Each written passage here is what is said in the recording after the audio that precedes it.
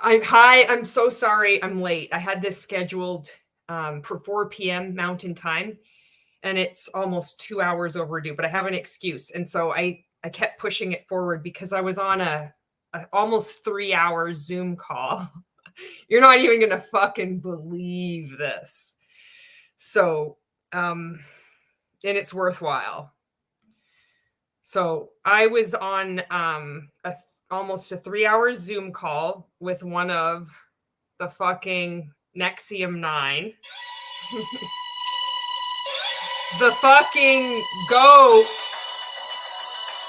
who's going to be interviewed here live on YouTube on the 23rd. I haven't made the thumbnail yet, but it's going to be at 6 p.m. Mountain Time on the fucking 23rd of March. Fucking Susan Dones. Fucking anti-MLM just got a lot more fucking bigger. So she's going to be speaking out about Nexium, the multi-level marketing company, because a lot of people don't know that Nexium was a multi-level marketing company. Robert Fitzpatrick wrote a really good article in 2020 talking about how HBO didn't address the core fact that Nexium was a multi-level marketing company. And it could have done like a really good job showing that these behaviors, while not going to the excess that happened with Nexium, but this like blind belief, following someone, worshiping someone, just like all the shit that goes on in multi-level marketing, it happens. And this could have been a clarion call to regulators. So I'm so fucking excited about this. We connected on Instagram. And so yeah, that's fucking happening March 23rd. So I'm so excited about this. So thank you so much, Sina. Thank you, Avery Joe. Avery says your hair looks fantastic. And Tanya, hello. And thank you so much. So that's what's going on. That's why I was late. So, but it's pretty fucking amazing. So anyway, I hope you're doing okay. And Heather says, hey, I listened to season 2, episode 1 today at work. Oh, wow. Thank you for listening to it. It's pretty intense. So, all right. So once I get the thumbnail or like the image from Susan, I'm going to make like a YouTube thumbnail, and then I'm going to post it, and then I'm going to fucking blast it all over. I can't wait to see what people on Facebook are going to say about this, because it's going to really fuck with them. They're already fucked up that I'm like interviewing Gary on Saturday. So this is going to be even better. So, okay, let's get to this. So what we're going to watch is, I'm like so jacked up. I can't even fucking handle it. Like, this is somebody that I really admire. And I don't know if you know who Susan Dones is. So she's one of they called them the Nexium 9. There were 9 women that met with Keith Raniere over 3 days. And they were going to confront him about like not getting paid and all this shit. He's sleeping with all these people. It's like fucking horrible. And she fucking left, and she went out kicking and screaming. She made a stink. She's telling everybody it's a cult. It's fucking tax fraud. And they went after her, and she had 7 Nexium lawyers go after her. And she fucking defended herself. She like, how do I defend myself? And she got like advice from like a couple of lawyers, but she had to defend herself, and she fucking won. She stood up and she won. And she had to educate the judge over about 3 months just to know like what a cult is, what like Nexium was about. They had 300 charges against her, and she fucking won. So, I mean, about somebody standing up and not taking shit and not getting intimidated, not settling when they tried to do mediation and try to get her to lie. Like, she was like, no, I'm not going to fucking do it. So I just have so much admiration for this woman. Okay, so this is going to be reacting to Play to Win Season 2, Episode 2. And if you're just coming on here, hello. And if you haven't seen anything about rank makers, or you know what Play to Win is about, I've done other videos on it, but all the trigger warnings are in place. This isn't an exaggeration. Anything to do with the Higdon Group or rank makers or this reality show, it's serious shit. It's any fucking kind of trigger warning you can think of, you need to have it in place because you don't know what's going to happen. They like to do really sketchy shit, and it's horrible. You don't know if they're going to be like explosive rage, bringing up I don't even want to say it because it's just like unaliving, any kind of abuse, talking about Nazi concentration camps, you name it. And this is all. So if you don't even know what this is about, Rank Makers is a group on Facebook, and it exists to help network marketers grow their network marketing business. So you need to get additional coaching outside of your multi-level marketing company. If you're not growing your business, you're like, oh, it's reasonable for me to get coaching. And that's why many of us got into this group. And I was in Rank Makers for 5 years, and I took their inner circle coaching. This reality show, there was 2 seasons of it. The first one was in 2019, and the second one was in 2020. And I believe it was shot right before the pandemic. And it's really intense. Some of the people have left multi-level marketing. Some of the people have gone on, and they have emulated this behavior, and they've created new grifts. And I think maybe some of them in both seasons, some of them may know exactly what they're doing, which is really fucking brutal. And then there's some of them that are still just like deep in the multi-level marketing industry. Some are employed by the Higdon Group, that they're brainwashed. I hope they get out. I know that what they believe is right. I know that what they believe is that they're really helping people, and they think I'm a hater, and they think I'm just totally crazy. And so I'm doing this. I'm speaking out because this needs to be exposed, and somebody has to fucking do it, you know? So that here I am. Avery says, don't forget to like the stream. Thanks, Avery. So I'll pull this up and let's get this going on. So this is a 58-minute video. Sometimes these streams go like 4 and 5 hours because I stop and I comment a lot on them. I think it's important to break down the behavior of what you see with Ray Higdon and Jessica Higdon. And also keeping the focus off the contestants and onto the coaching, which is the abuse and the exploitation going on. So, all right. With all that being said, are you ready to watch this? Okay. I'm going to turn up the volume here. Hopefully you can hear. Hey, Jessica, Auntie Leshy. This crisis is a wake-up call. And given the choices that you've made, it's a time to look at those. And this just makes me want to puke. So this is in 2020, and immediately they start trying to exploit COVID. They're like, this crisis is a wake-up call. You need to look at your choices that you have made and not blame external circumstances. Like the pandemic isn't a good enough excuse that you're failing in your network marketing business. And if you've lost your job, well, you're just a fucking idiot because you should have started a network marketing business. But lucky for you, we're here, and this isn't to create fear. This isn't to exploit you when you're really vulnerable. We're here to help. They have this, I believe, this intro throughout the rest of this season 2 of this reality show. And I don't think they're going to do a season 3. I hope to God not, because this was in 2020 and we're at 2023 now. And I hope with more and more people speaking out and them coming under more scrutiny that it won't happen. Say if they were good choices, keep doing them. And if they weren't, how can we evolve them to make better decisions that create a better life moving forward? You learned how financially fragile you are, and that actually is a good lesson. You're financially fragile. Like the world went into pandemic. We had a pandemic in 2020. This isn't the real estate. And then he's like, oh, when I lost it in the real estate crash in 2008. I think everybody and their dog now knows Ray Higdon's fucking story, what he tells. And it has nothing to do with the pandemic, but I'm going to tell this story. It's always about telling the story about how then you too can succeed in multi-level marketing. And Avery Joe points out this is already so manipulative. It is. Ugh.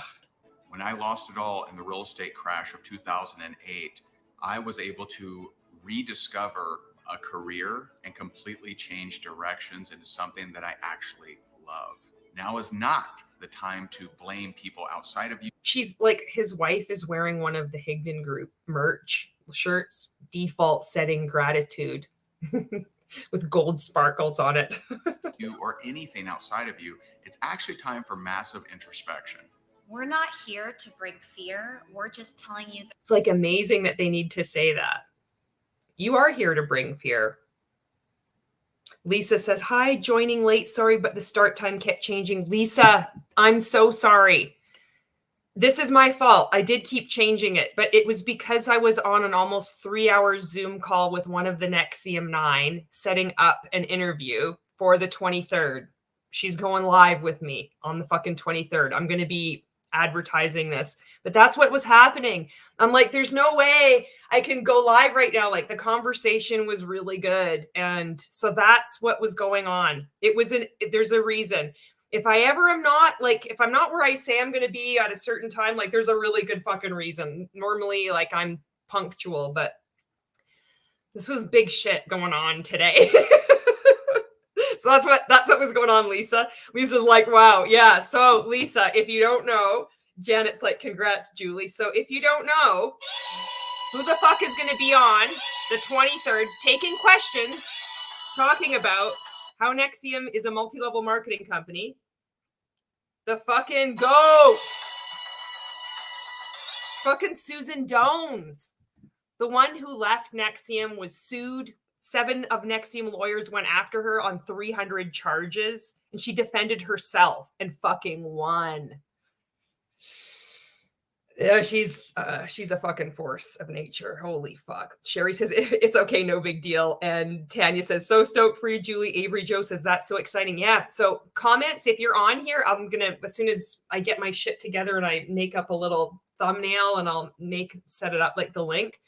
If you're on, she is answering questions and comments. And also mods or whatever, if you're on that night, I want to give a heads up because some of the fucking like people that are still in NXIVM could potentially try to fuck around. So just as usual, just remove any asshole behavior because I have zero tolerance like for any kind of that shit, especially with fucking NXIVM. Are you kidding me? No. So that's what's good. I'm so excited for this. This is someone who has been out. She joined NXIVM in 2000, got out in 2009, lawsuit like for fucking like 9 months, had to educate her judge. But what a cult is, and NXIVM waited until the last minute to like try to dispute her bankruptcy. They waited till the last hour of the last minute. Like they just play dirty. So her healing, what she's gone through, she has such good advice for people leaving the multi-level marketing industry. You know, just, I'm not going to say what she was saying to me. It's so fucking powerful. And when I left out and began speaking out, I didn't see the vow yet. It was kind of like later on, I was like on my own. I was fucking making all this noise, speaking out. And when I did see it and I saw her, I'm like, I identify with her. Like she's somebody I just have so much respect for. So Jess says, oh, I got you, Julie. Good. Thank you. Right on. Kirsten says, I'm going to try to watch. Tanya says, we got you, Julie. Right on. Yeah. And Jess is like, all mods on deck for that. Yeah. Yeah. Cause this is like going live. I think this is going to be really fucking cool. And Janet says, definitely, Jess. Thank you so much. Okay, we'll get back on this. So that's what was going on, Lisa. So I'm so fucking excited about this. The reality of what's going on and want you to know that there is hope and actually opportunity in times like this when you stop and take a minute and focus on the solution. The world has changed a lot over the last decade and especially over the last 3 to 5 years. Not only has the world transitioned to digital, but careers are shifting and need to be rethought and redirected. Now more than ever, you desire to say this thing. It just makes me want to stick a fork in my eye. This whole preamble. It feels like they're pretending to be human to me, where it's like the whole world is. It used to be, horse and buggy, and then the automobile was invented, and now Now a lot of people don't even have to commute because they work, you know, through this device. And it's called a smartphone. It's like, holy fuck. But I know when I was in, I thought this kind of stuff was awesome. Janet says, I've only seen the first 2 episodes of The Vow and I couldn't watch it anymore because it was so hard. I just can't fathom going through it. Yeah. And she got out in 2009. The whole thing didn't burn down until 2017. And she had worked with the New York State's Attorney General. They were saying this is a pyramid scheme. They had all this information and then it just disappeared. Like anything going up against the multi-level marketing industry, it just disappeared. Fuck. Set your own goals, set your own time freedom, and be your own boss and create your own hours. It is clear more now than ever that you have to be in control of your own destiny, that you don't want to rely on others to create financial security for you and your family. There is a solution: time, money, freedom. Their riveting book that didn't sell anything. That the only people who bought this thing were the 16,000 people in Rank Makers, which is now nosedived to 10,000. It was under 10,000, but then he made this 1K challenge, which is making false income claims. If anybody wanted to report that, if you see an ad on Facebook or anything that he's promoting saying, make your first $1,000 in network marketing, you can't guarantee that. But then because they've opened up this free training for, I believe it's 30 days, the membership has swelled the ranks of Rank Makers again. So I think it's up to 10,000, but it was under 10,000. But they're promoting this book that they wrote, which is like time, money, freedom, which is like, of course, multi-level marketing, all the time and all the money and all the freedom you want. It's so culty now looking back and looking at this. It's just, how the hell did I believe this? I'll tell you this, I never bought this book. One thing, I take my W's where I can. Our new book. Jerusha. No, I do swear a lot. This probably isn't the live stream for you because this is who I am. One of the most important things when I left multi-level marketing was to not pretend to be something that I'm not. And while I understand that some people may not like my content because I swear, that's who I am. So there are plenty of other creators that don't swear. Most don't anymore because they get demonetized. There's that threat too. And I don't monetize my content because I want to make the content whatever I want. So I will be fucking swearing and you're probably not going to fucking like it. Together. We've built a multi-million-dollar business from scratch since the last crisis. Built it to Inc. 5000 and rated as one of America's fastest growing companies. This book is the formula for you to create freedom in your life and build the life of your dreams, even if you don't know where to start. Grab your copy of Time, Money, Freedom today and get step-by-step guidance to transform your life into something you absolutely... Like they're still selling their book. Like it's like, this isn't about fear, but we're going to do our reality show. And who is looking at this reality show anyway? It's only members of Rank Makers. It wasn't the world at large. Nobody cares about this stuff. It's just Rank Makers. And it's so weird to see this now that they are putting this advertisement before each episode of this reality show. And there we go. We got the swears. Avery Joe says, be yourself. Fuck yeah. Jess says it's her channel. She can say it all day. Janet says, we love you the way you are, Julie. Thank you, Janet. And Jess says, fucking right. And Peter says, swearing is my jam. And Janet says, exactly, Jess, her channel. Yeah. Absolutely love.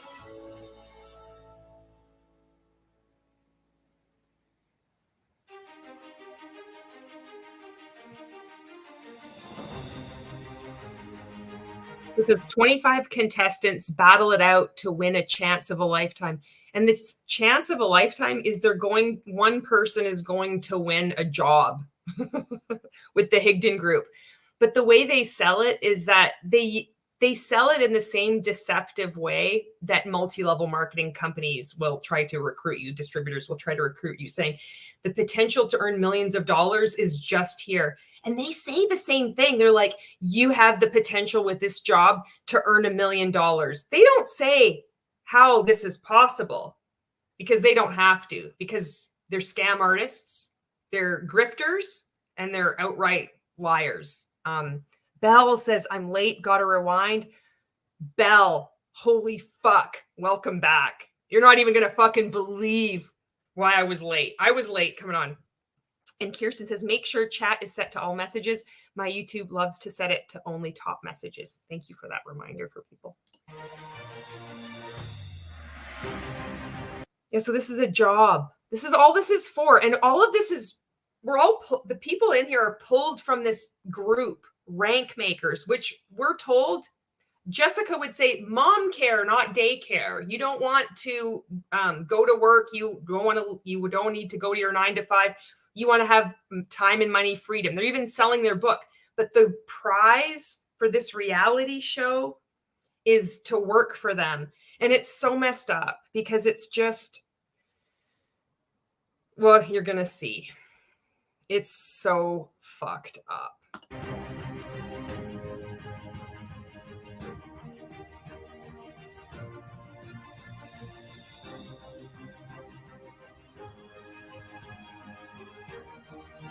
And they stand there and they judge people. Like, you can see it's like this big, intense thing. These are people, over 99% of people are losing money.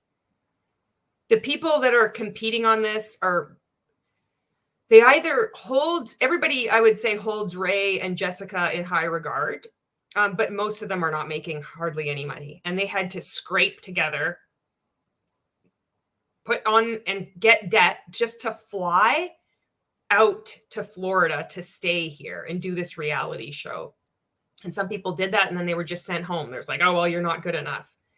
And it was for what? And it's like they're looking so intently at people like they're really going to transform their lives just by being in their presence. This is so messed up. Lisa says, swear away, Julie, we're here for it. Thank you. And Britt says, hosted by should be harassed by. And Janet's like, what a suck-ass prize. Exactly.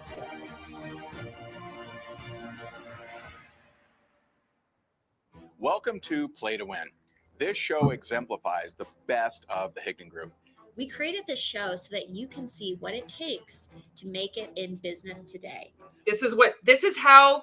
Watching this show, they've only created this show to show you what it takes to make it in business today.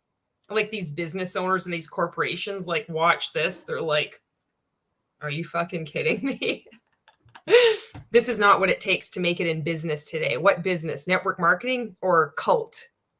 In your specific breed of cult, this is what it takes to succeed, which means not paying your employees properly, or not paying them at all, exploiting people, abusing people publicly, just streaming this on Facebook and having it up on YouTube here like you're proud of it. This is what it takes to make people successful in business. And like Kirsten says, she says to make in business and there's people in a pool. What? Yeah. Because how to make it in business is you line up all your interview candidates on the side of the pool. And right before they jump in, you tell one of them in front of all of the people, say, I don't even know why you're here. And then you get them to swim across the pool as quickly as they can. And then they have to pitch you why you should hire them in 60 seconds, because that's what it takes in business. Don't you know? This is how they do job interviews now, you know, seriously.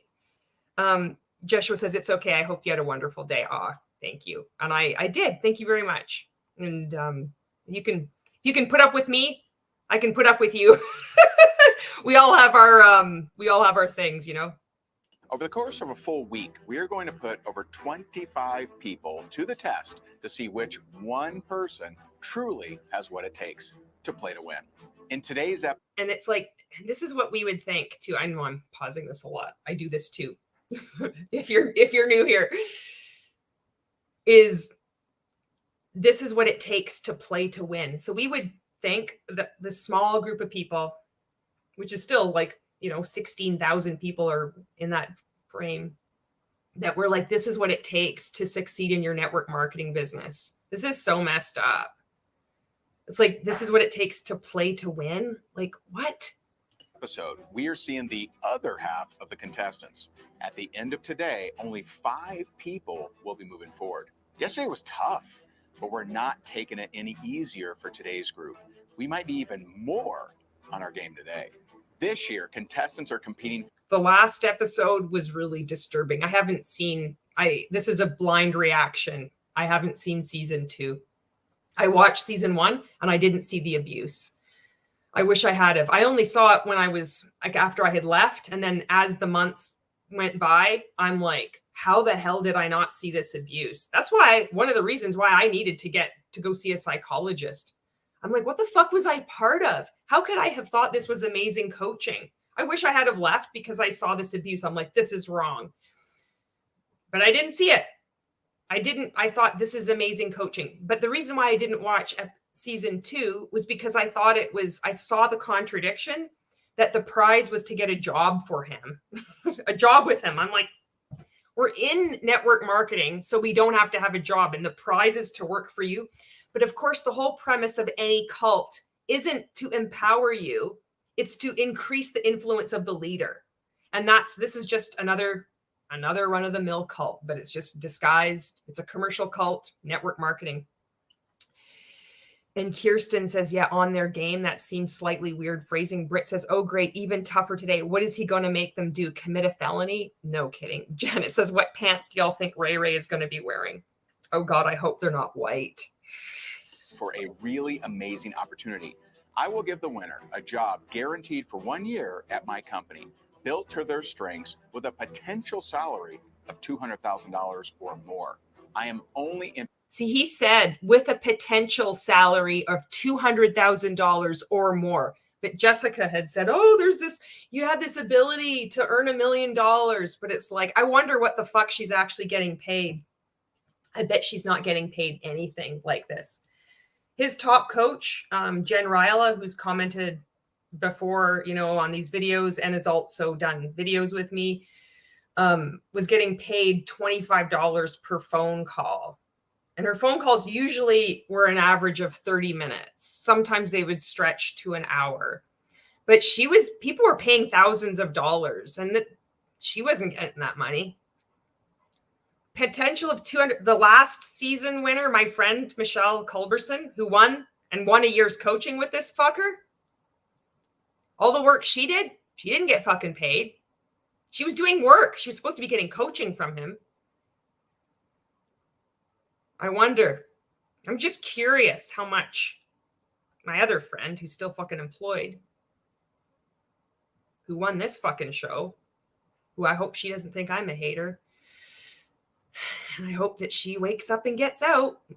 I don't think she's getting paid $200,000, and she works her asshole off. Interested in working with the best.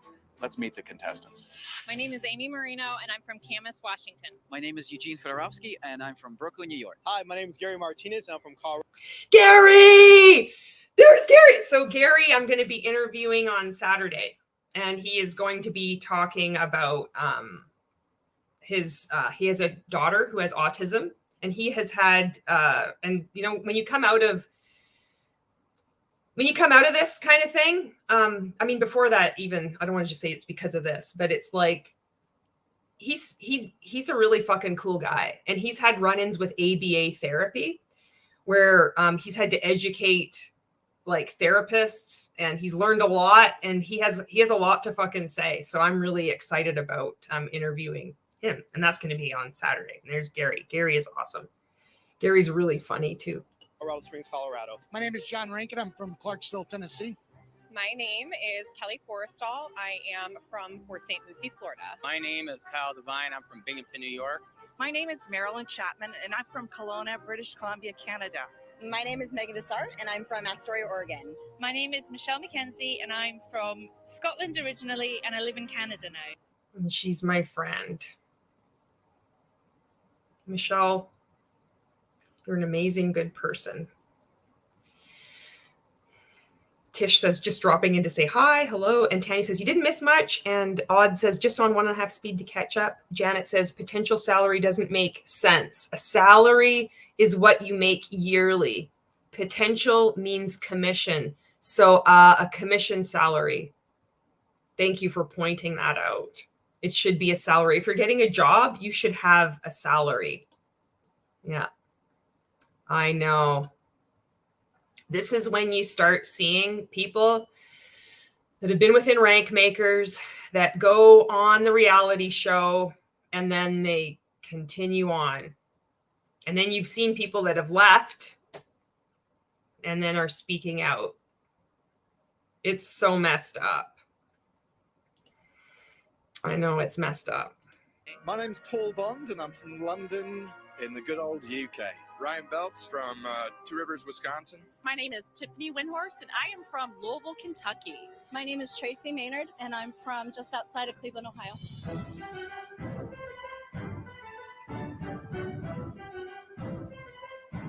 Hey, hey, hey, what's up? What's happening? Challengers. Jen, I see you're on. Lady in red. Fuck, sorry, Jen.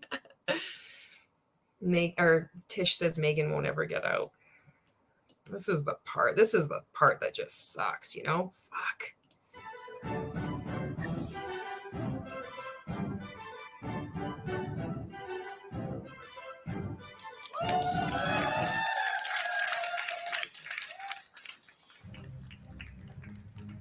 Oh God, he's wearing the polo. He's wearing black pants anyway, but it's the fucking polo. It's the Ray style. So we all know what you gotta wear. You gotta like tuck it in and then you just pull it out ever so slightly. That's the way to do it. That's the way you wear it. Monica, hello, Monica. Jen's like lady in red. Welcome. Excited to have you here. So I'd love to bring out our member success manager, Mary Kate. Where are you?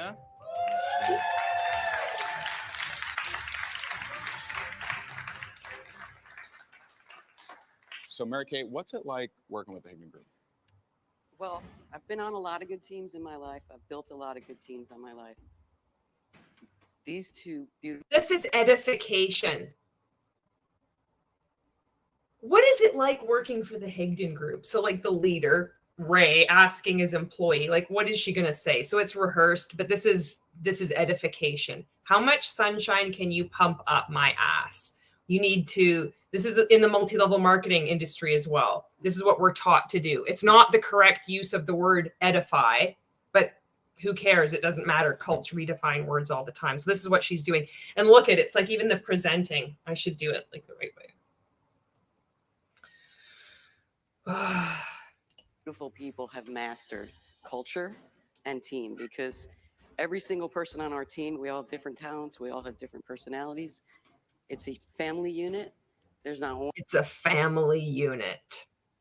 If you're watching this and you see any kind of income opportunity presenting themselves using the word family, that is a red flag. It's a multi-level marketing company and it's a commercial cult. Belle says, I love this. This is not the live for you because that's who I am. Fuck yeah, exactly. Don't fuck around with us ex-rank makers. We've seen some shit. And Jen's like, it's a fucking cult. That's what it is. Dave, hello. Dave says, only 31 minutes late. It's a freaking record. Hey, all my fellow anti-stank spank makers, long haul driving. So I'll be yelling at R and J into the void. I was late, Dave, because I was on almost a 3-hour Zoom call with one of the Nexium 9 setting up an interview, which is going to be streaming live here on the 23rd. That's fucking happening. I'm so fucking excited. I don't even know. Charlene, hello, Charlene. One person on that team that wouldn't take a bullet for Ray and Jess. Ray and Jess have changed my business and my life, and I want to help Ray and Jessica impact more lives. It changed my life. This is the best job I have ever had. It changed my life. This is the best job I ever had. I put a post up today. I made a post like public again because it was it came up in my memories, and it was just, I was oozing with appreciation and gratitude. I'm like, oh, thanks so much to Ray Higdon and Rank Makers. Before I joined Rank Makers, it's akin to what Mary Kate is saying. This is the best job I've ever had in my life. This is like a family. I had ended my post as like, I'm so glad I found Rank Makers. It's my home.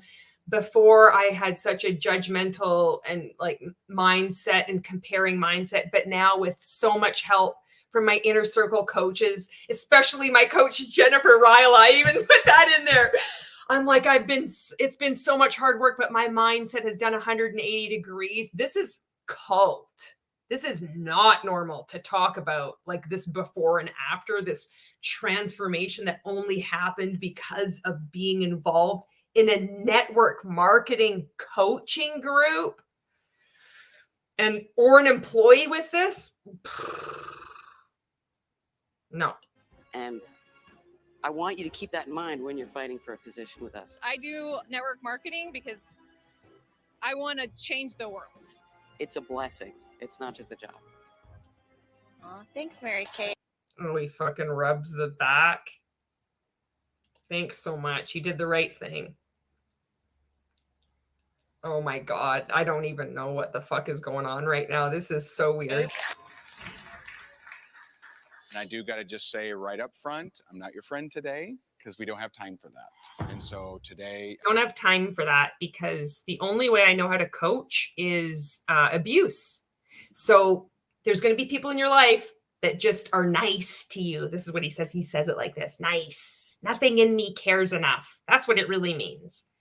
So we don't have time for me to be nice, to actually listen, to be empathetic and compassionate. I need to exploit you and abuse you and create these and get you to tell your trauma stories so then I can judge you and pick which one that I can really manipulate and make sure that I get my hooks and screws into you so good that there's no way you can leave. And perhaps I'll have collateral on all of you as well, because you'll be divulging all these really personal traumatic events from your past that you don't want to share, but you feel like it's really important to. And then I'll just imply, in those little ways that I do, that it could be released at a future date if you ever did speak out. That's what I'm going to do here.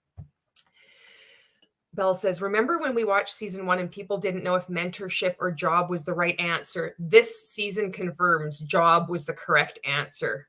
Fuck, bingo. There will be 6 people that will be leaving. And so we just want to say that straight up. But this position has They do the coordinating thing. That first, remember there was like that weird taupe or brownie color or whatever, but now it's like black, red. Fucking Ray is always just off. He needs a dresser, like somebody to dress him. The red is too red. It's not a flattering red. He should have just stuck with black. Possibility to be a 6-figure, or depending on skill sets, depending on where you're at, this could even be a bigger than 6 figures. See this? He says in the beginning, this could have the potential to be $200,000 salary, but then, well, it could have the potential to be even more. This is just what they do. It's just deceiving. And then if you don't, he says, well, I never said that. I said the potential was there. This is what they do. It's just scam. Really, more than anything, I'm almost like ready to get my ass handed to me. And the reason is we are bringing in speakers to go out on the road and bring more people in front of the Higdon Group. And how did that work out? All the speakers. He had this idea that he was going to get this team of people within Rank Makers that he was going to train to be these speakers to represent the Higdon Group, and that they could like earn millions of dollars and just like spread the word of Ray. And then all these people would come to him. And like, it did not fucking play out. Thank God. Really help us make an even bigger impact globally. And I can't even believe that I'm here. It's just amazing how the universe can provide sometimes.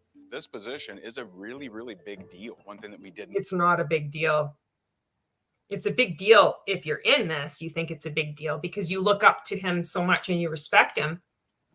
You believe him. But In reality, it's not a big deal at all.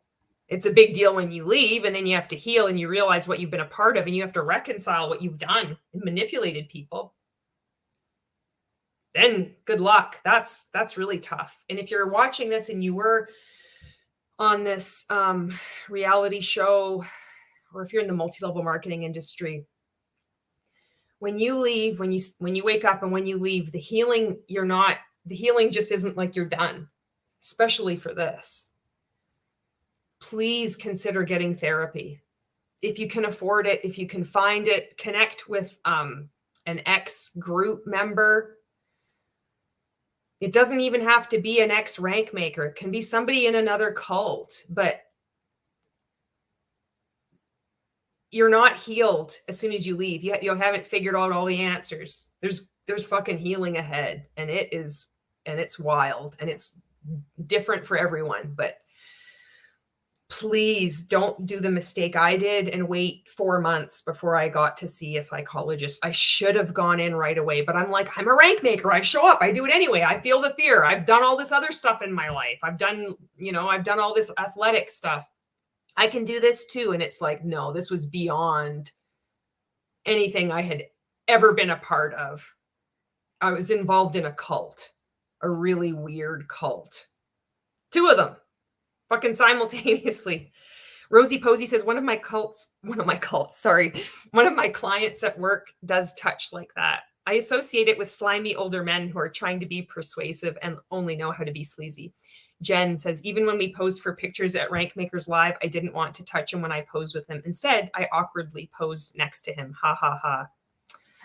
And this is the fucking thing. I never got weird vibes when I was in. I thought he was funny. I didn't see it.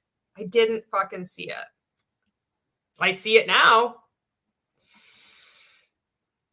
And Belle says, can't wait for the Nexium and Gary interviews. And Janet says, I always thought a salary was a definite amount of what you would get paid by the company, no matter if you worked 5 hours a week or 50 hours a week, you don't get overtime. Thank you for the comments. The comments are so good. Thank you. Monica says he disguises his real business under the guise of coaching because at the end of the day, he only cares about his brand, not the actual concerns of his paying members. Belle says none of these people went on to be MLM influencers. That says a lot. And Janet says, everyone, please make sure you switch from top chat to live chat so you can see all the chatters. Thank you for reminding everyone. Not announced is that the winner of Play to Win Season 2 is going to receive $5,000 cash as well. So that's kind of nice. And so I like her express. She's like, I'm thinking that too. I'm like, that's not a lot of money, right? Isn't that just chump change? Don't you just like have that in your back pocket for like having this opportunity, this business, this job that can potentially earn $200,000. It's like you can earn $5,000. It's so stupid. Tish says, like the stream, y'all. And Rosie Posey says, also make sure to like the stream. We're here to take people who are ready for more, and we got to figure out who's ready for that. We pour into our people. Here's Jessica. This is like, I read a book on leadership and it was written by a network marketer. And I'm like a leader. We pour into our people. Oh, that's another red flag word. If somebody says lock arms or pour into, that's multi-level marketing. That's a cult. So now you got that. You could do like a bingo with this too. Monica says, lick the stream.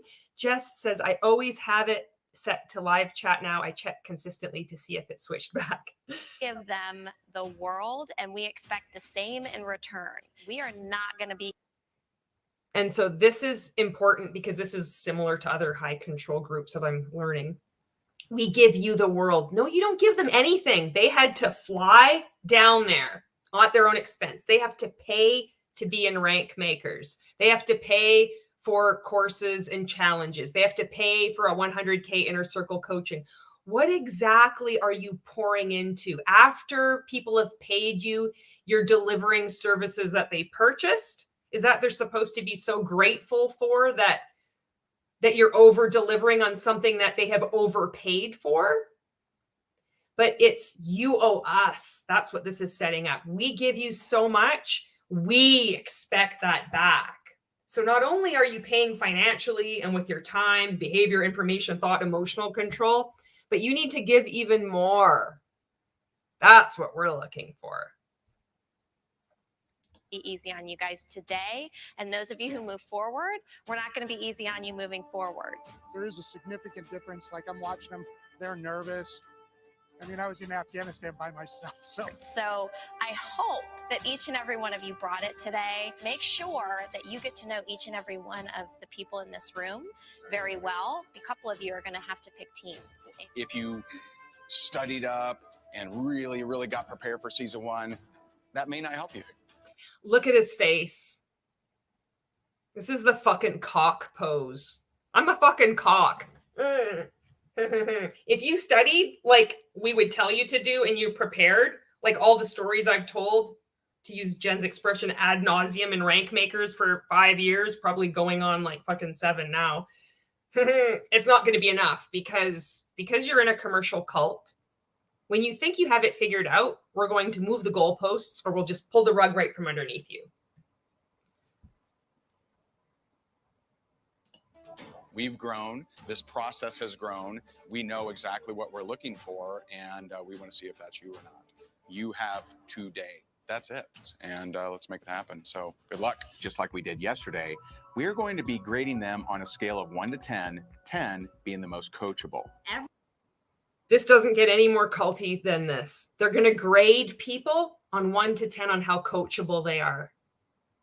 This could be like this video, like this, just that part could be like a video put out to schools, put everywhere just to show like how to avoid cults, why you shouldn't get involved in the multi-level marketing industry, how they misuse the word coachable to control you. So you have these people, they're not looking at any kind of qualifications, or they're like, we're going to create a job for you, just built to your strengths. And we just want to see what your passions are, not what your experience is. We want to just know how coachable you are. And what that means is how well you will obey us. What can we learn about you that we can control you with? And when we do, how fast do you obey? And they're spelling it out. I'm going to catch up. Thank you so much for your comments. The comments really make these live streams, you know. Tish says the Clown Town and I have a Boss Babe bingo game. We will play on our next roast next week. We're roasting Holly Hillier. Monica says those people did everything out of pocket. Ray did squat Zippo. Jen says not even his 3 marketeers make $200K a year. Sherry says no, I yet get to have to give R&J the world. Emma says it's so frustrating that the participants are clearly motivated and passionate and have something to offer, but all of that ends up being channeled into boosting Ray's ego only. Yes, and his bank account. All of them believe in the multi-level marketing industry. They believe that the business model isn't flawed. They don't see it, just like I didn't see it. And they're good people. They want to help people. That's the main reason. They're always talking about, I want to help people. I want to impact more people. That's what we're coached to say, and the way we think. It's almost like a thought-stopping cliche, I kind of think. Because what does it mean, impacting people? But it's kind of broadly interpreted, I think, as you're making like, because only in network marketing, being happy, it's going to have this ripple effect and it's going to change the world. Outside of this, like, you can just be a nice person and just say hello to someone or return their shopping cart for them. And that's a positive force out there. And that has a ripple effect. You don't have to be in network marketing, but that's what we believe. Jess says, oh, Megan, I know exactly who that is. And Jen says he smelled the fart. Jess farted, then she cries about it. It's like the cock pose. Tanya is back. Janet says he's a derp. Yeah. Sherry says that guy must be a vet. Yeah. Everyone, of course, is coming in thinking this is the interview from last year. What I found from day one, what makes this challenge so amazing is we aren't just looking to see who is coachable, but who's actually listening. Almost everyone is coming in with a plan. She's like excited about this, and she does get off on hurting people. And it's not even my opinion. Anybody can see this. It's really gross. An agenda, and that's great. They did their homework, but you have to be able to adapt. I can't wait to see how the contestants do today. What riveting work are they being tested on? Like they need to go to these lengths to test people for a job that they're probably not even getting paid for or woefully underpaid for. Let's see. Going live in Ray's derpy fucking group, Rank Makers. I was in that fucking derpy group for 5 years. But it's in fucking derp mode now. Maybe creating another group for yet another challenge. Maybe writing a post saying, everyone, the ring lights are on sale again. Maybe answering emails, customer service, people are inquiring about something, about Rank Makers or 100K inner circle coaching. What are these skills that they need to be tested and rated about how coachable are they? What are you actually doing? What is your job? What is the job description for the Higdon Group that they need to go to this kind of lengths to put these people through? Charlie says mind control. Yeah. Where are you at right now in your life? I'm at a good place in my life. So then why are you here if you're at a...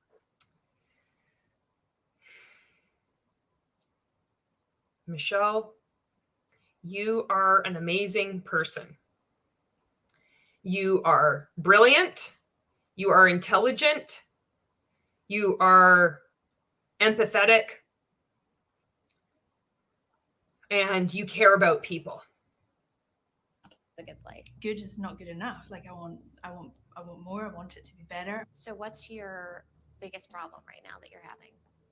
Have you ever heard of that imposter syndrome? I think I definitely have suffered with. And Michelle, there's nothing wrong with your mindset. There never was.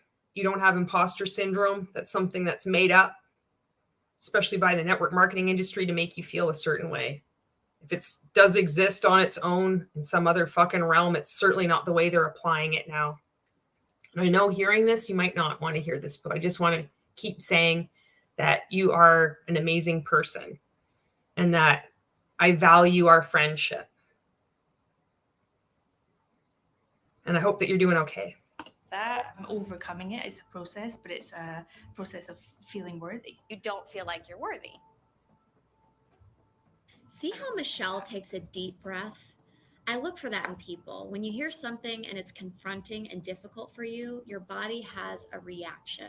She's so fucking stupid. Ray would always say this when you're on a live. When he's on a live, he's like, when you're on a phone call, but this is disturbing as well. He'd say, if you're on a phone call and you ask them, have you seen the video? You know, you're following up with them. And they say, yeah. And he'd say, what did you like about it? Well, I really liked, or I didn't like it at all. That's, you know, if you've seen any of his trainings, he does the same thing over and over again. It's like, really? What didn't you like about it? Well, I didn't like that it showed that I had to work full time. Like he makes all this shit up. Like anybody actually says any of this stuff. So he says, wait to the point where they take a deep breath and then you know you've got them. So she's learned that from him. And now she's doing it like a fucking predator. Do you see that point? She's like teaching other people in network marketing how to manipulate others. Do you see that point when she takes a deep breath? That's what you want to look for. She's got to like wipe the saliva drooling off her face. This is so disturbing. Kirsten, thank you so much for being on here. And if you can't watch this, like if you're watching this and this is already too much, I understand. Lisa says, it's like no matter how you answer their questions, they pounce on it and make you look like you gave a bad, wrong answer. Yep. And Jen says, Monica, we were coached by him at least one time a month. This is Jen Ryla talking about being an inner circle coach. We were coached by him at least one time a month, and he told everyone we worked closely with him, but we still had to pay for a lot of things, swag, special groups, and courses. And Jen also says, I have heard from multiple sources that the winner from this season was pre-chosen. Oops. And seeing Michelle take a breath there, hearing that she doesn't feel worthy, means she's feeling it and processing it. The first step to doing something about it, a really, really good sign. I feel like I have to feel like I'm worthy. You don't have to feel anything in here. I'm just trying to figure out what's keeping you from going to the next level. Voice it. What's keeping anyone from going to the next level is that you're in a pyramid scheme. And you can, the word pyramid scheme and multi-level marketing and network marketing, they're interchangeable. Because across the multi-level marketing industry, there is a 99% loss rate. The people that are creating these multi-level marketing companies, they know exactly what they're doing because this is how the business model works. It has nothing to do with your mindset. It's like a wheel. The wheel is built to roll. It has nothing to do with your mindset. The wheel is going to roll because it's round. Your multi-level marketing company, the statistics don't ever change. They can't change. It relies on only a few people, typically the ones that get in early during pre-launch. Occasionally, very occasionally, you'll have somebody winkle up there, but it doesn't mean anything. The statistics don't change. It doesn't matter if your upline is making a six-figure income or if your life has literally been changed. Your downlines hasn't. You're hurting them. And you're making them feel like it's your fault. So that's what's holding people back is the business model itself. It has nothing to do with their mindset or imposter syndrome or feeling like you're not enough. Are these? Well, there's your problem right there. There's your problem right there. This is so gross. They look predatory. They look like vultures. You don't want to be weak. You don't want to appear weak. You don't want to appear weak means you don't want to appear compassionate. You got to have posture. Oh, man. They have fucked up so many people. They have fucked up so many people, and they continue to. And God help the people that are following them that are Christians and they're having their faiths manipulated. Oh, I really feel for these people. Every person I know that became great, at one point they became vulnerable. They said, this is where I suck. This is what I have to work on. And so be willing to go there. You appearing strong is going to have people of success say, oh, okay, she feels she's already fixed, so I won't bother. I mean, and to answer. Oh, this is what he teaches, and this is what we all do. Share your abuse stories. The only way, everybody that is great, define great. Who gets to define great? Some other blowhole that's up there in the network marketing industry paying you for coaching? That's really great. Someone that uses real estate statistics instead of ignoring the statistics that the DSA, your own industry, puts out? Is that great? Are your white shorts great? I don't fucking think so. I don't think so at all. But what we want to hear from you is how we want you to be vulnerable.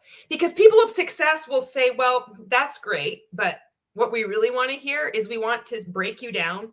We want you to share personal things in order to teach you, not only to emotionally manipulate you, but then get you to emotionally manipulate others without you realizing it. And not only are you not going to realize it, but you're going to think you're helping them. And when you start to wake up, that's the shit that you have to reconcile.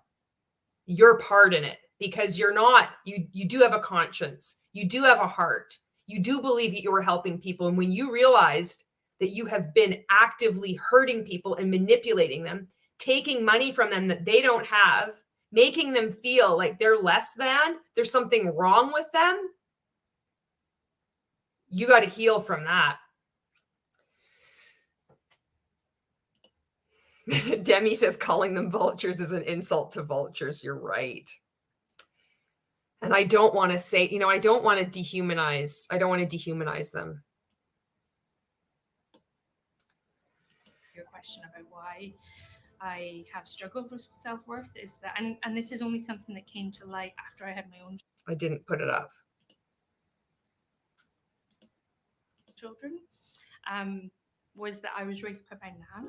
I remember being 5 years old and there being no food in the house. we ended up living with my grandmother, with my nan. Shame on you, Ray. Shame on you, Jessica, for having people give photos of their family and tell these stories. This isn't for a job interview. No job interview does this. This isn't a why that makes you cry for network marketing. This isn't even network marketing right now. This is somebody in a network marketing company that is applying for a job to work for you. This isn't even getting coaching from you. This is going to be, they're not even getting a paycheck from you. What does this have to do with getting a job? What does this have to do with being even graded as being coachable?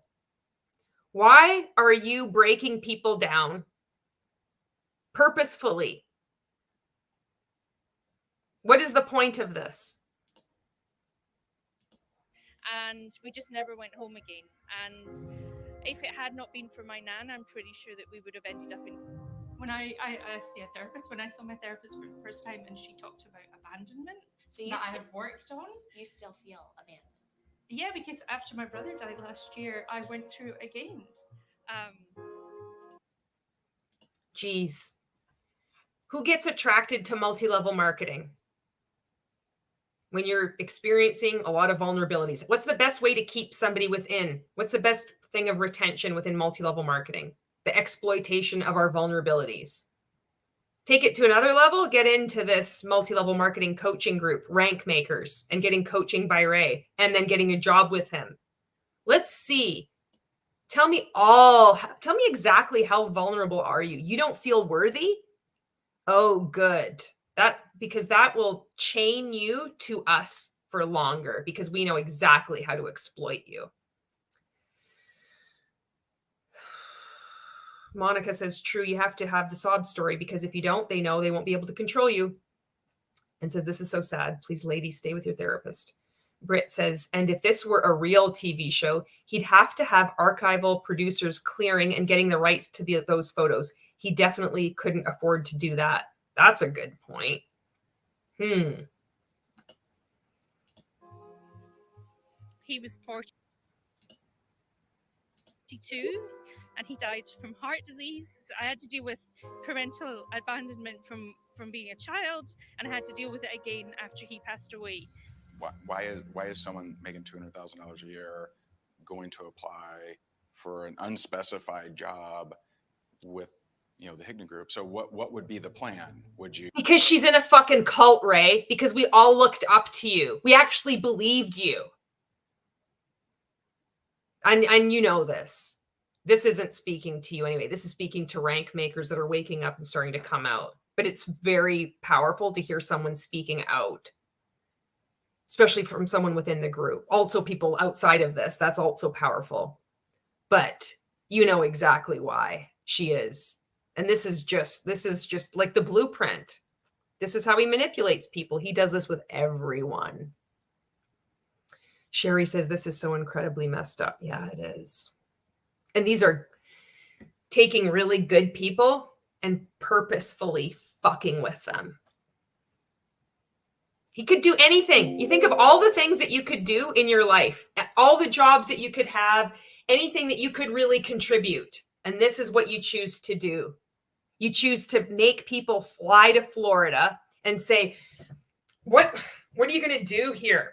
What's going to make someone like leave $200,000 a year and come work for me? Like, what is make you cry, tell you, get your family photos, say things on the internet that you shouldn't, that should be kept private unless you chose to speak out, not to be on a reality show that's network marketing?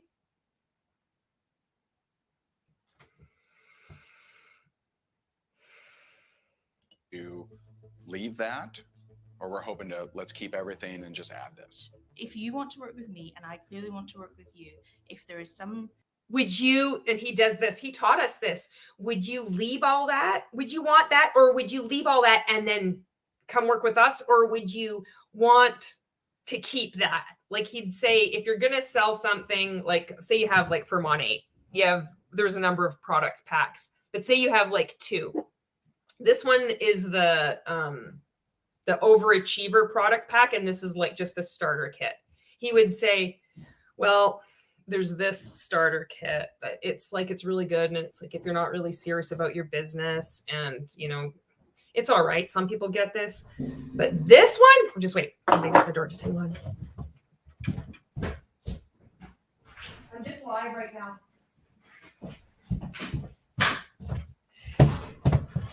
But this one, the Overachiever product pack, if you want to start your business, if you're really ready to rock and roll with us, lock arms with us, and you want a discount, you know, you bought that oil last month and this has 2 of them in it. You only get one chance to buy this. Like, he would say that, like, to sell it like that, talk really down and poopy pants about this one and then like jack this one up. And that's what he just did with here. This is another of his manipulative strategies, like, is to say, would you just want to keep your job that's making $200,000 a year and then just add working with us on top of it? Like, we're nothing. We need to be the center of your universe, don't you know? Because we want to take over your identity, your time, your life, your money, your labor. We want it all. And even then, it will not be enough. Or do you want to like come and work with us? Like, what is it? Of course she's going to say, I want to work with you. I can just see this. Amount that makes sense, then absolutely I'm signing that contract. I mean, it's a very safe thing to say, you know, hey, if it makes math sense, then sure, you know. So, okay. No, but Got it. I'm more than happy to take a pay cut. Yeah, I would absolutely take a pay cut. It has to make financial sense. I am, you know, concerned. I hope that this is heard if it makes financial sense. Anybody watching this, so there's a person in network marketing that has been on this reality show and that I'd be willing to take a pay cut if it made financial sense. What does financial sense look like? Does it look like you're getting paid properly for the work that you're putting in? How many hours are you working? To look at it, make it make financial sense. Have you done a profit and loss statement for your network marketing business? Are you still working your network marketing business while you're acting as a 100K inner circle coach? The name 100K inner circle, the way it is sold, implies that you as a coach are making in your network marketing business $100,000 a year. If you are not, that is deceptive. It doesn't matter if nobody is saying it outright. That's the implication, and everybody knows it. How many hours are you working for the Higdon Group? And is it making financial sense? Removing all emotions from it, just the hard data. Please look at the numbers. And that's in your words, not mine. Financial sense. On if she was the actual winner of how would the job go down, you know, finances, you know, with her big paying job. As far as coachability, He's worried because he knows that they won't pay her because she did win. And that's why. I mean, he just said it had the potential to earn $200,000 if you're like, have all this money to pay this valuable employee that you're like making sure you're vetting so well during this amazing interview process where you're going to interview someone and rate them on their coachability. It shouldn't be a problem. Why are you even worried about a pay cut? You said they could make $200,000 a year. Why now all of a sudden there's going to be this huge pay cut? You said it was going to pay $200,000 a year with the potential for even more. But then the prize is a paltry $5,000. Something doesn't make sense. Something is wrong here. Something is suspicious. Sherry says, I would have started crying and they would have yeeted me out the door again. Yeah, no kidding. Jen says she went from $200K to $22 per coaching session. But Ray, working for Ray, you get exposure. Exposure to who? To fellow rank makers? To the shrinking number of people within network marketing that even pays attention to this guy? To people at the top of the pyramid of their network marketing companies, most likely Modere, that just don't care, that their downlines are not making any money, that that the same team that you had when you started isn't going to be the team that takes you to the next level. That's because it's the churn rate. 50 to 80% of people churn through each year, each pyramid scheme, each multi-level marketing company. There's a reason why you still see the same people at the top all the time, because that's how the business model works. Demi says exposure is the fucking worst payment. Yeah. Odds says, what can I do to help bring awareness to this? You know, this is bringing awareness to this, just you watching this and commenting. It's reporting to the FTC. Tina.org is really, really easy to report to. If you choose to make content, that's another way to do it. And being there for the people when they leave. Having conversations with friends and family. Not supporting the multi-level marketing industry. Lots. I give her an 8. Did you copy me? I did not. That's an 8. Oh. I give her an 8 as well. Okay. Did you copy me? Oh, fuck, because everybody fucking copies Ray. Jesus Christ. Jen says she's an IC coach now. She's an amazing human. She's loyal as fuck, and I hope she gets out. I do too. I believe she will. You got out, Jen. Michelle, you're a good fucking person. I don't care. Whenever the fuck you get out, I don't know how many years it is. Susan Dones, who I'm going to be interviewing, one of the Nexium 9 on fucking March 23rd. I wrote this down for you. I got to get my, just wait. Because I wrote this quote down from season 1, episode 7 of The Vow. She's in it. And she said these things, and it really impacted me. And I think it will impact you as well. I'm going to get my notebook.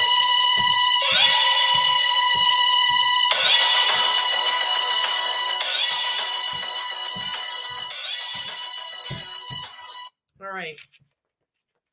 She said, so this is when Mark Vicente goes and sees her.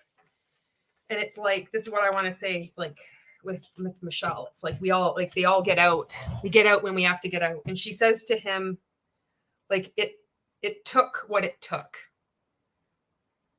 It took what it took. So I would like to see everybody out. But when her time is right, I'm going to be here. And you know I'm going to fucking be here. I did not copy you. I didn't. I'm sure take. I like her. I think I gave her 7, but I think what I'm struggling with is why would you walk away from, is she a patent attorney? Is that what she's saying? Yeah. Patent attorney, yeah. Because she's in a cult and you are too. And you've done some horrible things to people. And you need to get therapy and you need to reconcile what you've done. You've got to get help and you've got to go see someone who's an expert in cults.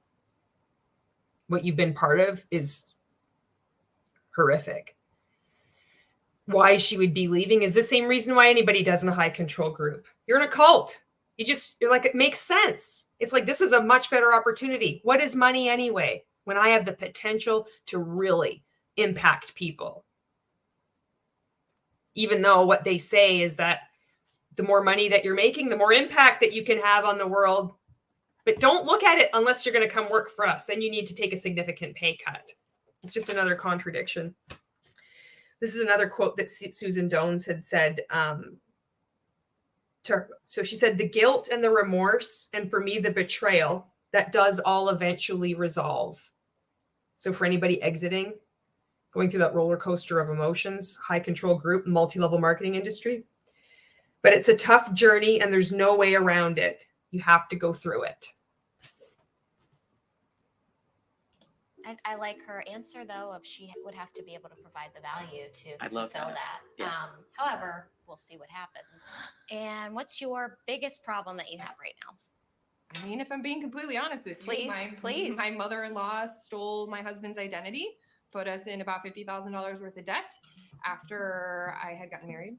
I mean, it rocked everything. It rocked my entire world. My husband ended up losing his job from it. We ended up.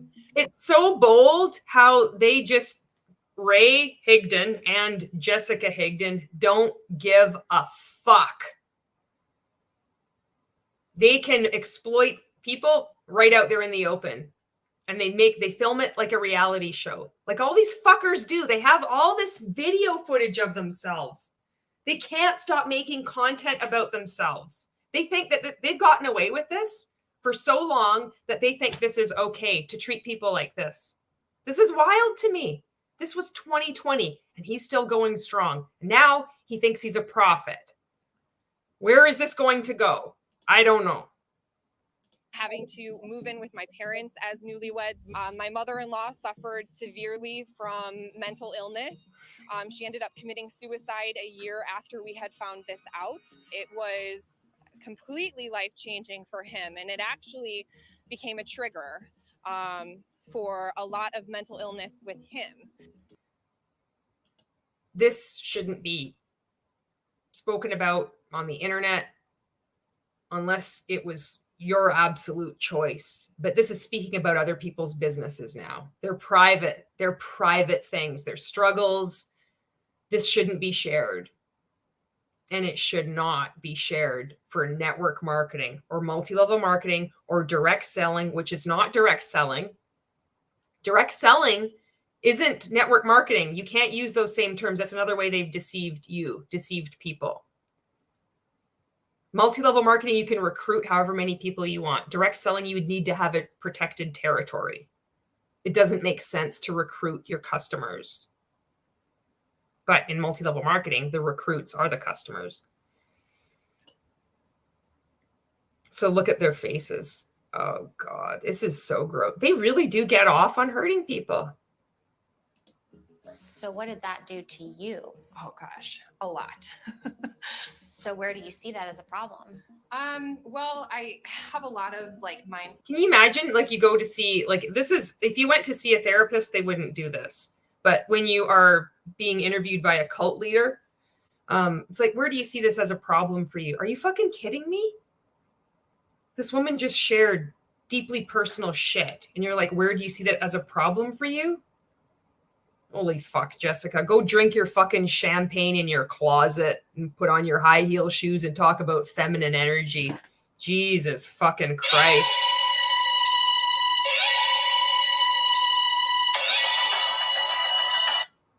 That issues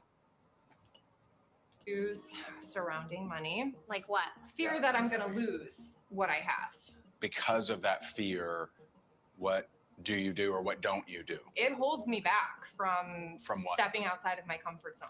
Does that? So you know what really bothers me right now is I see this as a setup for what he's doing now, manipulating people with their faith and Christianity. I see that he's interviewing all these people one-on-one and seeing exactly how to manipulate people, because we all have patterns of behavior. You know, when you do talk to people a lot, you get to see, oh, people typically respond in this way. And he would say, I know exactly, he would do this weird thing with his hands. I know exactly what dials to turn to get you to overcome your self-limiting beliefs and how you're self-sabotaging yourself. He would say that. He says, I know exactly what dials to turn. And I'm watching this now.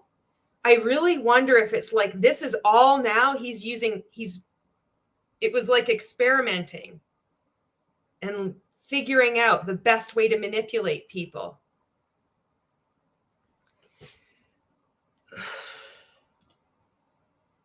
Prevent you from playing bigger in network marketing? Sometimes it does. So how would that not prevent you from playing bigger? And just say this again too. It's like, I just get him off the fucking screen. What does playing bigger in network marketing mean? Rising to the top of the ranks? Maybe we should have got in during our 11th or 12th MLM, Ray, when we got in at pre-launch. Maybe that might be preventing you from playing bigger. He's such a liar.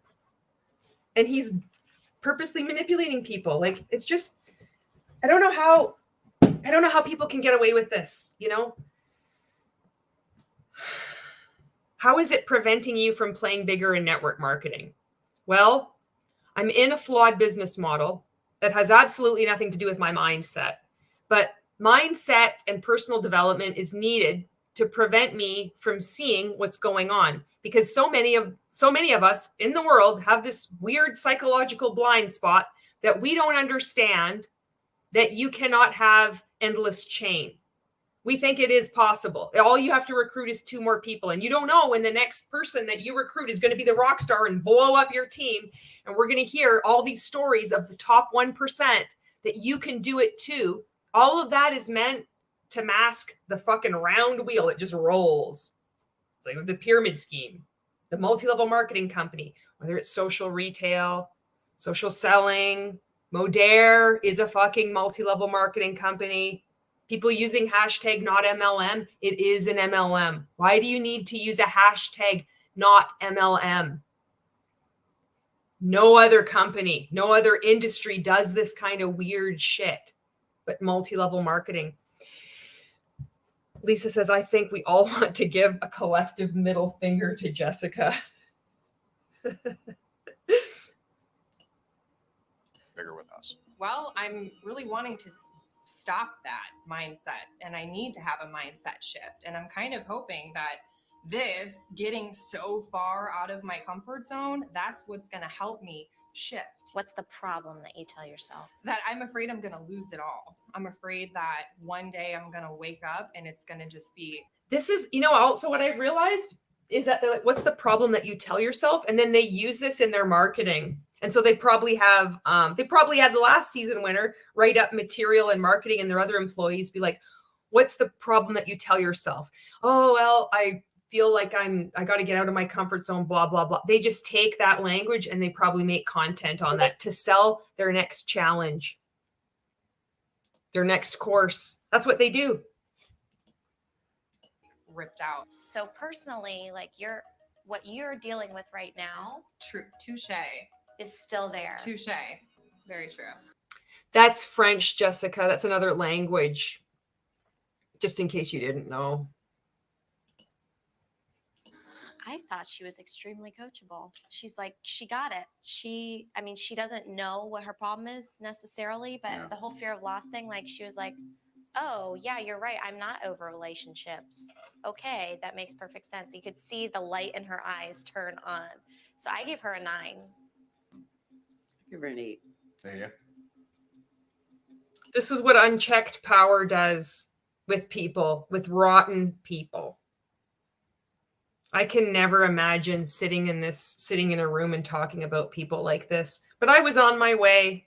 I was in the multi-level marketing industry. I was manipulating people. I was coached by these fuckers. I also wanted to do it differently. I saw abusive behaviors, but I didn't really know it was abuse. I thought, oh, I know that sounds fucked up, but I'm like, those people are mean. I want to do it this way. I want to do it better. This is what you become. Look at this is what they've become. Maybe they were like this before. I don't know. Yeah, you make a good point. I gave her a 6, but Ray with his fucking bright red polo. It's like something that you would find at the fucking dollar store. The dollar store does sell shirts. They'll sell clothes sometimes. And it's like they got a shipment in from one of those big fucking containers that come up. And it was like they got water damage. And they had all these horrible red fucking shirts. So like, oh God, that color, it's just off. Like, why, who would order this red shirt? They're like, oh no, we got it. And he fucking got that shirt. Ray with his red shirt rating her a 6. Fuck. I rate you a fucking 1. And that's being generous. And the only reason you get a 1 is because you tuck in your fucking polo shirt and you pull it out just a little bit. To me, there's a difference between awareness and coachability. And I think she displayed awareness and awareness, right? We got that. I guess I'm more going with my gut of, will she actually be coachable? If I say, go do this, go, I guess that's where my question is. That's the definition of being coachable. If I tell you, go do this, will she do it? That's not coaching. That's ordering. To make it clear. You should be concerned because you want to find somebody who is obedient, not coachable, because coaching is a collaborative process. You get feedback and you need to change your approach or perhaps ask the person what their goals are. It's not about serving you. Servant leadership, we pour into you. We expect you to give us the world because we're like a family here. But she did have the openness to be aware So maybe of a new awareness. So maybe with this next interview, you should give them. She had the openness to be aware of a new awareness. I give her a 6 because she had the openness to be aware of a new awareness. Oh my God. My mind is blown. I need to fucking sign up for Rank Makers again. I just can't even believe that was wisdom right there. Oh, holy fuck.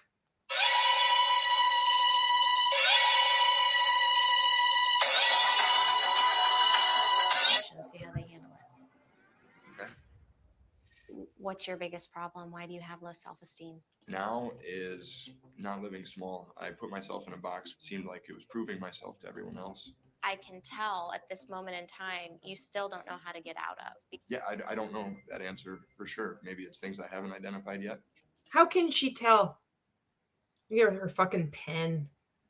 Oh God, this is when she was pretending to be boss leader. Like, I'm a boss leader. I'm a CEO of a company. It's a very important company. It's a Fortune 500 company or 5,000 company or whatever the fuck.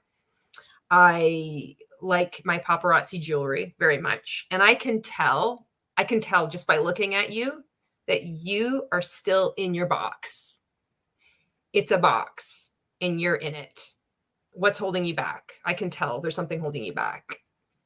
What's going on? I'm so tough. I'm the real deal. I've got bigger balls than this guy wearing this red shirt. That part's fucking true. But you're still putting yourself in the box. So what is your biggest problem now then? Why aren't you where you want to be? I sacrifice too much and give away too much for everybody else, and I don't put on my own mask and put myself first. So someone who gives and gives and gives and never receives usually has a self-worth issue. Fuck you. Somebody who gives and gives and gives and doesn't receive usually has a self-worth issue. Everybody in Rank Makers has a self-worth issue because they're looking to you fuckers for leadership. How the hell do you sleep at night treating people like this? How the hell does anybody, I don't care what multi-level marketing company you're in, this is not coaching. This is horrible. Did you sign up to treat people like this? Did you know that when you bought your product pack from Senegence or Unique or Arbonne or Monet, that you'd have to talk to people like this and say, usually that's a self-worth issue? Self-worth? The only reason the multi-level marketing industry is still going is because they work so hard at making people feel terrible about themselves. And nowhere is this evidence more clear than in Rank Makers and the multi-level marketing coaching industry, but particularly Rank Makers and particularly this reality show. Let's see how bad we can make you feel about yourself by telling us your stories of abuse and trauma and what your self-worth issues are. Specifically, Sherry's like, specifically. Tell me specifically. Oh, fuck. She's a fucking piece of work, eh? Holy fuck. This is a dynamic. These are 2 peas in a pod right here. Holy fuck. I have learned to receive over the years. No, that's not what you said. No, that's not what you said. No, I'm going to order you around. I've learned to say thank you when I receive. But that's not receiving. Not accept it. But that's not receiving. What's receiving, Jessica? What is it? Tell us what it is. We would like to know the fucking answer to that. No, because this is just about control. Look at these stupid numbers. How horrible is this? I'm just in shock that this happens.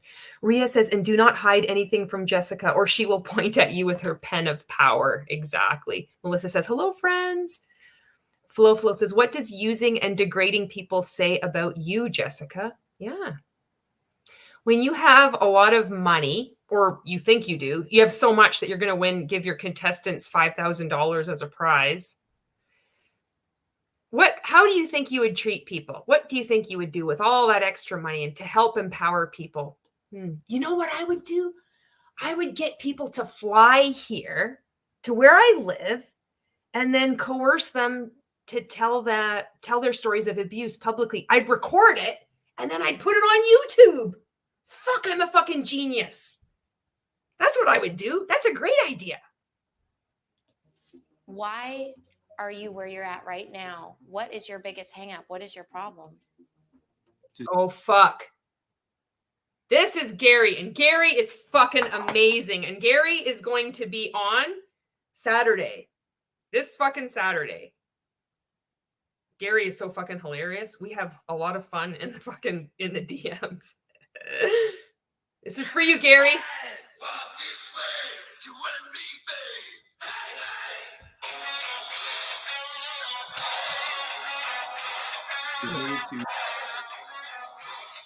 I got excited there. To be better at working on my business. Fuck you. Jessica shaking her head. He's giving you an answer. So, you asked him a question, he's giving you an answer, and you're shaking your head. Why are you shaking your head? Because there is no right answer. And Why don't you have more results? Why don't you have more results? So it's moved on to the next individual here. Why don't you have more results? Because he's in a pyramid scheme, Ray. He's been in your group a long fucking time. He's even wearing one of your shirts that he's purchased. Because he is also in a pyramid scheme. That's why he doesn't have results in the business. But you know that. I believe it's a comfort issue that I felt just You're too comfortable. Correct. If you're too comfortable every single day, how do you make yourself uncomfortable? Wow, that's a riveting question from Jessica. Look at her. I give you a 2. You stupid piece of shit. I'm so fucking amazing. I drink my collagen every day. If you're so comfortable, how do you make yourself uncomfortable every day? Why do you need to make yourself uncomfortable every day? Because that's the only way you can grow your network marketing business and have the potential to work at this amazing job that we're offering you with the Higdon Group. We pour into you. I'm going to point with you at my pen. I would like you to edify us. What's going on here? Oh my God, this is wild. This is wild. Butterflies says, cool. Hello, butterflies. And where do you find yourself stuck? I have a fear of success. You step at. Oh, fucking Ray with his swearing. He loves to do this. He does it with some women, but he fucking does it to the guys like fucking clockwork. I wonder if he still does. I bet you he has to hold it back because he's trying to act like he's this Christian fuck whatever prophet now. I bet he like closes the door to his fucking room and he's like, fuck! He has to fucking let it out. He's gonna tell him this fuck whatever. Oh my God. Do you understand that? That's what we're looking for. We're looking for someone ready to step it up and be an inspiration and help us impact those people who may have no other avenue to get impact from. Get fired up. It doesn't matter if I win this because if I'm not ready, I'm not ready. But what I do know is get fired up. Like it doesn't matter what anybody does, it's never enough. But Ray likes to like, oh, this is I haven't sworn yet. I need to fucking drop the F-bomb now. He's so fucking stupid when he swears. It just fucking irritates me. I don't know why it irritates me so much. I think it's like, this is what I think. I think it's like there's this Gen X part of me where I fucking can't stand posers, you know? It really pisses me off. I don't know why. I'm going to become ready regardless. Don't quit too soon. His voice cracked. Don't quit too soon. Dave says, comment, stop, Ray. So why have you been failing all these years and what have you been doing? Melissa says, how dare you speak in my presence, worm? That's totally it. Sherry, I missed your comment here. Sorry, she says they're evil soulmates. Yeah. And then Melissa says she's a fucking piece of work, eh? Now that's a Gen X Canadian. I never heard one. Oh God. Fuck Ray. I can, you know what? Actually, I rate Ray. His 1 rating has gone up to 2 because his voice cracked. That was pretty cool. It was unintentional. Somebody who is a professional fighter wants to come work for the Higdon Group. For the last 20 years, I've been training U.S. soldiers how to fight hand-to-hand combat. Within the next year or so, it's a very real chance that we'll be out of most of the conflicts we're in. And there's just not really much of an opportunity to go other places to teach people how to punch people in the face. I have custody of my 4 kids.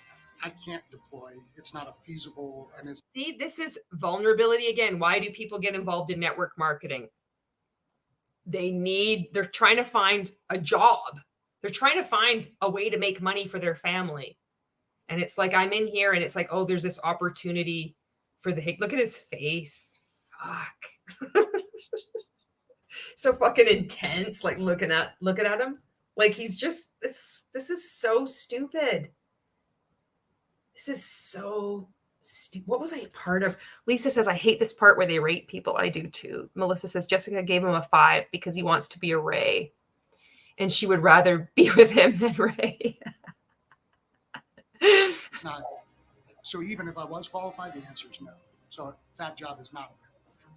So you want to come work for the Higdon Group based on lack of options, or No, we want to come work for you because it's not for lack of options. It's just because you're the most amazing network marketing company ever. And or network marketing coaching company ever. I've seen how you've impacted the lives of millions of people. And I'm going to increase your bottom line by 792% in 69 days. I'm going to get you on my company stage. I'm going to get you on every direct company stage because I bleed purple for the fucking Higdon Group. Holy fucking shit.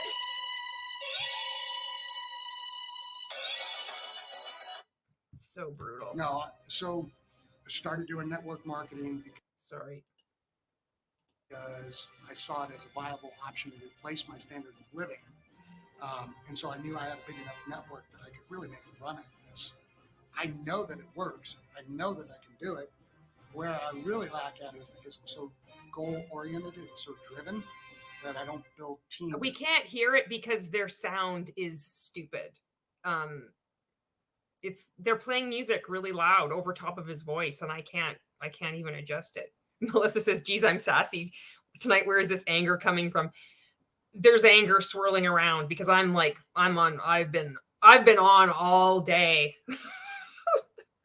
I was like mad I couldn't find my keys, and I'm like, where the fuck did I put my fucking keys? I'm like, oh my God, Julie, you gotta calm down, right? I was mad. But then it reminded me, there was this stupid training Ray did in Rank Makers. He would do this all the time too. He'd be like, if you stub your toe, he's like, well, I'm going to have a great day. And I would like, well, I'm going to have a great day. It's this fake toxic positivity. Oh. Rosie says, why does their transition music sound so much like the Psycho shower scene? And Monica says, MLM are rampant with military dependence. Yeah, this guy could probably snap Ray in half with his pinky finger. I could snap Ray in half with my pinky finger. his fucking... John doesn't build teams well. This is going to be a tough week for him. Network marketing, business in general, is about team building. Wrong. Network marketing is about recruitment, which is another euphemism for team building. It is about recruitment. Business in general isn't about team building, but network marketing is about recruitment. The reason why most people struggle with recruiting is because the business model is designed that way for people to fail. That is how it works. That's a tough one. So I have a question, and I don't mean this disrespectfully in any way. No, I'm sure she doesn't at all. I don't mean this disrespectfully at all. This isn't about fear. This isn't about fear. This isn't about being disrespectful. This isn't meant to be rude. But what are you going to say? Something else that's positive and uplifting and empowering and just really hurting people. Way, shape, or form. And oh my God, way, shape, or form. That's what Ray said about me and Jen speaking out. He made this, I don't know whether it was in whether it was in Rank Makers where we got this video clip from, but he was talking about us. He said there was 2 people in particular that are speaking out, and he had never heard anything bad. He didn't know there was anything wrong until one day these two women just came out of nowhere and just started hating on him, and they took off. It accelerated. And he said, no one, in no way, shape, or form. He fucking said that same thing. And it's such a weird thing to say. Like, it's just such a weird thing to say anyway. And so then, like, hearing this, like, it's just one of those things. It's probably one of those phrases. I know he's the victim. I'm a poor cult leader. Don't you know I was $1 million in debt, sleeping on my buddy's couch and in personal foreclosure.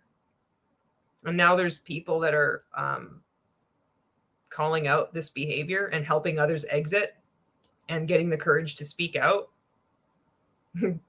I'm the victim here. I've found Jesus. I've turned over a new leaf. People can change. I don't need to be held accountable for anything. I can still continue to exploit people and defraud them. I'm not the problem here. It's these angry women. We are so pro-military. I mean, we appreciate everything that you do and can't possibly understand ourselves what. So here we go, the build up to whatever death blow she's going to give him right now. Look at this. This isn't meant. This isn't meant out of disrespect or anything. We love the military. Oh, we're going to pump up, and then we're going to be like, boom. What is she going to say? Ugh. You go through, mentally even. And so have you ever had to kill or hurt someone? What the fuck? Are you fucking kidding me? Are you fucking kidding me? Are you fucking kidding me? Have you ever had to kill anyone? What the fuck is going on? What? I had no fucking idea. Jurash, if you're still here, this is why I say fuck so much. What's going on here? She just asked that question. I'm going to have to clip this. 142, about 142. We just want to find out. Have you ever killed anyone?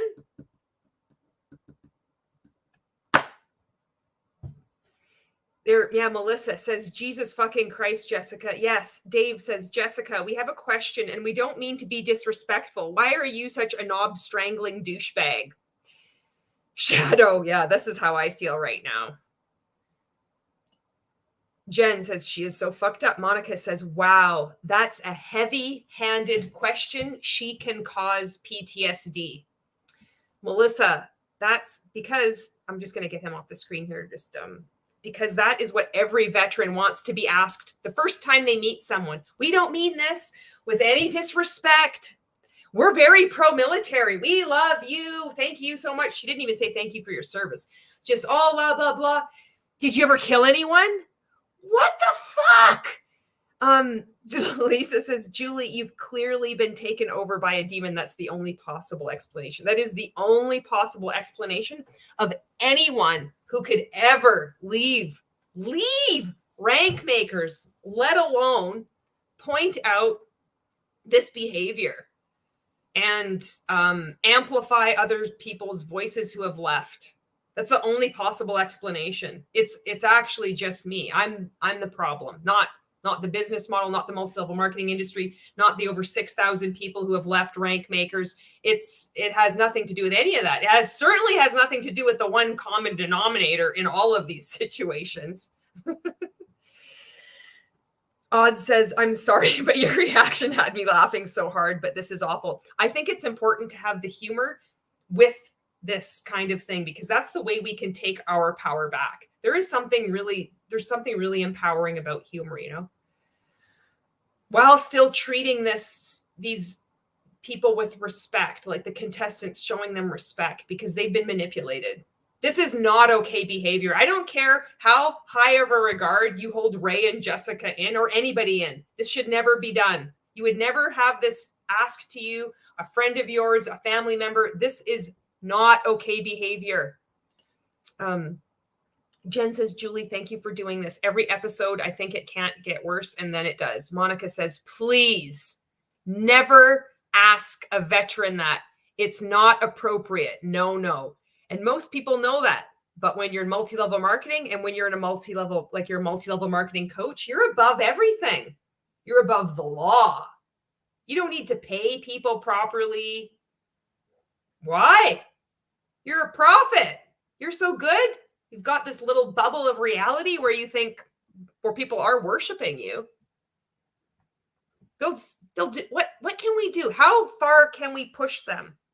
Let's ask a veteran if he's killed anyone. Like, holy shit. Sherry says she studied at the Higdon School of Psychology, the Higdon Group University. That's their back office. Like, you log in all the curses, all the courses that you purchase are called, it's Higdon Group University. Higdon University. The University of Higdon. Pretty soon it'll be the Church of Higdon. Jen says, this week is 1 year anniversary of Julie helping me get out. Thank you for all you're doing, Julie. Oh, shit. Jen, would you be okay if I read, I'm putting you on the spot. Since I did, I'll continue. I shouldn't have done this. I'm sorry. Would you be okay with me reading that message that you sent me? If not, no big deal. Melissa says, and if he has, they are going to bring it up constantly now. Like, look how strong this guy is. He killed people and he's here playing to win, you disgusting losers. Exactly. And Sherry says, congrats, Jen. It's a big deal. It was March 13th where she started to get started. She sent me the message, the first message. I had seen her commenting on some of my TikToks and I started responding back because I'm like, my whole ideal, like my dream was like, maybe one day my coach will get out. That was the whole point of me speaking out. I'm like, if it fucking happens, I'm good. And when I went to see my psychologist and I told him that, and he's like, well, then what happens if she does get out? And then I was like, fucking on to the next, right? And I know that's not healthy, but I don't know. Anyway, things have changed. Time has passed and I enjoy helping others exit, and I work it into the nooks and crannies of my day. I have so much time and money freedom now that I have an actual job. Cranking out content, it's very easy for me because I made so much. If you're in the multi-level marketing industry, you know what it's like to work your asshole off. In any cult, you know what it's like to work your asshole off. So when you get out, it's like, oh, well, I'll do a live stream, or, oh, well, I'll do this. And I really enjoy it because I don't have transactional relationships. I'm just having fun. I'm hanging out with you, reading your comments. Other people are getting out. Odds got out of her second comment or her second MLM. Get to celebrate that, help support others who are leaving. And we're all kind of healing, and we're all healing together too. Jen says, Melissa says, in my mind, I'm bitch slapping Jessica right now. Janet says, when you're in an MLM, you don't see boundaries. Monica says, nah, get out. He has a university. Yeah, you can Google it. I still have fucking access to it. And Jen says, yes, you can read it. Of fucking course you can. All right, I'm going to read this message from Jen. Okay. So this is the March 13th last year. Jen sent me a message on TikTok, and oh fuck, where did I put it now? And I don't check my messages on TikTok now, not anymore. But at the time I did. Now I check them mostly on Instagram. I tell people because there's just too many. It's like fucking a lot, hundreds. I don't even fucking know. But she sent me a message on TikTok. And when I saw that she sent me a message, I'm like, holy fuck, I need to, this is Jen. Like, oh my God, I didn't know. There's always that fear of somebody's going to reach out to you and like say, you're a terrible person. How can you be so cruel and hateful to people? Like all this stuff. I didn't know. But then when I just saw the first few sentences, I was like, oh shit. Okay, here it is. I found it. Okay. All right. This is the message that Jen sent me March 13th last year. So she was still in multi-level marketing. She was still in 100K Inner Circle coaching. As of this day, 1 year, still in. Hey, Julie, I'm saying this privately because there's still a lot I need to sort out personally. But I want to tell you, and then I can't see, it's like something about your content, about coaching and MLM, and I have utmost respect for you. Please don't share this publicly yet. Not that you would, but I'm waking up to a lot of things myself, especially as I've gotten sober. I'm going to therapy, etc., etc. I feel like a completely different person than I was just a few years ago. And things have felt very out of alignment. And you've articulated so many things for me that I really see as signs. But like any good escape plan, I'm working on my journey too, and just wanted to share privately with you for now until I have my own ducks in a row. So much love to you, my friend. I mean that with my whole heart. So this is what it looks like when somebody's on their way out.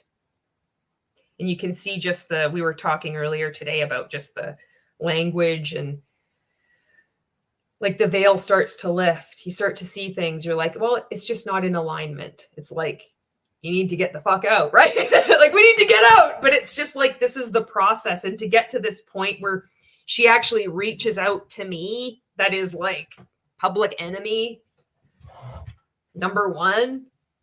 It's a big deal. So I think it's important that we share how different people are leaving and those first steps. So when people do, like, we're there to support them. I was so jacked about this. I contacted Danielle Bolster from Huns to Humans podcast. And I was like, I don't know how to deal with this. Like, I don't want to, because I was just well, I'd left so just about 3 months myself. And I was like, I didn't have anybody. And I didn't know how the hell to help my coach. And she had said, just hold space for her. Just hold space. You're going to want to say that, like, this is a cult and this is, look at the behavior, information, thought, emotional control, like 99% loss rate. Look at, she says, you're going to want to say all these things, but just don't. This is the only time I'd recommend this is just hold back and don't say anything. Just let her say things and then let her hear herself. And that was the advice I followed. And that's the advice I continue to follow when I'm talking with people who are just waking up and they're starting to get out. And there's, we still have that cult identity, black and white. I'm better than you. I can do it better than you.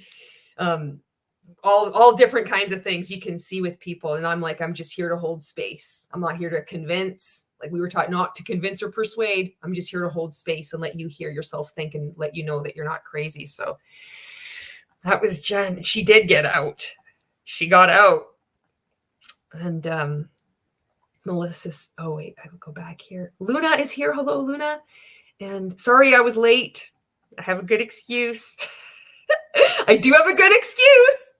And you're going to be happy to see on March 23rd. Melissa says, seriously, all the Taco Bell staff was in a good mood tonight. Those were the fattest stuffed tacos I've ever had from there. And they gave us enough hot sauce packets to last through an apocalypse. Oh, that sounds good.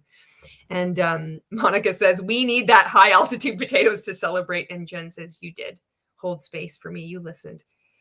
And we're all in this together. The whole anti-MLM movement, every comment on here, every person that makes a piece of content, it doesn't matter how many subscribers or followers you have, it all makes a difference. It all adds up. All those pieces are like pieces of a puzzle for us when we're exiting. So Monica says, I'll get tacos for next stream. I want a taco. Oh, shit, let's get back onto this now. Wonder why these streams are 5 hours, eh?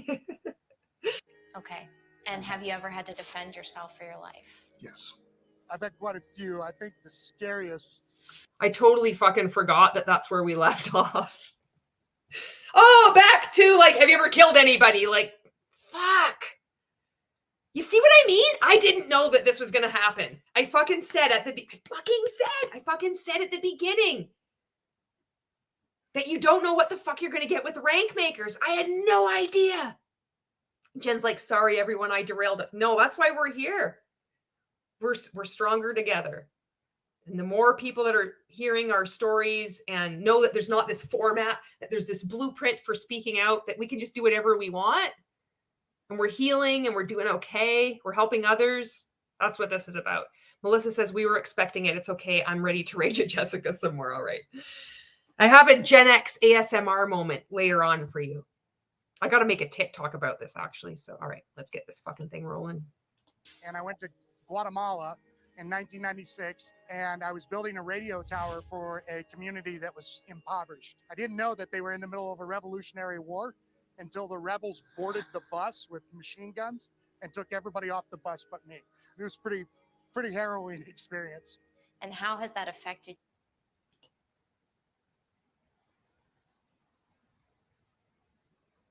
Any veteran that is watching this, I am so sorry. And thank you for your service.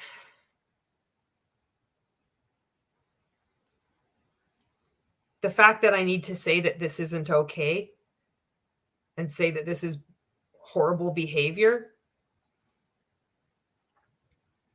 And then we got fucking Jessica.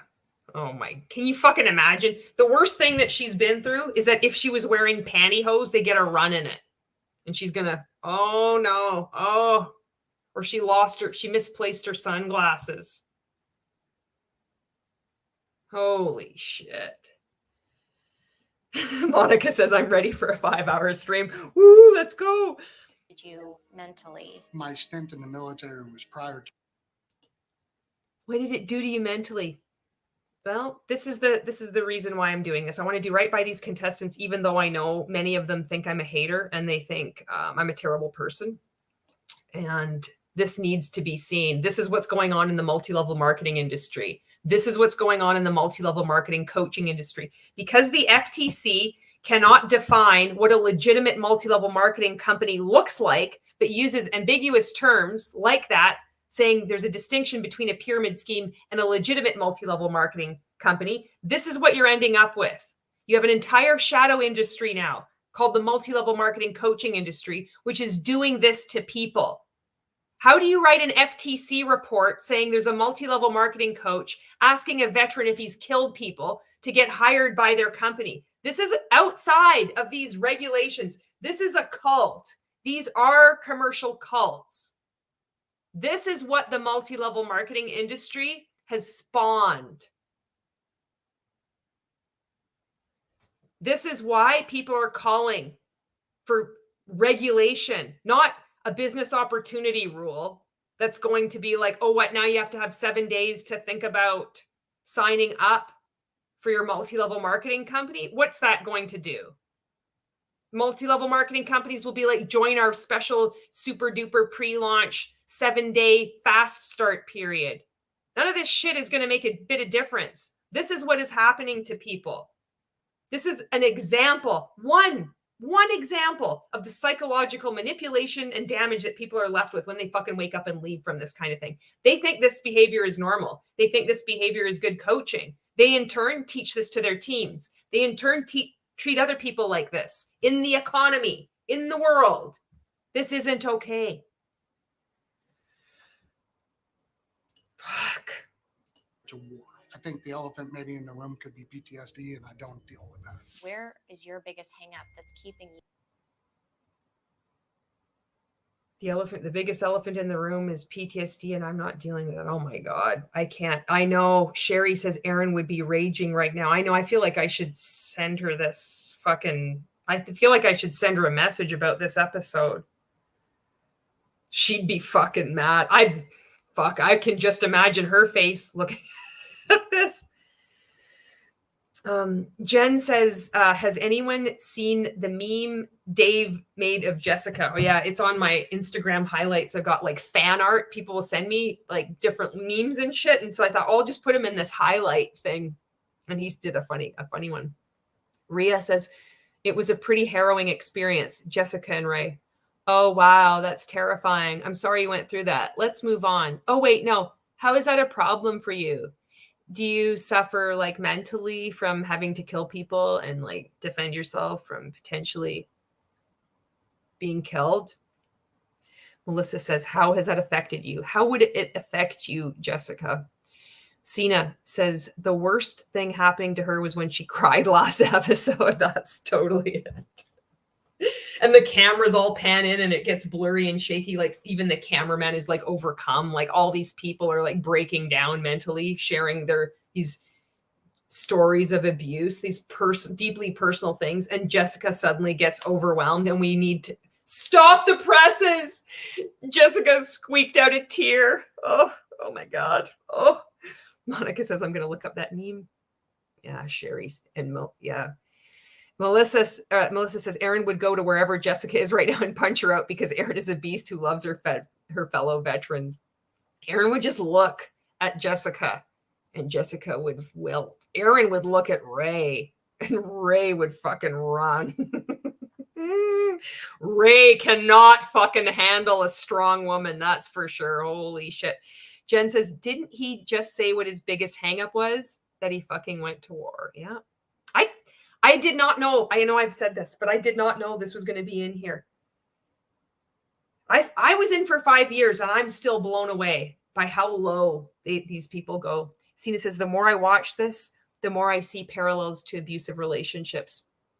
Yeah. I don't know if you saw that interview I did with Alicia Kinder. She's Gen X TikTok.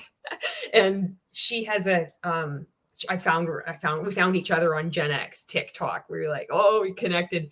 And she's the person that sells this. She makes candles and she sells this too. And describes herself as a very vocal DV survivor. And she's just started to learn more about multi-level marketing because she has a small business, all these MLM reps are hounding her all the time. And she sees people getting sucked in. She was starting to see these parallels, these similarities, not just parallels, they're the similarities. And our conversation was really good. I was like, she has so much insight and she was briefly in multi-level marketing. And she talks about that, but it was really cool to see someone understand so much not being in multi-level marketing, it's so cool. Monica says he would not last in boot camp. No, he wouldn't. He would not last in boot camp. He'd throw a fit. He'd throw a temper tantrum and he'd make a live video about it. They'd be like, put that Higdon, tuck in your shirt and pull it out just a little bit. And he's like, I fucking got it. I did it. Luna says he has started shilling his new real estate racket in his faith group, by the way. Absolutely vile. Monica says, I bought 2 of her candles. I love the candles. Oh, that's great. Lisa says, anyone who has not watched that interview should watch it. The similarities are really there. Thank you, Lisa. And Melissa says to Luna, doesn't being a self-proclaimed prophet Ray enough? Yeah, he'd make it in boob camp. You from moving to where you want to be. Really? For me, it went way personal, way fast. He just said it. For me, it went way personal, way fast. Yes, exactly. And they're playing clown music as if he's the clown, as if he's the joke. No, Ray and Jessica are the joke. Ray and Jessica are the abusers. They are the scam artists, the grifters, con people, deceptive frauds. Yes, it did get personal very quickly. It got completely inappropriate very quickly. They crossed boundaries that no one in their right mind should have to spell out to people. I remind these 2 people that are network marketing coaches. What did Jessica do? Sign up under Ray and have 2 people that recruited for her acting like she's this amazing pro. Ray, who's joined 11 or 12 network marketing companies until he got in at pre-launch. Big fucking surprise. Wow, I'm making so much money now. Exactly. DC, hello. Thank you for having me on your live stream. I showed up on DC's live stream. She invited me on and I went on for a bit. It was really nice of you to do that. Luna says, good for that guy for recognizing they crossed a boundary. DC, this is so brutal. You're not even going to believe what happened. So I've got two big pieces of news for you, DC. So the first is I was on almost a 3-hour Zoom call with a fucking Nexium 9 person, Susan Dones, who we're going to be doing a live stream on YouTube. She's going to be taking questions. We're going to be talking about Nexium, the multi-level marketing company. And that's fucking happening just March 23rd. And the next part is Ray and Jessica. Well, Jessica asked him if he's killed anybody, and he's a veteran. And then was like probing deeper. How is that affecting you mentally? So there's the, like what Ray would say, the 1-2 punch. Holy shit. Fast. I was like, oh, that took me off a little bit. So I was abused as a kid too. Mine was sexual. So look at her fucking face. It's like she's drooling. What is the matter with these people? He's a veteran. She's asked him if he's killed anyone. Talks about PTSD, and now she's hearing about sexual abuse. I can't even make this shit up. I'm just fucking playing this. I'm playing this so this will be on record that I've said this is wrong, that these people have been abused and exploited. It's just, I don't even know what to say. quite some time. I really didn't choose to be a fighter. I became a fighter because of what was in my background. I mean, it's taken me. I can just see Ray if he fucking swears, I'm gonna lose my shit. If he tries to like amp up this guy by like acting tough, like something. Yeah, Britt says, OMG, she hears her favorite word, abuse, and lights up like a Christmas tree. It's true. Years, because as a kid, you start to really, as a guy, you're like, am I gay? Like, is that what's going on? You still feel shame. Oh my God. None of this should be online. None of this should be online. None of this should be being said, and it should not be being said to Ray and Jessica. Because then when you share your personal shit like that, you feel a bond to them. Did they want to share this? No, they didn't sign up for this thinking that they'd have to do that. When they joined their multi-level marketing company, did they think that they'd have to go and talk about abuse? Oh my God.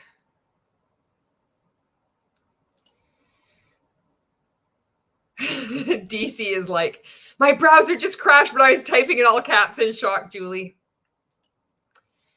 And Sina says, and she looks like she thinks, yeah, they once gave me the wrong food. So I want to get him off the screen here. Luna says, you aren't his therapist, Jessica. And DC says, damn it, that is so disrespectful of them to ask that. Yep. And Luna says, what does his abusive past and traumatic military service have to do with multi-level marketing? And this is what the multi-level marketing is about. This is what has happened. One of the many things that have happened since being allowed to stand and proliferate. You've got people that are looking for jobs on LinkedIn now that can't find jobs because they're being prospected by people in fucking Primerica that are deceptively acting like they're hiring people. This is where we're at now. All this shit exists because the multi-level marketing industry pays like what? The highest percentage for lobbying efforts compared to other retailers. This is what's gone on. Good thing there's legitimate multi-level marketing companies out there. We don't know which one it is, but we just have to say that because we're getting paid off. That's what happens. Oh, DC says, don't forget to lick the stream. You think? Oh shit, I just fucked up again. Sorry. Let me get this back here. Oh no, where the fuck did I go? What was the time I was at? Oh, I'm so sorry. I know we weren't that far in. Okay, there we go. Flo says, to sit there and feel like they owe you their deepest hurt. What has this woman shared with contestants? What a vampire. That's really hard. I always feel like I have to be the shepherd. And so anytime I go anywhere, I'm the guy with the back to the wall. I don't drink in public. I don't ever really mellow out enough to to truly get deep, because I'm always the guy that goes, if something goes south, who's going to take care of everything else? But that vulnerability is what creates relatability. That vulnerability is what creates relatability. That vulnerability for you having the courage to share these deep, dark secrets makes you more relatable. This is how he frames it. This is why we all did this. We thought this makes sense to us. It's very persuasive. It makes sense when you're in. We think it does make me relatable, you know, like there's people that are successful, and I think I could never be me. There's no way I could achieve that success. But man, as soon as he opened up and started talking about his abuse, like I relate to that.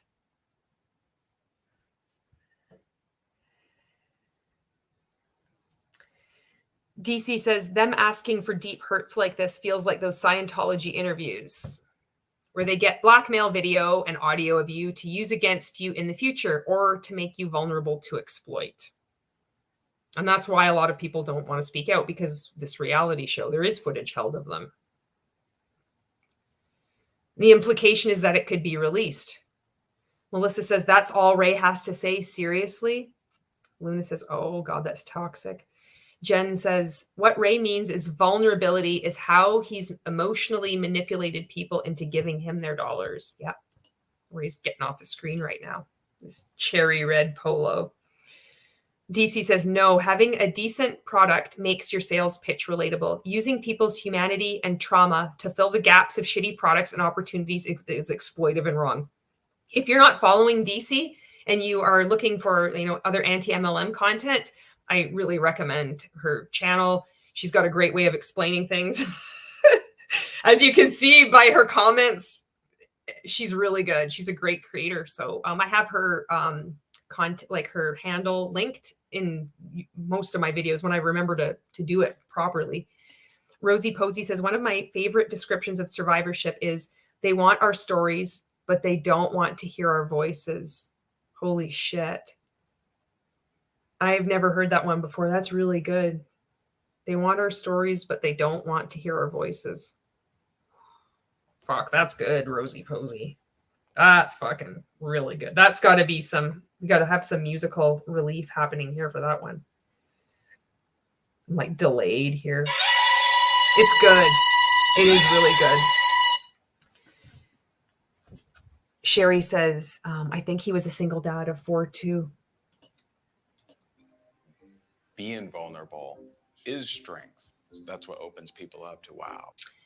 Being vulnerable is strength. I didn't play it. I had him off the screen. Being vulnerable is strength. I saw when I was watching DC's live stream, Ray was like saying, I can be a stubborn guy. And he thinks that by saying I can be a stubborn guy, that it's like making him relatable. He can never admit that he's done anything. He's like, you're being a fucking asshole. Let's see you admit being a fucking asshole. Fucking asshole. It's like, I can be stubborn. Am I getting women saying, oh, he's such a great guy for saying that he's stubborn? He's so relatable. Holy fuck. If he can do that, man. Wow. And that's what inspires people. I'm going to challenge you, whether you do it or not. I probably will never know. But I'm just going to challenge you to share your story with someone close to you that you've never shared that with before. Okay. How the fuck is that okay to say that to? Share your story with someone that you've never shared it to before? No.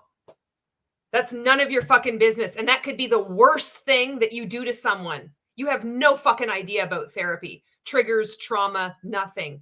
You are a perpetrator. You are an abuser. What you are doing to people and what you have done to this man is appalling. And if you're watching this has been done to you. I am so sorry you experienced this. This should never have happened to you. Nobody deserves to be treated like this. It doesn't matter if you've been in multi-level marketing however long. You believe that you're a part of something special. Nobody deserves abuse like this. Nobody deserves to be abused. Rosie Posey says it comes from a podcast I heard a few years ago. I can find out if people want. Yes, if you can, that would be awesome. And then we could know who to attribute it to. That'd be great. It's tough for me to say, you know, coachability. It goes back to what you said, like awareness versus coachability. Yeah. He's not really aware right now. That's probably a very new. She's a piece of fucking work, eh? Both of them are. You see what I mean? Like if you don't, when I first started speaking out, making these YouTube videos, and I'm like, I didn't know if I'd be able to do this. How the fuck do you even address this? How do you even react to this? How do you sit through? How do you even comment on it? I can't. I don't know how to do it.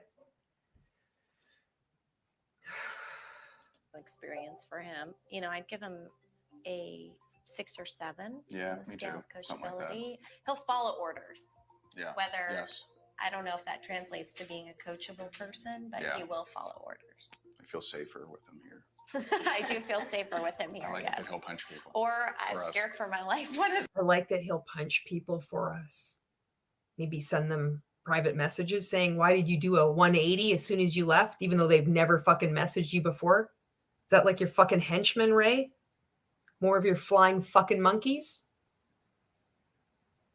Maybe that's what you're referring to. the two? Right, Kate?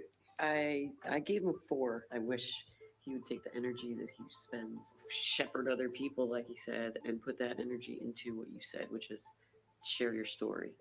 That Yeah. he could be such a powerful speaker, I think.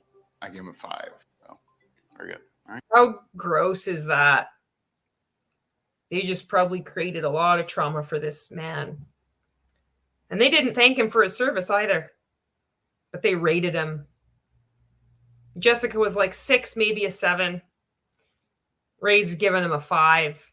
Mary Kate, I mean, she's tough to impress. It doesn't matter how many kids you have, if you've killed anyone, if you've had abuse, or if you have PTSD. Fuck you, you loser. You can have struggle building your network marketing business. I give you a 4.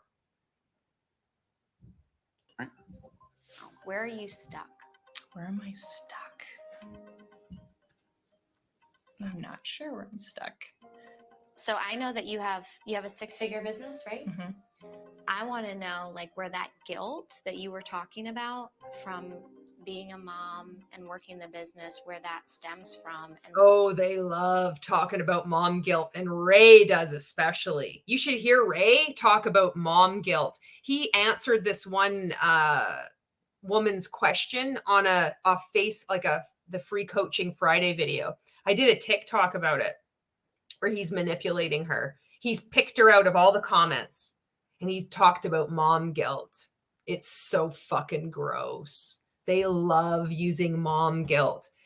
DC says, DC, I missed some of your comments up here too. Let me go back. For DC to start swearing, this is a big deal. It's like, damn it, Jessica, what the flippity flop is going on? I cannot believe they are tag teaming someone like this. And this is rank makers. It's, I don't have the words. I don't have the words to describe this. This is what we're a part of. It feels like they're saying we're going to abuse you and then you're going to like it. Yep. That's exactly what they're saying. And Jen says, how much more aware do you have to fucking be to serve your country? What an insult to veterans. And DC just switched to live chat. There is a live chat option here too. If you're just watching this live, you're like, where are all these comments coming from? There's a little thing that you can click on and you can see the live comments. Lisa says they just want to sound so wise and insightful. Luna is like, yeah. Johnny, hello, says, hi, y'all. I'm late to the party, but I'll lick the stream and catch the replay. And Flo says, I have yet to hear these people ask about business skills. And Lisa says, all 3 of them are disgusting. DC says, my husband is active duty military and fucking around with active, retired, or honorably discharged is just appalling behavior. So Jessica's homework that she gave this veteran after she has asked him if he's killed anyone was to, I challenge you to tell your story to someone you've never told to. What is the purpose for that? Oh, because Ray says vulnerability is relatability. The more you share things that you don't want to share with other people, that will get you out of your comfort zone. Because with a previous interviewee, Jessica says, if you're so comfortable, how do you get uncomfortable every day? We need you in complete servitude to the Higdon Group. which has a potential salary, this job, apparently, that we will tailor specifically to your strengths, of being $200,000 or even beyond. But if you have a job that's already $200,000, would you be willing to take a significant pay cut to work for us? Because we really aren't going to pay you that much at all. As a prize, you're going to get $5,000. Sorry, there's somebody at the door here. I have to lock it because the back door, it's loose. So just hang on. Oh, shit. I'm sorry. I thought I left it unlocked. All right. Sherry says, Mary Kate, please get out. Luna says, I love how they just ignore the third person of their team in the wide shots. She's truly on there, so that it isn't just the two of them. Yep. And Sherry says, DC, thank you for both of your service. Melissa says, the guilt comes from just having kids, you idiots. Not all of us can afford nannies to take care of our precious darlings while we build an empire. Exactly. But using mom guilt, ooh, that's another weapon that they love to wield. Breaking even, Nicole is here. So I realized a year ago yesterday, I made my first video about Ray Higdon, who I had never heard of. What a year. It was a year ago yesterday. This is like, there's a lot of like anniversaries coming up right now. Jen reached out to me this week, working on her exit strategy. I made a post about Ray fawning all over him, which then he bumped up in his feed, in the feed like a year later, after I had left and began speaking out, hoping to fucking get a reaction out of me. And so I had been warned about this from another member, so I just ignored him. But I just made it public today because when I exited, I was so ashamed and embarrassed of a lot of the posts that I had made over the 5 years that I just put everything to like, I tried to private everything, but you could only do friends. I could only do friends only on Facebook. I thought, you know what? Fuck that. I can do that too. I'll fucking bump it up.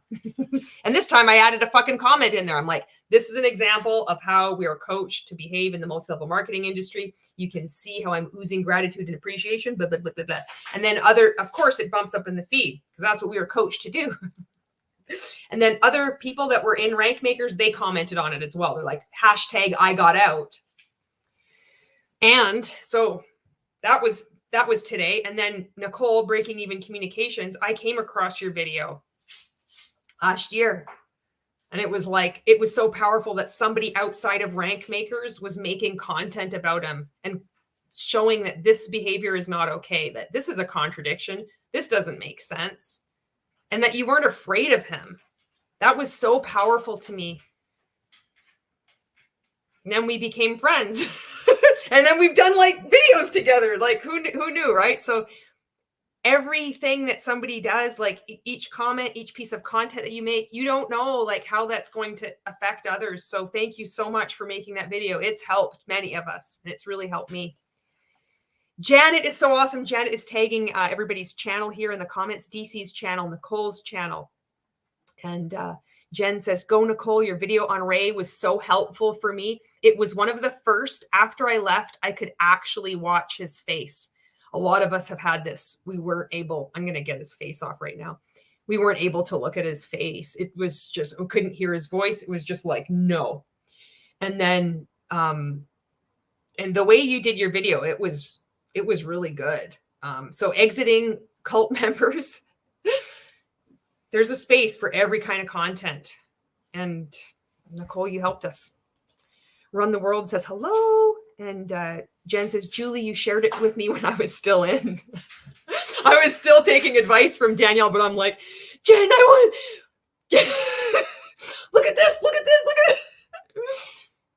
And Breaking Even says, you are all incredible. Why that's still there. Probably because my mom worked so hard that I feel like I never, not that I wasn't a priority, but I had to like prove myself to get the attention.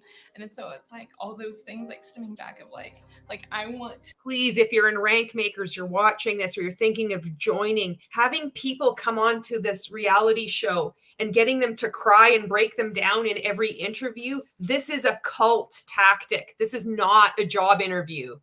This is not how you run any business. This is how cults are run. This is what they do. This is red flag behavior. You might be thinking, I've never had it happen to me.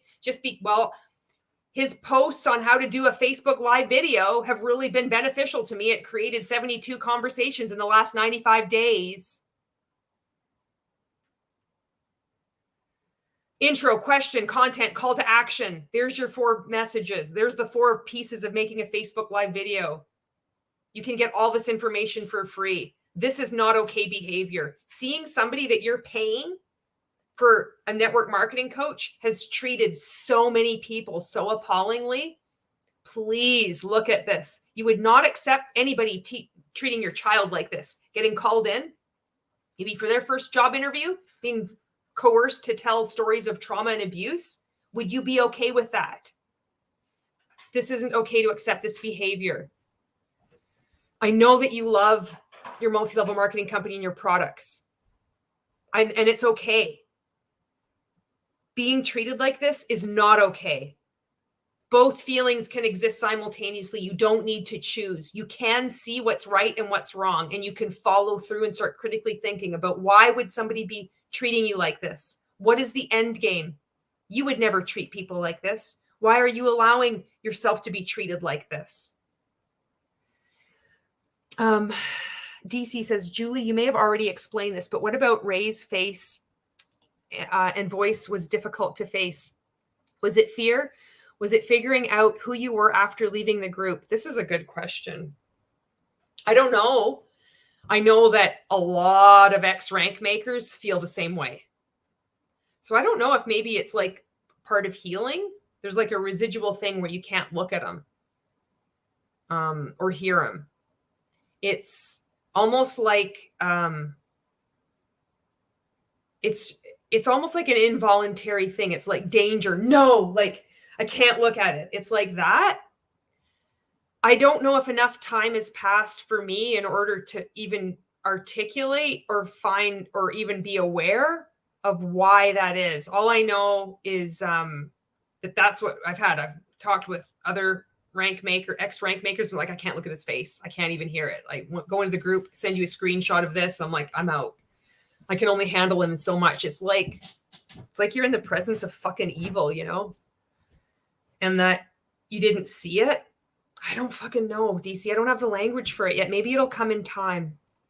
If anybody is on here and you have some ideas, maybe you're an ex-rank maker, maybe you've left your cult, maybe you've had the same kind of feeling. I don't know. If you want to share, please do. And if not, no big deal. Johnny says, Nicole, I haven't seen your video yet, but I'll check it out. Just subbed. And Monica says, also being offered a job by him to his own paying customers. Jen says, DC, for me, it was that we had to watch and listen to him every single day in the Ray Daily. I couldn't do it because it was painful and no longer made sense to me. It was almost shameful. Danny Lynn says, today's Marco's birthday. Oh, yeah, it is. It's the Ides of March, isn't it? Happy birthday, Marco. I sent Marco a message to let him know. He was one of the first people I let know that I'm going to be interviewing Susan Dones. Because I wanted to give him a heads up because it's pretty fucking cool. And I noticed on that Frank Perlata's, or I can't remember his name, blog, there's been somebody who comments that I look back from even 2020. It's that fucking guy that Marco always does videos on, listening to their radio show. I'm like, Jesus Christ, he's even inserted himself into NXIVM conversations, if you can believe it. I'm not even saying that person's name, not getting on my platform, that's for sure. I block that fucker right away. Jen says, but then there was a point that it became an act of defiance to not watch him. It felt like taking a stand. Shit, now that I wish I should have said happy birthday to Marco. Fuck, I'm gonna send that message. Okay, I'm gonna have to do that. Janet says, I wasn't in Taint Spankers, but Ray's face is hard for me. The humor makes it digestible, but he reminds me of my ex-husband who was PA and had a switch and anything would set him off. And you. DC says, thank you for answering, Julie. That's a really good question, DC. Rosie Posey says, I wonder if it's about a subconscious concern of being pulled back. Maybe it is. I know I think back and I'm like, there were times I could have gotten sucked back in. It could have fucking happened. And it's scary. Oh, thinking about it. Janet says, too, can see the switch flip and Ray has that switch. Melissa says, I think it's a very normal thing for people who have left a high control group. The leader was a huge part of their life, and you have to be able to separate from it. Janet says, thanks, Jen. It has taken a lot to talk about, but now it's easy and feels like a lifetime ago. Janet, thank you so much for talking about that and sharing that. And because there's similarities, it helps. It helps us all. It helps others. Pal says, hey, the stream started 2 hours ago, just the beginning. And Jen says, that's a great point. So true. The fear of getting pulled back in. Even when a lot of shit had transpired, there's that fear. Totally it. Fuck. To be better than give my kids more than what I feel like I got. Are you sabotaging some success because? Are you sabotaging some success because of mom guilt? So they've tapped into mom guilt, and now he's like, you're sabotaging yourself. And then he's got her. This is what he knows how to twist and turn the dials of how you're self-sabotaging yourself because you have mom guilt. Janet says, love you all in a very culty way. You know what? I'm going to send Marco a message right now and wish him happy birthday. Because I feel bad I didn't. Fuck. By the way, I just, like fucking love bomb Marco right now, by the way. Happy birthday. Thank you, Danny Lynn, for reminding us. Okay, good. It's sent. All right. Because you're worried the more successful you'll get, the less time they'll get. So then if I'm feeling guilty, then yeah, maybe I don't feel worthy because I'm. And that's pretty interesting. The more successful you'll get, the less time you'll have with them. The more successful you get, in the more time that you spend at all in network marketing, the less time you're going to have with your family. Especially the more time you spend in rank makers and your multi-level marketing company, the less time you'll have with your family. Do you feel guilty about that? Yeah, I do. I feel like I don't feel guilty about that. I feel like I'm self-sabotaging myself. Do you see the manipulation here? That's how he's framing it. He's fucking good. He's really fucking good at manipulating people. Rebecca says, it's the narcissistic attitude that causes fear.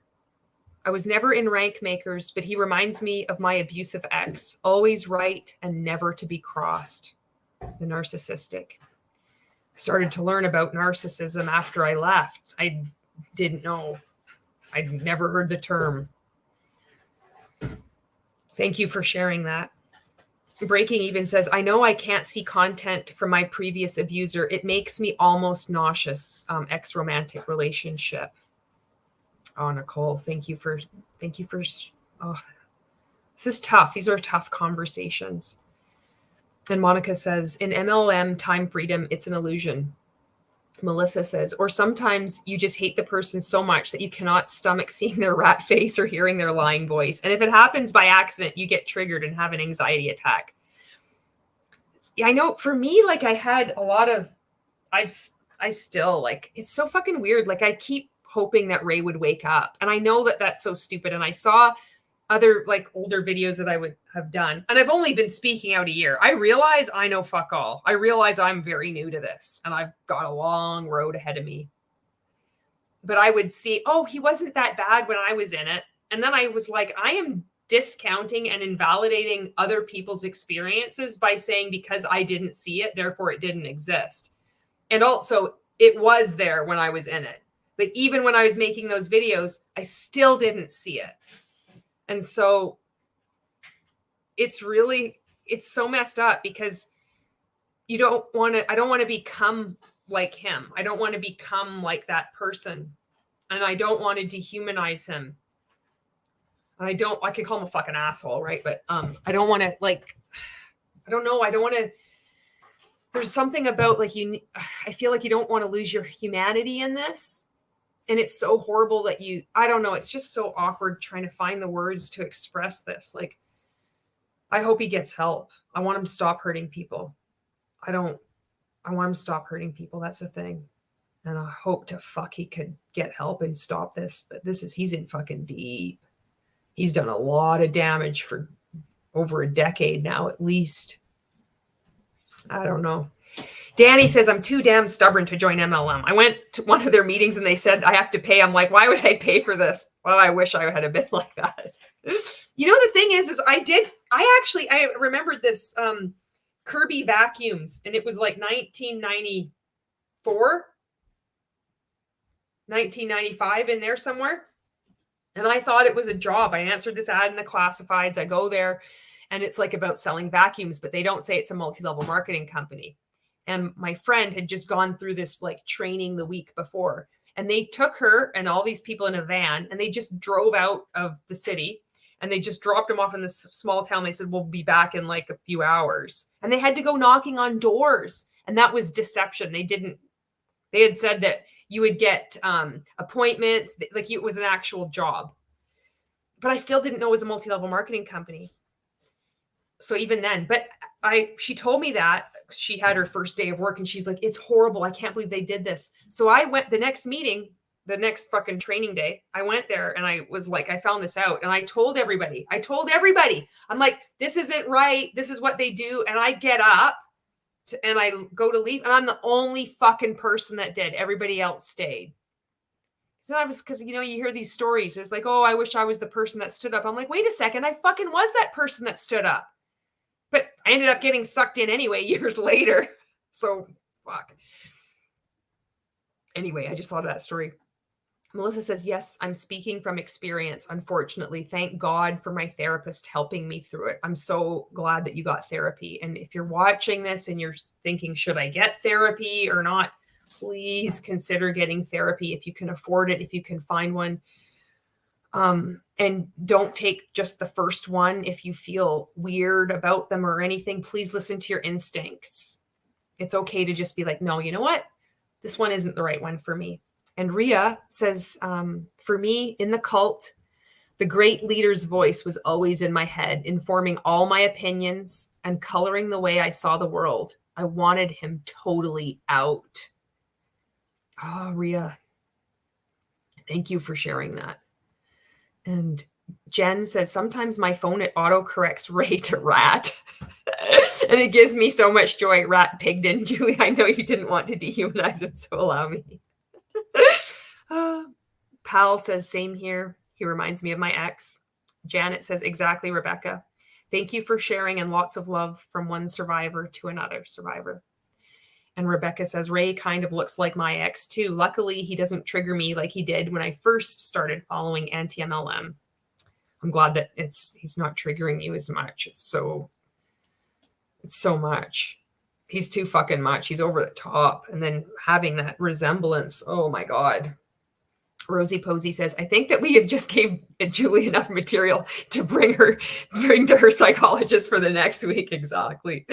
And Monica says, all of you are fucking rock stars. You guys are awesome. And Monica, thank you for watching anti-MLM content and commenting. It's all people, all ages, whether you've been in the industry or not. It's so cool that people are supporting people leaving and the fight against multi-level marketing. Monica says, I fell for the Kirby. I have one. Jen says, but with Mon 8, you weren't selling vacuums or shampoo. You were selling hope. That's true. You got me there. That is exactly right. I was selling hope. It was hope in a bottle. It's not about the products. It's about the business opportunity. Run the World says, I remember watching a convention my friend went on and thinking they are all so weird, jumping about, dancing, screaming, etc. And 4 years later, that was me. I lost myself completely. I made an Instagram reel today, 2 of them. And it was like, I was like, I didn't think that this would ever happen to me. And it's so weird how, you see them all jumping around and it's like, that's so odd. But then it's like 4 years later, that's you doing it. And then it's like out of this, it's like, what the hell? I remember people telling me, or like, oh, those large group awareness trainings, or look at them. They're all at this convention. They're having this loud music. And they're all happy. And I remember I'm like, yeah, it's awesome. Didn't sink in. No. Melissa says, Jen, all MLMs don't sell their actual product. They all sell hope. And Danny says, you won't become another Ray, Julie. Ray is just terrible. LOL. Some people don't want to get helped. Let them burn. Monica, that's just, I know. Fuck. Monica says they know their products are crap. You can find better ones everywhere else. And Lisa says, Ray reminds me of my stepfather when he suddenly flips into a rage. Very triggering. Oh my goodness. This is a lot of people that are commenting. Thank you, Lisa, for sharing that. It brings up a lot of emotions of each memory of this happening too for each individual, or he reminds you of this person or this event. And if you're watching this, these are comments from people who weren't in rank makers. Oh, some of these people weren't in rank makers. They weren't even in MLM. And this is their reaction to the person that you're following and you think you may be defending him, even though you don't know him. Parasocially, you may think you know him. Why are you defending someone that you're giving money to over all of this piling up evidence? What is it in you? What is it that is controlling you where you are not allowed to critically think or take in additional information?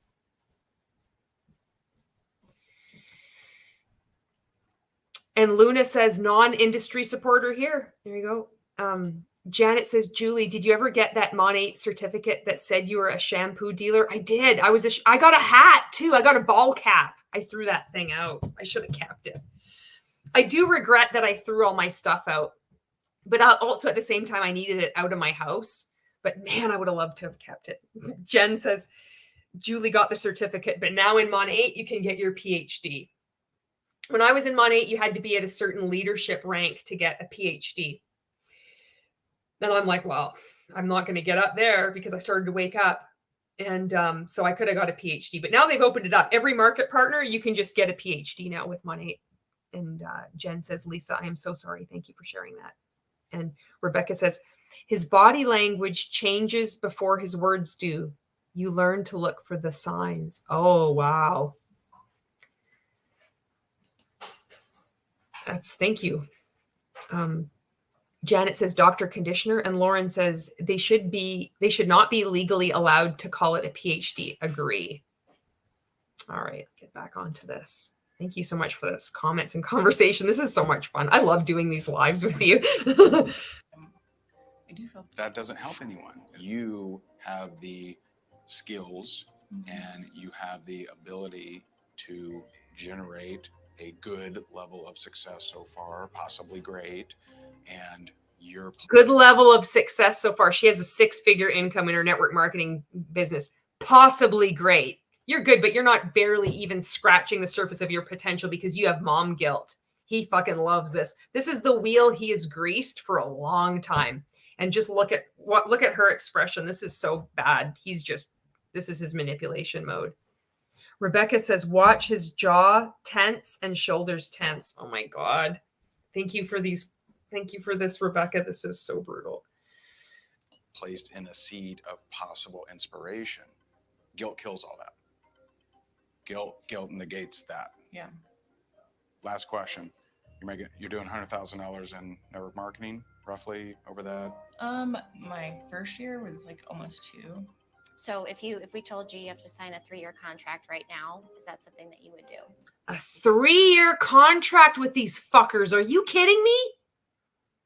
I wonder if that's what she had to do when she won. I wonder if Michelle's on a 3-year contract right now. You can break that contract. Fuck these guys. Fuck them. This is bullshit coercion and abuse. You don't owe anybody shit. If you're waking up, you got a lot of support out here. You could disappear, whatever, but we're here for you. Holy fuck. 3-year contract? Yeah. Oh, honestly, like that's my dream job. It's like I want to be able to inspire people, like believe in people, like I mean everything. She was coachable. I like her. Yeah. I bet you do. It's my dream job. It's not your dream job. I'm telling you that. You missed this one. Thank God. Thank God you didn't get this. You're not making $200,000 a year with this job. Not as top coaches are, not as 3 marketeers are. Nobody is making anything like that. He's making it all. I like her a lot. I like her a lot. I'm going to give her a 9. 9, 9. What do you got? 8. Oh, he knows some Spanish. Fuck, that might be up to 2.5 now. What do you think? I think I'll put her at 8. Oh, Jesus Christ. Here's the backstory you didn't know about. All roads lead back to fucking Ray. I'm telling you. You don't even know what the fuck Rank Makers has spawned in the multi-level marketing industry.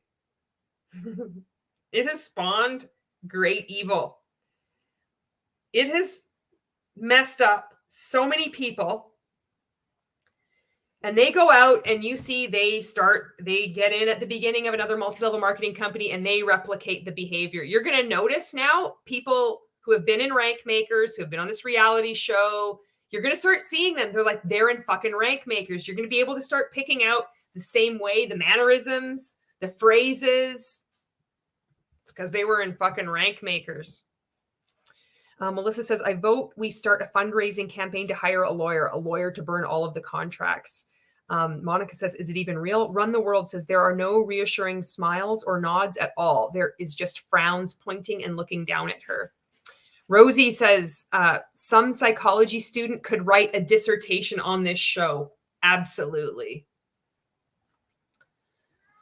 I hope people look at this. This is what I'm doing. If for whatever way, I want to just get this out here somewhere, someone's going to find this. One person, it's just about one person. It's always about one person. It was about Jen. Jen got out. She got out on her own. And it's whoever else, you know. Oh. Rebecca says, what year was this season? This was 2020. This was right before the pandemic hit. And yeah. We're on meth? Yes, I was. You were homeless? I was. When I was a kid, I was a straight A student. I was in dance. I was in gymnastics. I had all these big goals, and my parents divorced, which a lot of parents do. But I ended up with a stepdad who was pretty abusive. Ended up leaving my house and spent almost 6 years on the streets. Look at that. They make a dramatization. They actually got stock footage. So some fucking person that they've hired, they're like typing into the computer, like, meth injection. Are you fucking kidding me? And then they made sure they got the clip in here as she's telling her story. This is disgusting. This is predatory. This is gross. This is what you see in the multi-level marketing industry. She's on the reality show. She goes out and she does this to her downline. All her top leaders at the new company, whatever one you're a founder of. It's amazing that you are the first person in and all the people underneath you. How is it that I'm getting awards for recruiting the most people in the company? Because you're in a pyramid scheme and that's how they work. You've just described it. But what's even more shocking is that you've continued the abuse. Way to go. It's worth all the fucking money and feeling good with your community because the people in your downline are telling a different fucking story and more people are having the courage to speak out. You're going to have to reconcile this when you get out. I hope to fuck you get out one day. This is not okay behavior. Homeless meth addict. I had my son at 22, and then I ended up in a domestic violent marriage and was almost killed by the hands of my husband. Plenty of times that I thought I was not going to survive or end up in prison. And you got a master's degree? Look at that. Fuck. He just fucking irritates me now. Monica says, I think Jesse Lee Ward and him don't get along now, but I'm not sure. I don't think anybody gets along with Ray after a while because they all have to be the star of their show. I know Bob Heilig likes Ray. Bob did a testimonial on Ray's page with some cheerful music. Bob tried to take out anti-MLM by tagging Shailene Johnson, who's another fucking class act. He thought, I'll shame women by tagging a woman, a larger creator on Instagram that says anti-anything is horrible, and I'll tag her. I'll hashtag her, so maybe she'll come to my defense as I shame women. That was a great fucking tactic, Bob. Flo says they are giving the vibe of parents withholding affection. Even when you're making $200,000 a year, you're still not good enough. I have not heard one stitch of praise for anyone's accomplishments. Yes, that's how they coach, which is not coaching. It's not about building anybody's strengths. They don't know any of their strengths. They said the job is going to be tailored to your strengths, but we just want to know how coachable you are. And really, we just want to know more about you so we can manipulate you and control you. And Janet says, that's right. That's so right. Wow. My mind is blown right now because I finally left him 23 years ago. I'm just now realizing this. Wow. There's some like good things happening in the comments here. This is such a good, I don't want to say the word community because it has like, I have feelings about it, but it is a good community. Run the World says, are there other well-known coaches like him? Do we know? Are others healing on their own or lost from the others? That's such a good question. Maybe more will come forward. I know Bob Heilig was trained by Ray and maybe others. Has this program, Love, Serve, Grow. John Melton and Nadia Melton, they're with Modere. They also do coaching, also endorsed by Ray. Or like they endorse Ray. They're like giving free testimonials on his website. I mean, there's Eric Warre. But I don't know. Yeah, I don't know. I don't know others. Rebecca says, so maybe the 3-year contract has expired. And Melissa says she's on to Tony Robbins now. Rebecca says he's triggered there. Watch his body language. Let's get it up. So true. Pal says mixing private life with work is so unhealthy and toxic. I wish people in MLMs realize that. And Nicole from Breaking Even says he hates education so much. Ray's face is getting off the screen again. We'll get it back up. Lauren says Jesse Lee Ward's and Ray's live together was tense. Both of them wanted to be the big deal. They did. It was so funny to see. I don't want to watch it again, but part of me kind of does. Because when I watched it, it looks like Ray couldn't even believe Jesse Lee. Like, it was fucking funny. I'm like, it is bad when even he can't hide that he believes. Mind you, he always looks disdainful. So there's that. Oh, the Colleen from No Shame Sales Game. Oh, the fucking poser. She makes those lip smacking noises. Oh, fuck. And then says the word fuck like Ray, but like a younger fucking millennial woman version of Ray. And I fucking love millennials, but I don't fucking like Colleen. Ugh. I do have a master's degree in psychology. Got it. And now you have a 6-figure business. I do. That's a big deal. It is a big deal. So there are clearly things before that you struggle with that you no longer struggle with now. Yeah, absolutely. But now, what's your biggest problem? Being vulnerable. Why? Your biggest problem is being vulnerable. What does that mean? Openly talking about all my addiction issues and all this horrible things that have happened to me so I can manipulate people online and do Facebook Live videos where he's like, oh, fuck, I can help you with that. You can just join my 14-day challenge. I'll fucking help you with that. But don't have a shower rod in your background. That is no bueno. Honestly, because I want to be so good at things and always wanting to be, the best or whatever. And so then I'm scared to show maybe my vulnerable side or like open up about things that I've been through in the past. But Breaking Even, Nicole says, I got a list of a lot of these people on my Nicole Reacts playlist. Oh, thank you. So please check out Breaking Even Communications. Another great creator. I've done videos with her and I love her content. She has really good content. She, check her out. She's fucking good. Jen says, your biggest problem, Megan, is you've been in like 14 MLMs. Kind of like she's outperformed Ray. If you're in long enough, eventually you get in at pre-launch and lo and behold, you're at the top of the pyramid. But it's all because of your mindset and the universe aligned and you were congruent and you're so much better than every other person. And you can do it too, if only you believe. Don't stop. I had to go into 14 multi-level marketing companies, but don't you do that. You stay put underneath me forever. Breaking Even, Nicole says, I did a video about Colleen and it is coming out next week. Oh, good. I can't wait to see that one. Melissa says, yay, we got one we can drag the vulnerability out of. Our favorite. And Janet says, I wonder if Megan was eating dirt with Boo when she was on here. Was she with Boo? Oh, fuck.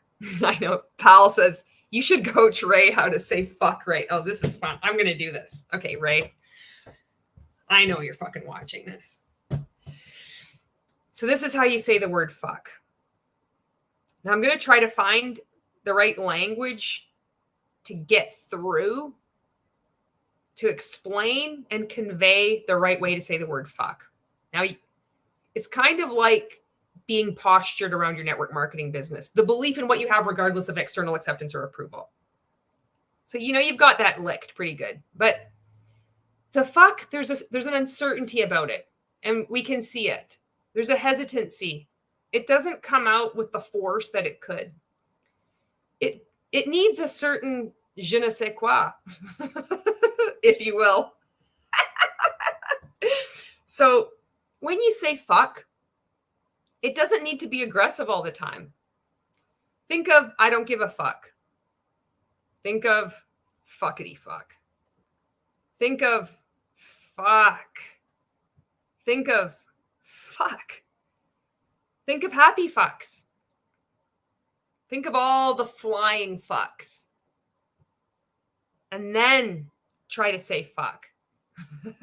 And that might help. Okay. Jen says, yes, she was with Happy Coffee. Be Epic, Modere, Boo, Awakened, and that's all I know. Oh my God. That's a lot. Wow. Jen says she was with Boo at one point. Kelgore says, oh my God, I just started at the beginning. So excited for the NXIVM interview. You are a badass. You know who's a fucking badass? Susan Dones is a fucking badass. I can't even fucking believe how excited I am. I was like, I'm like, you're the fucking GOAT! On the Zoom call, I was like, holy fuck. Anti-MLM just got a lot more fucking interesting, eh?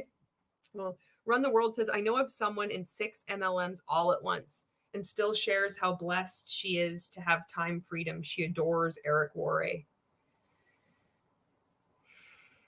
They believe it too. When we're in it, we really believe it. And it's like, where is the time freedom? But I kind of think that word, like that phrase or those two words together, like time freedom, I kind of think that is a thought-stopping cliche. Because we don't pursue that thought anymore. It's just something that's like, I've got time freedom. I would be doing this anyway. This is actually not a business. This is a hobby. We have all these justifications for it. You know? Melissa says, I think she was in Trinant after Boo closed, then joined Elomir, then ditched that for Awakened. And now I think she's joined Zip Slim all within the past year. Jesus Christ, Megan, you need to fucking wake up. This is not okay. This is fucking cult hopping. Also, I learned this could be a trauma response, fawning. You think there's something wrong with you kind of thing. You go from one to another to another. Rosie Posey says maybe he could start with fuck since he wants to demonstrate his smarts. Yeah, isn't that ciel en français? Is that right, Rosie Posey? I can't remember. I think it is. Kelgore says if rank makers are watching, this could expose them to the whole world of NXIVM, which would help them wake up. Let's go! Let's go! Rank makers! I'm hoping so. I really am. Seeing any kind of, you know, you watch something about one cult and you think, well, it's not mine, but it could plant the seed. Cena says, fuck is an emotional reaction. Is he capable of any emotion but anger? Monica, I don't think he is. Monica says it's hard. No, he's smugness. Is that an emotion? Monica says it's hard to feel sorry for her because at this point she might know what she is doing. She knows she wants to be at the top to make the most money. And maybe you're right. You're probably right. Breaking Even, Nicole says, I feel like this fuck solo you just gave would be an amazing meditation. It's time to sit down. I could like find meditation music. Meditation. It's time for everyone to take a deep, inhalation in and a deep inhalation out. Close your eyes and imagine a world where everything is peaceful. You want to see the fucking assholes of the world disappear. You want to see them fuck off. Fuck them. Fuck you. Fuck it all. Melissa says, it's time to watch The Mandalorian. I'll catch y'all later. Bye. Enjoy watching The Mandalorian. And Megan says she was with Bio Reigns after Be Epic before Boo. Oh my God. That's a lot. It just shows, though, you know what? You have a broke mindset. She kept showing up. She showed up and did it anyway. And now look. Jen says, I wish there was a video of you and I watching The Vow for the first time, Julie. We kept voice memoing each other like, oh my fucking God, it's rank makers. Yeah. Janet says, sorry all, but I have to go to bed. It's 10:45. Oh, and I have to get up at 4:15. I've had a blast. Janet, thank you so much for watching and always being so cool and typing in people's YouTube channels and being so supportive. Thank you so much. And Janet says, I'll watch the rest on replay. Love you all in a very culty way. And Lisa says, I was getting pretty relaxed there, but now I'm laughing. All right, let's get back to some tense aggression. And yeah, let's get back to fucking Ray. Your lack of vulnerability to get to that next level, right? It's not going to make you great. You have to show some of that. I do, or and you I feel wouldn't have like that many I feel like I leaders. do with my team. I feel like people that are like in my circle, I can get vulnerable with, but I feel like I have a hard time being vulnerable. You want to know what I think? Outside of that, I don't think you have a problem being vulnerable to other people. I think you have a problem being vulnerable to yourself. What does that mean? Fuck. I wonder what goes on in Jessica's brain. It's like there's these two fucking hamster wheels, and they're just these hamsters. I don't even want the hamsters on there. It's like they're electronic hamsters. They have a fucking battery you put in them. They've got red eyes. They're just fucking dead robot eyes like she has, and they just fucking run in her brain. And it's the same fucking thoughts over and over again. Out of the box. You're out of the box thinking. Trauma. Did you kill anyone? Out of the box. Out of the fucking box. It's just like, that's all that's going on in there. And they're both, their eyes are red. They just fucking run. They've got these little tails that are just like fucking sticking straight out. They don't ever fucking move. And you just hear their little claws clicking like this. What's that sound? It's like Jessica's thinking again.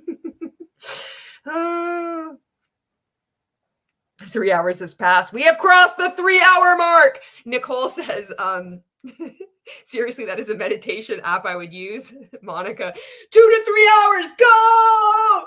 And Nicole says, gonna crash too, got to drive tomorrow, looking forward to replay. Good night, Nicole. Thank you so much for being on here. And Jen says, oh, MFG, Jessica, she really thought she said something. Rosie probably says, inside you, there are 2 hamsters running on wheels. Just like we are interminably taking your mindset and personal development courses. There's hamster wheels running in my brain too. And Run the World says, what MLM is that Mary Kate in, or is she on Ray's payroll? I believe she was in Modere, and I believe she is on Ray's payroll still. And I hope she fucking gets out. I hope all these people get out. I hope they get out. I hope they get into therapy. I hope they see a cult expert and they heal. Ugh. Ah! What caused you to turn to drugs in the first place? And I don't mean the circumstance. I mean the stuff that was going through your mind. Oh, fuck. Really? Well, I mean, are we surprised? What made you turn to drugs in the first place? Let's talk about that time when you were an addict. What made you turn to drugs that first time? And I'm not talking about the circumstance. I'm like, what's going on inside you mentally? Jesus Christ. that I was worthless piece of shit, never going to amount to anything. I think that Megan, you're not worthless and you're not a piece of shit. What you're doing is wrong, but you are not worthless and you're not a piece of shit. You are tangled up with some fucked up people. If you believe, if you know what's going on and you are knowingly exploiting people and abusing people like you have been taught and mentored to do, that is wrong. There is a reason why people are speaking out. There's a reason I don't fucking monetize my channel. To make a fucking point. This is advocacy, just fucking from a rank maker here. Where there is smoke, there is fucking fire. It's not all hate. You are if you don't know what you're doing, you really believe this is good, that's I get that. You are not a worthless person. You are a valuable person. You have fucking worth. What is done to you right now is wrong. And if you're doing that to other people, that is also wrong and it needs to stop. I have worked really hard on personal development to overcome those tapes that used to play in my head. So I had a stepdad that every day would tell me, "You're a piece of shit. You're not going to amount to anything," which was kind of what led me to the drugs. And so I think I still have some of that, but I have worked really hard on overcoming that. They don't give a fuck. Look at them. This is when I see it's like they really don't give a fuck. They don't care about people. This is just who they are. Jessica couldn't squeak out a tear if she even tried. That and being like, no, that I'm not a piece of shit. I can do anything I want to do. So I think it's still, of course, a battle. For someone who turns to drugs, it's a huge battle that you're going to have. And if you don't get vulnerable and own up to that, it's going to stop you and you're going to self-sabotage and you're going to take this amazing business. This is the multi-level marketing industry. So if you're watching this, you're seeing maybe a friend and family member have been tangled up in it. You don't know why they're so fucked up. Maybe they're deeply ashamed. Maybe this is what's going on. So look at this. Why you've turned to drugs. This is a major problem. If you don't get vulnerable and start telling everybody about this on social media and continue to emotionally manipulate people into try to get them to recruit them into your multi-level marketing company, any of the previous 14 that you've had, you've left a fucking minefield. There is a detritus of you, what you have left in 14 multi-level marketing companies. If you've made over six figures, you've been at the top and you have hurt a lot of fucking people. So being vulnerable about your drug use is the fucking least of your problems now. Holy fuck. That you've created, and it's not going to work for you anymore. And I have self-sabotaged in the past. Absolutely. This is just it. This is just what Ray wants to hear. Oh yeah, self-sabotage, because that's how I keep you in my fucking cult and buy my fucking stupid course, my pink satin shirt. Oh my fucking God. The fucking pink satin shirt. You haven't seen his fucking pink satin shirt yet. Holy fuck. He just went up to a 3. Oh fuck, I can't fucking stop. Oh fuck.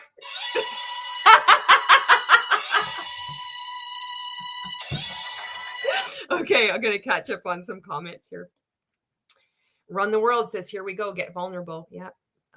Sina says, I always thought it was inside you there are 2 wolves, but for Jessica, hamster is probably more accurate. Exactly. Sherry says, what is that butterfly thing on the blinds? They've always got something like weirdly placed. Rosie says, did your drug use kill someone? Yeah, that's what Jessica's internal monologue is. Jenna says, Jessica doesn't need drugs. She gets high off people's trauma and abuse. Monica says, she figure Ray out. Sherry says, Jess isn't really crying. She's just getting poked in the eyeball by a fake eyelash. That's likely it. The doll. The doll is Sherry's like dirtwear. And Monica says that red polo is in your face red. It's such an uncomfortable red. Rebecca says, night all, my kid is sleep regressing, so who knows when she'll wake up in the middle of the night. Good night. Good night, Rebecca. Thank you for your comments and for being on here. Run the World says, imagine all this being shown to everyone, your friends and your family. And imagine thinking that you are these 2 fuckers and that you think that this is you showing up powerfully and impacting the world in a positive way. Imagine that you fucking believe this. How deluded. How far up your own asshole can one person's head actually go? It goes so far up, their head is like coming out their mouth. It's like, Flo says, I feel like if this was filmed in Canada, he'd be in a tie and a turtleneck. That's a good one. He'd be saying uncomfortable A jokes too. I could just see him trying to be Canadian. Have a great day, eh? Fuck. So you are worthy. I think she's awesome. Like her a lot. Really resonate with her because it's exactly how I felt for a really long time. You know, I mean, I used to actually avoid mirrors because if I looked in it, I just hated it. And so, Wow. And I think the same is still true. You are still avoiding looking at mirrors because you're just projecting on everyone else. Time to look in the mirror, big guy. so I really understand. Yeah. I really understand what she's saying.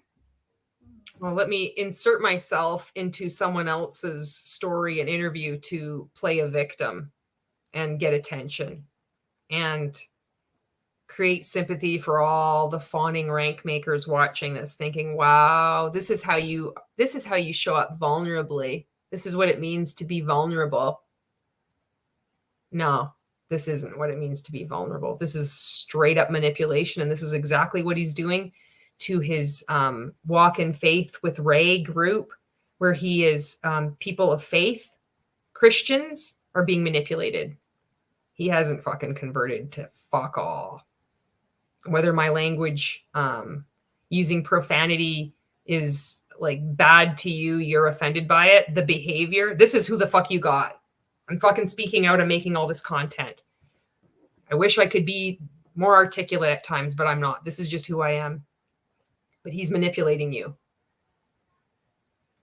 I'm speaking out for rank makers. I'm speaking out for people in multi-level marketing. I'm speaking out for people like you that are having your faith twisted and manipulated, so much so that somebody that you didn't even know 2 months ago, you're defending him online. You don't even know this fucking guy.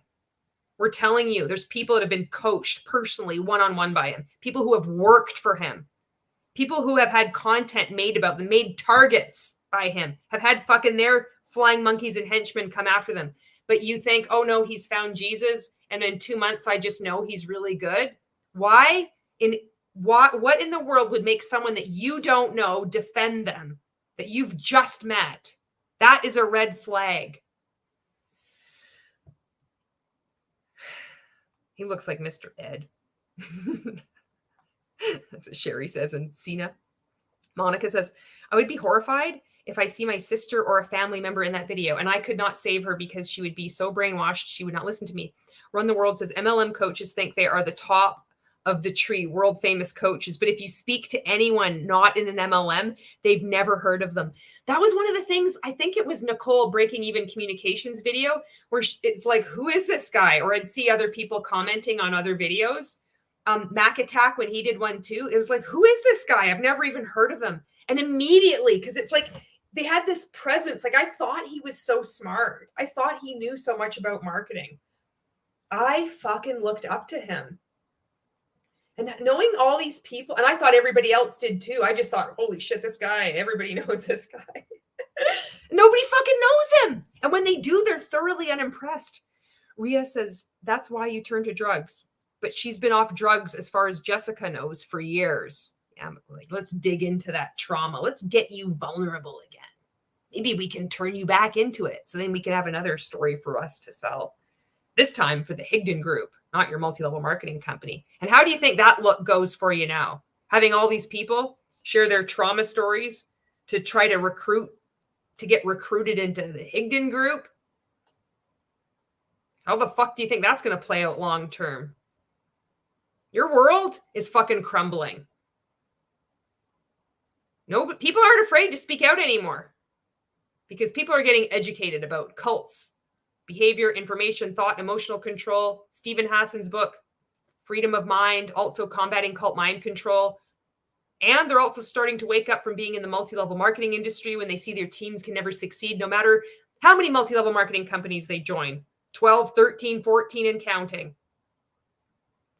Ponzinomics by Robert Fitzpatrick is a great resource for people waking up as well to find out what you've been a part of and where the multi-level marketing industry began and its history. None of these fuckers know anything about the history of multi-level marketing. If you ask them, they won't have a clue. They don't know any statistics. They don't know anything about the FTC rulings, nothing. For somebody who is supposed to be an expert in the multi-level marketing industry, supposed to be a coach, they know fuck all. Ria says, yeah, Ria, I read your comment there. It's true. Jen says, yet another story to make everyone feel bad for him. Lisa says, why can't they just let people tell their stories without interrupting and interjecting their own stuff? Because this is a cult. And everything is meant to build their influence.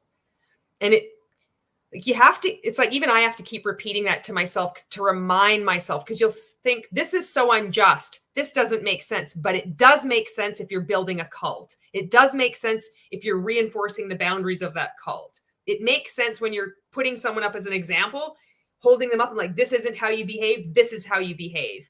And then the next week or whenever, then you like undercut this person just to make sure they're unstable too. You don't want anybody to ever feel like they have like solid ground under their feet. So then they've got to keep building up their myth, their prowess. That's when it makes sense. That's why they got to keep interrupting, because it's about building their brand, building them up, increasing their bank account, because it's a commercial cult. Monica says, imagine the horror of their family members watching this TV show and their inability to save them. They can only watch and hope one day they get out. Exactly. Pal says, I bet his idol is Simon Cowell. Oh, that would be, I totally think so. I think he kind of tries to like embody that vibe. So if he starts wearing a fucking V-neck though, oh, Jesus Christ. Fuck, he might go up to a 3.1.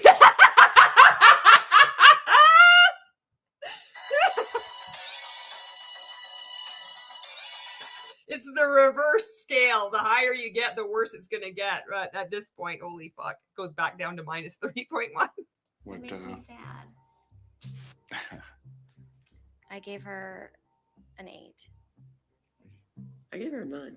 Me too. It's what we want to create in this company. We want products of the product. We want people. We want products of the product. Sorry, Monica says, no, I got that image burned in my mind. Oh, fuck, I'm so sorry. Oh, God. Paul is laughing. Run the World is, I remember someone huge leader leaving and there was a disarray and suddenly we were given the I'm all in graphics for social media, incentives, loads of happy feels, distractions. That's interesting when that happens. To distract you from looking at anybody who's left. And we're taught in network marketing, don't talk to them. They're a hater. If they've left, let them go. And then also they'll do these weird passive aggressive like tactics where they'll say, if you've left and you're talking bad, you're burning a bridge and karma will get you, like the threat, like that karma. Oh, fuck. Oh, Rosie Posey says, good night, all, bedtime for me now. Thank you for watching, Rosie Posey, and hanging out. And that great, that quote or that was really powerful. Flo says, I think Jessica's idol is Ivanka Trump. She's very, I'm going to show my dad how smart I am. That's so true. Oh, fuck. I see Jessica and I think of Fake Plastic Trees by Radiohead. That's what I think of. You know, it's real easy. Just hire someone. Fucking Ray. I have Rage Against the Machine. Fuck you. I won't do what you tell me. I gotta think of Mary Kate's song now. Who's already successful. I love products of the product. People that come through. I love products of the product. People that come through and then I can use, because I don't see you as a person. I see you as a product. Just like talking about that fucking glass of water. It's like I see as a product of a product. When I need you, I drink, but then I don't need you anymore. What? You want to be paid? Who are you again? You're you're season 2 winner of this reality show. You don't get $200,000 a year. I said that was possible. We pour into you so much. Let's see you. You got to give us your all. We don't view you as a person. When we talk about you in this weird rating system, we're going to refer to you as a product, and as a product of the product. Even it's wild that they're just like this. It's just right out there. They're not even hiding it. They view people as products. Not just say, I really love you guys and this is amazing, but actually do the stuff. Yes. That's what I like. So Guess what? A lot of us actually did the stuff and it didn't fucking work. And we're speaking out about it too. Right now. As a product of the product.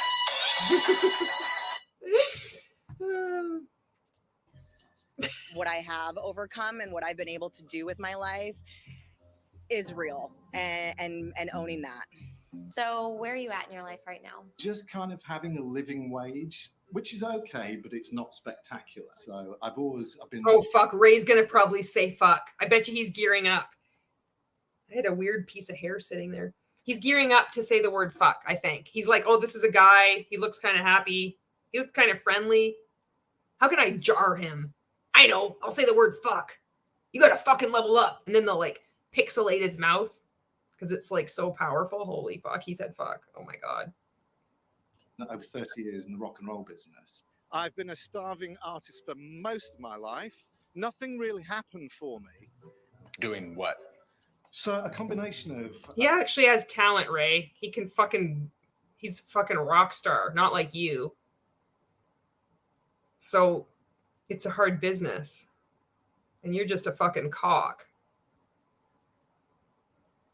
Your fucking red polo. Jesus Christ. Michelle is here. And Michelle says Paul is a good dude. He is. You can tell he's a good dude. He's fucking nice. And you can see Ray doesn't like nice people. Fuck. Being a performer, very lucky. See how fucking cool he is? As well. I guarantee you everyone... Look at Ray. Fuck, I wish I was a rock star. I wanted to be a rock star, and this guy's a rock star, and I'm not fucking happy. I got frowny face. This is baby bear. I'm baby bearing right now. Michelle says, just got home, saw you were live. Happy to catch you, Michelle. So Michelle Culberson is the season 1 winner of this reality show and has been giving a lot of really good comments throughout as I've been reacting to these, and it's amazing. I just saw your comment, Jen. I gotta just scroll up. Sherry says salary is possible but not probable, and Monica says Monet also started the I Am a Lifer campaign because they saw a lot of their distributors leaving. You could become a rank maker lifer in 2020. I was, until I was escorted out. I was escorted out of rank makers. Just don't believe me? Just fucking ask Mary Kate. How the fuck one is escorted out of a virtual group on Facebook is beyond me, but anything is possible if only you believe. And Jen says, no, don't ruin Radiohead for me. Oh. Jen says, Ray wakes up in the night and randomly hears Jason Bourne playing in his nightmares and doesn't know why. He wakes, Jess, babe, I had that dream again. That song, it won't go away. What does it mean? And Pal says, I guess 10 is only for Ray and his wife. Yep. Sherry's like, derp star. Fucking derping it out. Dirt mode, engage. Jen's like, oh my fucking God, that's exactly what's Ray's thing. He is so mad that he has never been in a band. He wants, because somebody else has been on a stage. And here you have somebody who's actually been on a stage, and he knows that even all the stages he's walked across, even derping out at Eric Worre's GoPro event, all these people like, whoa, it's so amazing. I'm Grant Cardone's 10X event. He fucking wants to be a rock star. He can't dance. He can't sing. The only thing he knows how to do is tuck in his polo. and pull it out ever so slightly. Oh, fuck. Okay. And Michelle's like, ha ha ha, Ray, he's a rock star and I want to be a rock star. That's not fair. He needs to go. Sherry says rank maker tenure from Higdon University. Oh, it's true. And then Michelle says, if I can dance, you can do anything.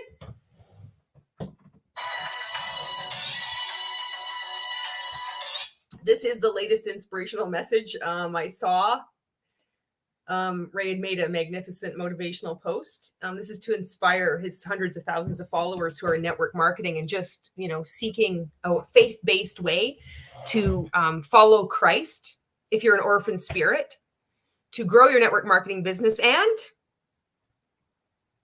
figure out how to purchase some real estate at the same time. And here's the motivational quote that went with this post. If I can dance, you can do anything. Fuck. It is fucking inspirational, isn't it? I know. Fuck. He comes out. This is when I said, like, you pull from universal truths. Okay. All right. Let's get back on this fucking thing. I went to school with is worth more than I am, So why? Why is that? Because there's no money in the music business. But I played a stadium show in Poland, but I earned more in my first 2 campaigns in my network marketing business than I did playing the friggin' stadium. Why hasn't it been? That sucks. Because Fuck, Ray is so mad that he can't play guitar and he's not a rock star. This is really bothering him. I bet you fucking, was Paul like kicked out right away? Holy shit, he's mad. Paul is fucking cool. It sucks that you don't make money at doing what you love. And then he did get some success in network marketing. So then you think, if I get success, holy shit, other people can too. I can help others just like me that was struggling doing something I loved, even though I'm filling up stadiums, then I can get other people too. But you can't. Just because you have success doesn't mean the business model works. It's like the fucking wheel. The wheel is going to roll. It's just, it is what it is. Monica says, I still remember the clip you put showing him dancing. I laughed so hard. This dude is so uncoordinated. Oh, fuck. Some people make it in rock and roll. Oh, lots of money. Of course. Why hasn't? So if you are David Bowie or you're Queen or Right. whatever. But they all started somewhere. But for example, fuck off, Ray. You know nothing about fucking music. Myself, yes. Although I have had record deals, for whatever reason it's not worked, I've gone, and I know I've gone above and beyond the call of duty. So it's not your fault. He hasn't caught his fucking break. That's the thing. And Ray's gonna be like, "Oh, it's you're just making excuses. Is that why you're doing it?" It's like, no, fuck. You know why, but you're just manipulating people. Fuck. I know Ray's acting like he could make it in the music business. Can you imagine him? Oh, fuck. He would fancy himself as a fucking mindset coach. Wow, I could coach you to get a record deal. The only problem is it's always your mindset that's the problem. You just need to keep purchasing more coaching from me. If you purchase enough, maybe you can become a coach for me too. And you can still buy more courses. And then you'll work for me doing work and I still won't fucking pay you. Sherry, you're so funny. Shit. Monica says, yes, some people make it into music, but others don't. It's luck, talent, and trying to make it. That's a stupid question to ask, Ray. It is a stupid question. No, it's not actually. No. Okay. Fuck. Paul, you're fucking awesome. Just so you know, from a real person, not a fucking poser. You got like people knowing that you're the real deal. So I hope that you're doing well. I hope you're out of multi-level marketing. Hope that if you're in it, that you wake up and get out and know that this fucking guy is not worth your time. So when you play on these big stages, how big are they? Can you get us on these stages too? Can we walk across and share our motivational messages? Do you get vulnerable on the stage? Do you open every set with like sharing your abuse story? Because maybe that's what's holding you back. You need to be vulnerable. vulnerability? Do you have the awareness, or do you have the coachability? Like, you have the awareness of the coachability, then to be aware. Oh, that was good. I was like, I know, it just came to me. You walk on the stage and they go, ah, and it's like, yeah. Do you want more attention or do you want more money? No, Ray wants more attention. So this is another thing. He says the same things too over and over again. So it's like, he's a performer. He is a musician.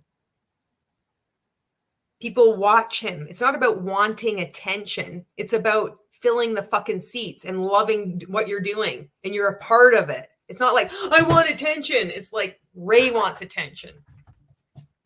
I want attention. Frowny face. I want attention. And we fucking know. Oh my God. Monica says, I get the feeling that they scour these contestants to see who has the most connections. You know, I wouldn't be surprised.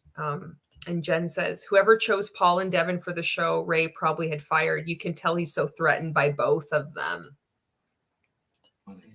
The attention doesn't bother me at all. Because you really light up when you talk about the stage. Look at Ray lights up about when he's talking about the stage. He tries to make it, if you're getting attention, that there's something wrong with you. He did the same thing with me and coaches in general, not you, Jen, but in Inner Circle, there was something wrong with me, that I was getting attention for growing on TikTok, because I wasn't supposed to be on TikTok. I was supposed to be a good little cult member and just post on Facebook, on Instagram. How stupid does this sound? And then I was told by fucking posts and videos and fucking other videos in live videos made in Inner Circle Coach, in the 100K Inner Circle coaching program, in Rank Makers from Ray. It's like, you're just doing this for attention. It's like, yes, we are all posting on social media for attention because you want eyeballs on your fucking content, because you want to recruit people to your pyramid scheme. We want to recruit people to our multi-level marketing company. We want to create conversations with people. That's the whole point. It's called attraction marketing. You want attention. But he frames it like, oh, you just want attention. This is just another way that you're self-sabotaging. There's something wrong with you, really wrong with you, that you want attention and not, you're taking attention away from me. That's what this is about. He wants all the attention. You can't handle even sitting there talking with somebody who has had more attention on stages. This is so weird. And Michelle says, Ray is all about the stage. It's so weird. He's going to be like walking across a stage in some old theater when he's like, I don't know, 82. He's going to be all alone. He'll be talking to himself, muttering, kicking his fucking rock. It's just a little one. Somehow it got up on this stage of this theater, and he's on his stage, but he's all alone. He has no one else left. He's chased everybody away. But he's on his stage. Nobody applauding, just the fucking voices in his head saying you're a hero. Holy fuck. Pay me shit, but oh, he swore. There he goes. You're not gonna pay me shit, but oh, he's such a fucking asshole. Here's the asshole released. They saw me and they woo. You're a performer, right? I can 100% appreciate that you have lived your passion, but it hasn't reaped the rewards in your life that you wanted. It hasn't reaped the rewards in your life. I appreciate that you have done something you care about, but you need to sacrifice all of that and give us all of your money for coaching, because network marketing is the solution. And the reason why you're such a failure is because you're not making millions of dollars like us. You see how affluent we are, that we get people within Rank Makers, our weird culty fucking group of network marketers, to fly out at their own expense. And we're going to teach you. You're very special. You're chosen, you see. We don't do this just to everyone. We certainly don't do this to successful people outside of the multi-level marketing industry. We only do it to people who are vulnerable and aren't making any money at all. We can coach them. That's who we want. We want to prey on the vulnerable, just like the fucking multi-level marketing industry. Jen says, all by myself plays in the background. Sherry says his daughters will have him committed to the insane asylum. There's that one TikTok trend where it says something like that. This is where you're going to live or something. I forget the song. Michelle says he'll be like that old dude from Up, but without the Boy Scout Russell or Doug the dog. Sherry's like, specifically. Flo says, haha, he does want attention. Didn't he get taken off the stage early by Cardone? I still think he's like, oh, he rushed me through this speech. Yes. So he had said in Rank Makers, and Jen was there. She fucking saw this. She saw this go down. So he was invited to speak on this stage at this 10X event. And he was going to give this amazing testimonial about how his life changed because of Grant Cardone. And he told us all in Rank Makers that he was going to lie, that he said he was going to attribute all of his success to Grant Cardone. And he bought all his shit. He had like a 10X hat, a 10X t-shirt, fucking 10X jacket. It looks so stupid. He had this video. He had all this 10X shit all around him because he's like, he's got to impress this Scientology fake billionaire. And then he gets up on stage, and when he starts to get into his whole spiel of, I was $1 million in debt and personal foreclosure, sleeping on my buddy's couch. But that's the story that he used about network marketing. About 2008. This is like 2020. He just, it's all sleeping on my buddy's couch. But then I got Grant's coaching and everything is great. It's like, that cost $100,000 for 6 coaching sessions. He missed out all this other part where he uses that same story to talk about his success in network marketing and then network marketing coaching. So as he's launching into this, the MC like interrupted him and he's like, yeah, like, what is it? Because he was like, I'm sure they're all crooks, but even the MC saw through, right? Oh, Pal says, can you imagine what Ray is dreaming about? To be admired worldwide. That's all it is. Totally. Oh my God. Let's see. Financially. Financially, right? But everybody needs money. Yeah. And so good for him for pushing back. What I'm hearing is that you might have a problem with money. Oh, fuck. Big surprise. Maybe you could buy our new book called Time and Money Freedom. We grift off the most vulnerable. You got something wrong with your money mindset, Paul. That's what's the matter with you. If you look at Ray is fantastic at physiology. He will teach you all about it. He will teach you about the refractory period. He will also teach you about the dendrites and the corpus callosum of your brain. You don't need to do any of this research. You don't need to look on another website. But in this area of your brain, there is something called the money mindset. And there's something wrong with that. And that's why. No, not at all. I think I've just followed my dream and my vocation. So are they in opposition? If someone follows their dream and goes after that, then they're probably... What the fuck is he doing? He is the best to do fucking duets with, though. Like, it's so awesome. Fuck. Like, am I doing it? I'm not doing it right. Fuck, I gotta... It's because this is... Oh, there we go. There we go. We got to get a song to this right now. And I know what the song I want to play. It's not Jason Bourne. That's like getting... So wait, here we go. Fuck. Sorry. All right, let's get this going on.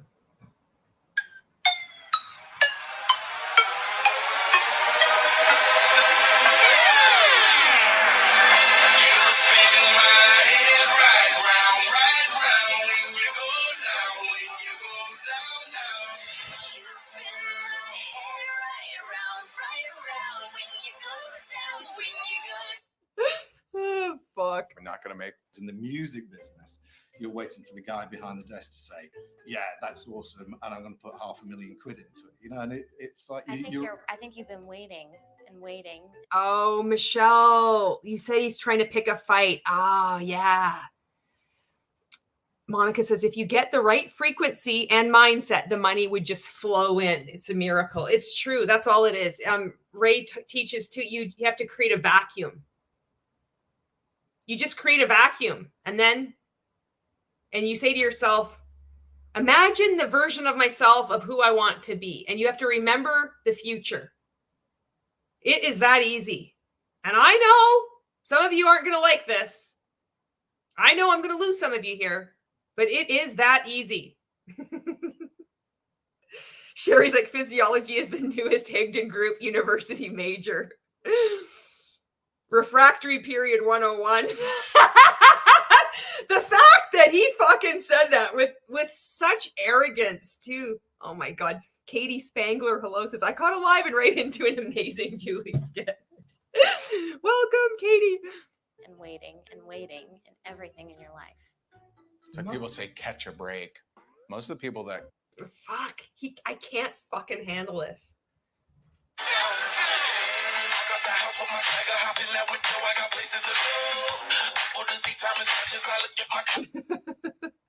caught a break made a break. No. He is trying to pick a fight. Thank you so much, Michelle. Look at, he's just trying. God, he's so fucking manipulative. They just got lucky. He's trying to trip him up on anything. I'd love to have somebody try to trip Ray up on his contradictions. He wouldn't. He'd just throw a fit. He'd get all mad. His fucking vein would like get all popping out on his neck. That whole bullshit pandemic. Fuck. Fucking big guy. Fucking yelling at your phone with your ring light. The fucking rank maker ring light behind you with the clamp that always breaks. You gaslight 16,000 people. That fucking rank maker ring light. Oh my God. Twice I've sold everything I've owned. Once I moved to New York, once I moved to Toronto.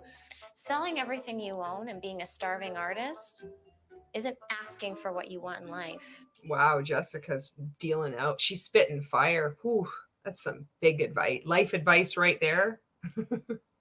And isn't taking right. You're right, because I didn't get that then. And it was only when I... She's so stupid. Oh my God. Like, she is probably the stupidest person I've ever fucking seen in my entire life. I fucking gave them so much money and so much time. Oh my God. Reached about the age of 40. I said to myself, I don't know why it's not happened, but it's not happened. Oh, he's so cool. He's so cool. They can't even handle his coolness. Fuck, I hope he's out of multi-level marketing. But do you know the funny thing? Once I took that, because the universe started providing something that had 2 number 1. Oh, they're trying to make it like he's going on, and they're fading it in and out like they're so tired. Oh, wow. Really, really great job, guys. Yeah, you've done such a good job of making him look like the problem. You've really knocked it out of the park. That's exactly what it looks like. Yet again, another W for the fucking Higdon Group. With separate acts, and I'd prefer it if this was off the record, really, because I don't want to have this. Oh my God. Can you fucking imagine this looking at you? Oh, fuck. Metaphorical kind of schizophrenia of like. He's so fucking cool. He's so cool. I would love to fucking sit down and chat with this guy. I know I would fucking pay to go see your band. If you're at a multi-level marketing and you need some exposure, fucking exposure, I'm here. I'll fucking whatever on TikTok or whatever. Paul, if you're out, you're fucking cool. Michelle says, shortening the refractory period by giving up porn and saving the male creative energy to build the business 101, because Ray is now teaching everybody about porn, and that the greatest male sports legends, their careers have been ruined by immoral women. Can't make this shit up. You can't make this shit up. I'm a musician. He exhausted my mind. I know, we could see there's not much in there to fucking exhaust. It's a pretty weak muscle that's atrophied over the years. It's not that hard to do. That's why he got those fucking hamster wheels. He just exhausted my mind. He doesn't stop talking. Fuck. The irony.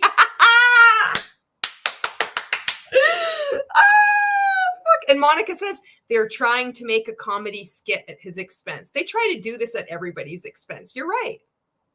That's what they're trying to do. They're mocking him. The contempt. Look at fuck. Here we go.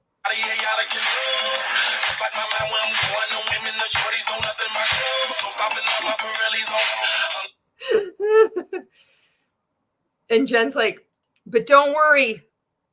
This isn't an anti-woman rant, because Ray has also said now, to preface his training, one of his recent trainings, I'm not anti-woman. All I'm saying is that these male sports heroes have had their careers ruined by immoral women, not by the choices that the men made themselves, but by the women with the honey dripping from their lips. Fucking Bible verse, Matthew 4.2, Repeten 3. Holy fuck. Katie's like, it's the jerking head motions for me. He is fucking cool. He's fucking cool. The dude can wear a fucking polo better than anyone else in the network marketing business.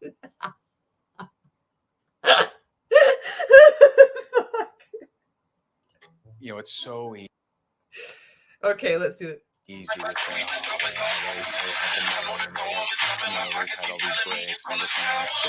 who was successful and hustle like they did. I like him as a person. Very You don't lack need of to hear coachability. what he's saying, because what he's saying doesn't make any fucking sense anyway. Hal says, and Ray doesn't exhaust her mind. Exhausted my mind just trying to get through to it. My number. He said exhausting her mind through at least 3 times now. He said a lot of big words, though. Somebody else had said a word in French that probably threw her off, too. Numbers 2. 4. I have 0.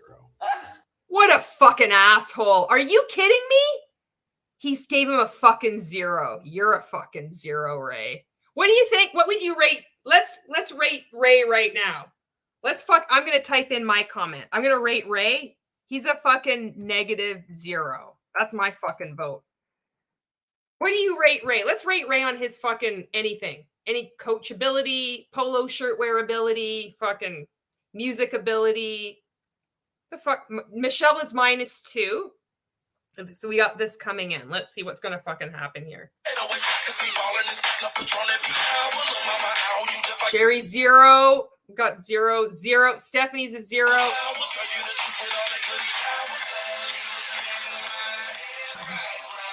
Lisa says, I'll bet he's been waiting since season 1 to rate someone a 0. Yeah.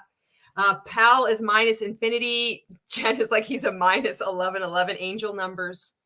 Lisa -5. It's not looking good for you, Ray. I think you need a lot of work on your mindset. Monica is a 0.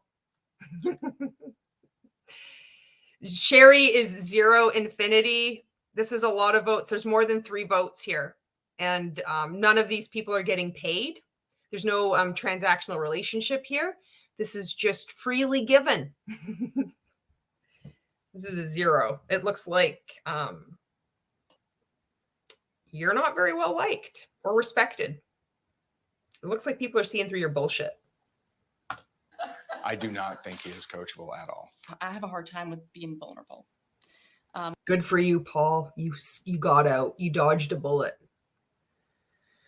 Michelle says, please snuff your torch and leave the island, Ray. You have been kicked off the island. My facade is, let's walk into a room, don't know a stranger, make everybody laugh, put a smile on everybody's face, because I've got the smile on my face, but I have no problems. That's what I pretend. That's what I want everybody to think of me. But when that door closes, Who the this is so bad again. Just back to like that this is normal. This is expected. So when they say, "Oh, you don't know what we want," we do know what you want. All rank makers know what you want, because it's the same as the multi-level marketing industry. And we really know what to do, how to perform in rank makers, even if like Paul was actually too friendly and wasn't like giving a sob story. He was just being honest, real, cool. But this is like, oh, what's wrong with me? And how can I amplify that to get approval? And then just show how much of a useless, uncertain person I am, that I need so much help in building up my confidence in ways I'm self-sabotaging myself. And then that's how you have to show up. And that's what's going on here. And that's what most of us did. It's not the same. Sorry. Oh, look at Jessica. She can't squeak out a tear if she tried. I got to plug in my phone. Look at that. No empathy at all. Do you have a napkin? I do a really ugly cry. She didn't fucking move at all. I don't, when you're a normal human being, when you're like a person that isn't, has no heart or isn't a malignant narcissist, your reaction is to like help someone in some way. And they're just like watching her cry, just like sitting there. And then even like, to me, it's quite telling that when she says, "Is there a napkin?" she doesn't even fucking move. She just fucking sits there, waiting. She didn't even fucking, it was like somebody else in the background, one of the crew.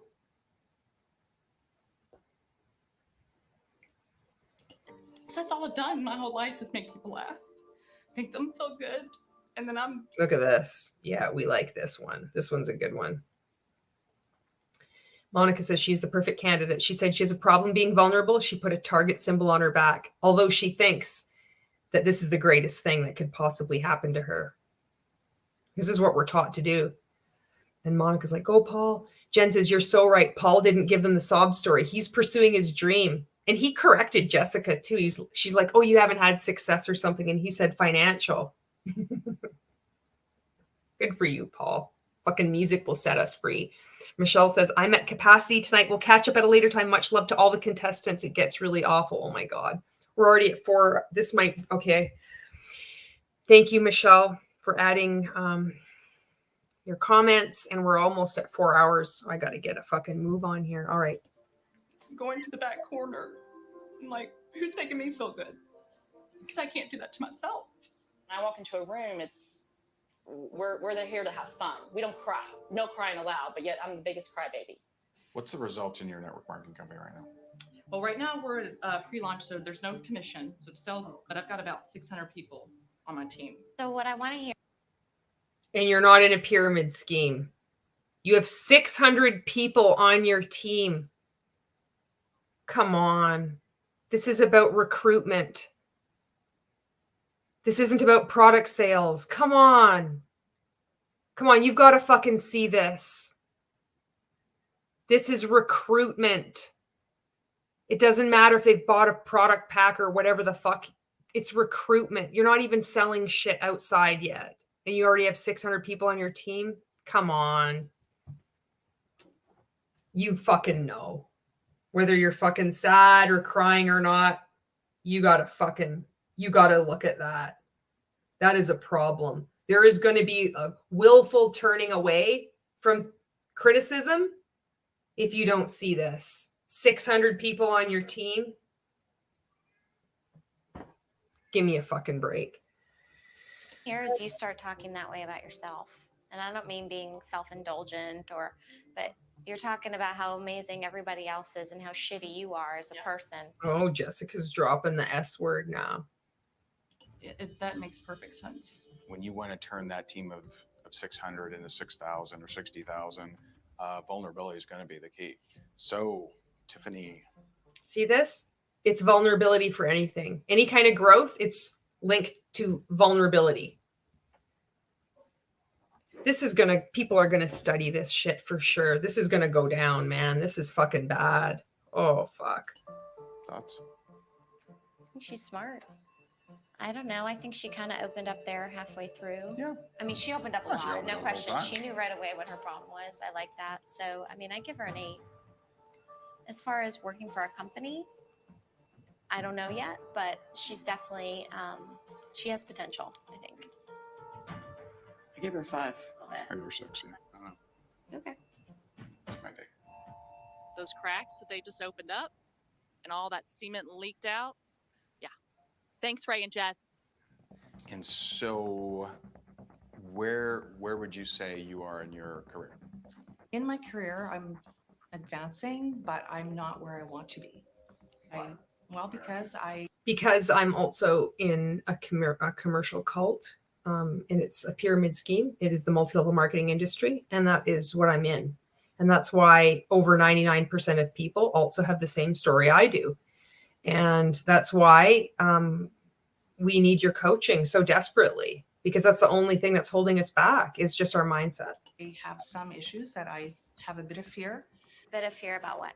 Well, just Like, isn't this the stupidest fucking thing you've ever seen? Where you think of like actual businesses, any businesses, even using their examples that they like to use of franchising or a restaurant or Uber driver or Amazon or real estate. Nothing ever. No other business goes like about mindset and being vulnerable. The only ones that do this are cults and the multi-level marketing industry and the multi-level marketing coaching industry. This is what these fuckers do. This is what we're up against. This is what people fight against. This is why it's so hard to speak out, because of mind games like this. Ugh. taking steps forward, possibly because of failure. I might fail. So Possibly a bit of fear about taking steps forward because I might fail. Specifically, I told her specifically to specifically address it. I don't know about you, but my mind is getting exhausted. yeah, that's a mouthful, right? So you have. You want a mouthful? Do Ray's definition of posture. That's a fucking mouthful. He's fucking in derp mode right now. He's fucking full on derp mode. He's like derp mode standing there. Fucking derp. Let's here we go. Derp. Fucking derp mode. You could just like derp out random at times a day. Just be like, Fear that you would fail if you take these steps forward. Yes. that's what you teach in Rank Makers. And you said something like that earlier on. Ray did, when he said something about if you succeed, then you feel like you're going to be not spending as much time with your kids. You feel failure if you move forward. It makes sense when you're in, because you teach this kind of thing. So do you have a fear of success? I have been successful before, but I think it's a fear that has stemmed from a long time. It's just been in there and it's just never gone away. My husband and I have had a big failure. It was like, wow, we were there. We went from riches to rags. And for me to actually mount up again, I was exhausted thinking about it because I worked hard to get there. So what aren't you doing that you know you should be doing? Sending out prospecting messages every day, doing a live video and tuning into the Ray Daily and doing the daily action step and working on personal development and meditating and taking a cold shower and doing intermittent fasting. And also like saying a prayer because I'm an orphan spirit. Well, I'm doing all the little things that, I do like follow exactly what you guys teach us because I really believe in what you're doing. And I think also I go back to what, it's not about me right now, but what we've gone through and how we went from riches to rags, basically. And that's that fear, I think, that what if this happens? He's derping out hardcore. This is the best part yet. And I get that far again. So if you lose it all again. Monica says, let's send Ray a video with all our shower rods. Oh my God. Fuck. Yes. Fuck, what's a good song to play for that? Oh my God.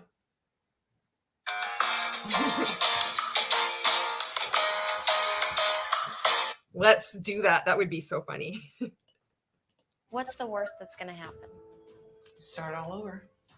Is it better to just not succeed? Right? No, You know what I mean? want to You succeed. see what I mean? So that was a really deep question for me because it almost. He said this before with the previous contestant too, because he says this all the time. Oh, most of you are afraid to succeed. And now it's the spin with the devil. The devil wants you broke. Most of you are afraid to earn money. How are you going to convert more people to Christianity, our brand of it, our strange brand, where only I get information from God? I'm the prophet. The devil wants you broke. How are you going to impact the world if you don't have any money? The only way to get that money is to give me money. Took me by surprise. Like, what am I fearful of? Maybe I need some coaching on that. Maybe I need to convince myself, and I don't know what that looks like because I know I have it in me. I've done it before. I've been there. And I think there's a fear, like I said, of failure. And I need to. Can you imagine him ordering at Applebee's? He orders a fucking burger, like a mushroom burger. He's just fucking impatient. Fuck, I can just imagine this. He probably wants a float, root beer float too. That might make him fucking happy. That's the problem. That's the problem. You're saying, I believe in myself, I believe in myself. But until you really do, and you go for that success, even if there's that fear to fail, it's not going to come to fruition. Marilyn. I love her.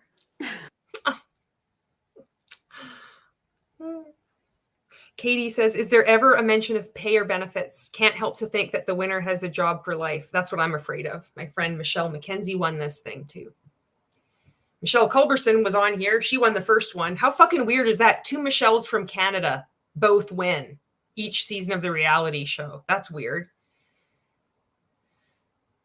They mentioned that the possibility of a salary was $200,000 a year. And then they also said you could earn even more. And they say they don't give a job description. They say it's going to be catered to your strengths. And then Jessica says in one interview, if you had to sign a 3-year contract. And they've also made reference throughout the previous episode about being that this is your, like, they want long-term with people. They're not just looking for someone that's going to just up and go and want it to make it all about them and have attention on them. Are you really going to serve our mission, serve our group, serve our leader? They set this up. They learned from the first season and manipulating people, and they're good. I'm afraid. I'm afraid for her. It's just she doesn't see what she's in. I hope she gets out. I hope you get out, Michelle. I know you're fucking smart. And you're a good person. I know you're caught up in this. And Katie's like, got it. Groomed for sure. Yeah. Monica says, if people are afraid to make money, then how come he hates jobs 9 to 5? People make money on 9 to 5 too. Exactly. And all his employees, they're getting paid more, even though they're getting paid shockingly little. They're getting paid at least more than people in multi-level marketing. Pal says people can be happy without financial success. Exactly. I think she's so cute. I don't know why. I just love her. I thought she was awesome. I don't know. There's something about her I just really like. Maybe she reminds me of someone. I don't know. But I gave her a 9. Okay. I liked her also. I gave her 7. Fucking Ray probably gave her a 2. He's got the derp cock look on right now. Here we go. Liked her, just not that much. I was like over the moon about her. Yeah. It is fake. He's so fucking fake. How the fuck did I get... How did I stay in for 5 years? Oh my God. New York. Right? Yeah. New York. She's very nice. I gave her an 8. And again, this is on coachability. Oh, fuck. Gave her some coaching there. She seemed to take it. She has a team of 900 people since July. I mean, that's huge. Basically, what they said is you need to do it. Whatever you want, you need to go after it because you've done this before and you can do it again. Okay, let's get the scoop on this group from the mole. Okay, let's get the scoop on this group from the mole.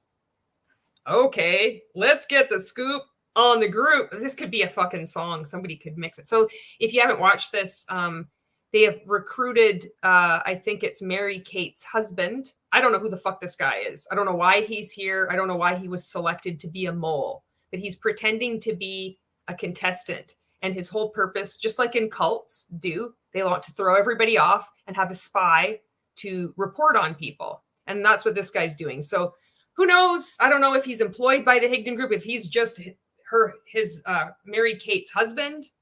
But for whatever reason, he's in here now and he's going to tattle on people, giving his qualified opinion. I don't know, however the fuck he judges people. Who knows what his scorecard is, what he's been given, what his metrics are for liking people or disliking them. In the previous episode, he said he really liked this guy who oddly enough looked fucking just like him. It was so weird. I have no idea. This is such a weird part. Monica says, Snake smiles. I love that he says, give her some coaching. He does not even know how to give advice, much less coaching. No, but he sure knows how to charge for it. So tell us a little bit. How is this group? Yeah, overall, tough to get to know. Yesterday was so easy. Today I'm having trouble keeping my eyes open. Any major feedback? Anyone that's absolutely terrible? Anyone you love? Anyone who's absolutely terrible, anyone who you absolutely love. Why? How? Why do you hate them? Like, why are you? It's just so strange to me. It's not, because this is a cult. It's like, Lisa says that is so shady to have a mole. And Pal says they love to feel above all the contestants. Yep. Oh, yeah. Stay away from. He's fucking paying attention now. He's not really paying attention with anybody else because he's got them licked. He's seen it all before. He knows how to manipulate people, but now he's fucking paying attention.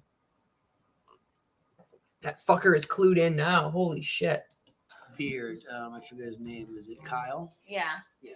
If he corners you in to talk, you can't talk. I mean, it's hard to get a word in edgewise.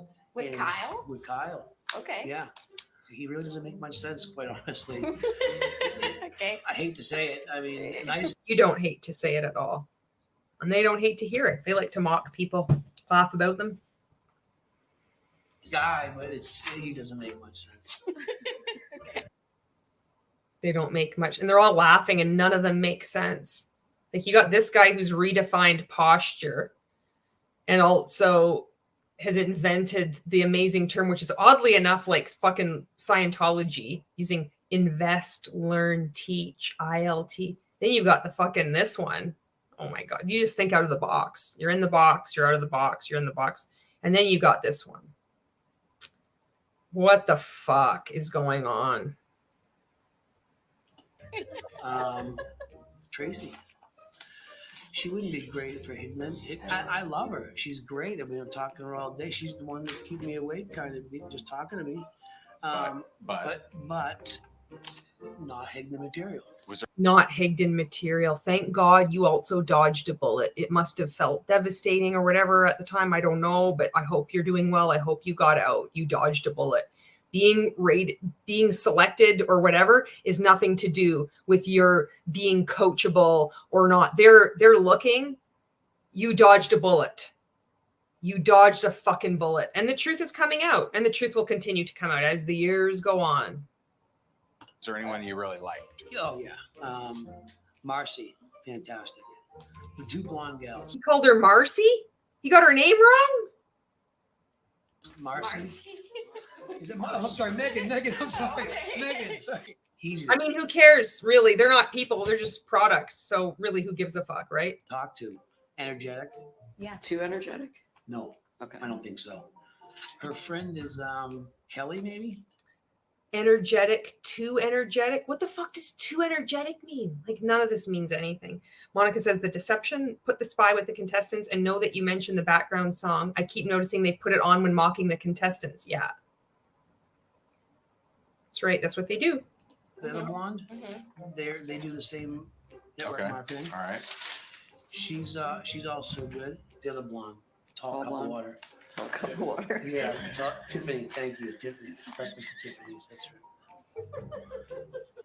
Look at them laughing at all these people. So this is really like ethical behavior. This is operating a business that is in with integrity. Is you just sit around this table and you laugh and mock people. Way to show up powerfully and impact the world. This is amazing coaching. I can see why people want to pay $25,000 just to have a fucking event at Ray's house. I mean, you can see this guy, he's the master of his emotions. And he's got this incredible support team that really knows how to help people. No wonder so many of his clients are, doing so well. No wonder so many rank makers rank up and just don't have any need of any coaching anymore because they've achieved time and money freedom. I mean, the statistics don't lie. They're all there. I'm sorry, I'm tired today. And She's one of the top. What about the guys? Okay, now I'm getting to the guys. Besides- Okay, guys, besides me, I would say Gene would be my top runner. So you're saying Eugene or Megan? Number one favorite would be Megan overall. Now, would that be for day 1 and 2? I don't think you could find a winner out of today's group. No? I don't think so. I think You just feel like group day I 1 think- was I just think better caliber. Day 1 is, yeah. Better caliber. I'm going to say a firm no on the military gentleman. He's not a cheerleader, first of all. That's true. He's definitely not a cheerleader. Right. He didn't raise his hand because he's not a cheerleader. He's not a big fan of anything, but anytime someone says, hey, you like this? Not a big fan. Well, maybe because he was asked if he'd kill anyone and then was asked about PTSD and fucking coerced about speaking about any mental health issues. Jesus Christ. What the fuck are you a part of? Who the fuck are you? You're married to Mary Kate and you think this is normal behavior? What the fuck? You're a fucking grown man. You need to wake the fuck up. I don't even know if you're in a multi-level marketing company. Are you working Modere too? How do you think this is okay? You're mocking a veteran, right? So he's not a fan. Look at this. I can't even fucking believe this. Every episode, there's not many more of these ones, Thank God they'll be over and then this will be done. He's not a fan of anything. So who is our top 2? I mean, Megan for sure. Megan seems very high energy, always up. Yeah, Katie. Jessica asked him that outright. Have you killed anyone? Yep.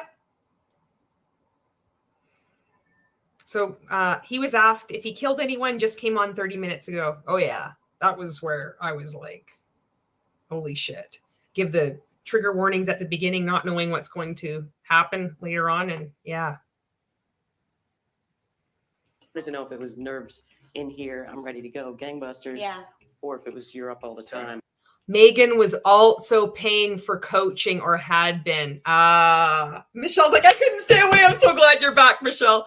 So there's an unfair advantage in here. And then you see there's more deception. So Megan was paying for coaching. And so that's paying a lot. You can be paying a paltry amount like I was for 100K inner circle coaching, or you're paying the big bucks to get coaching with Ray.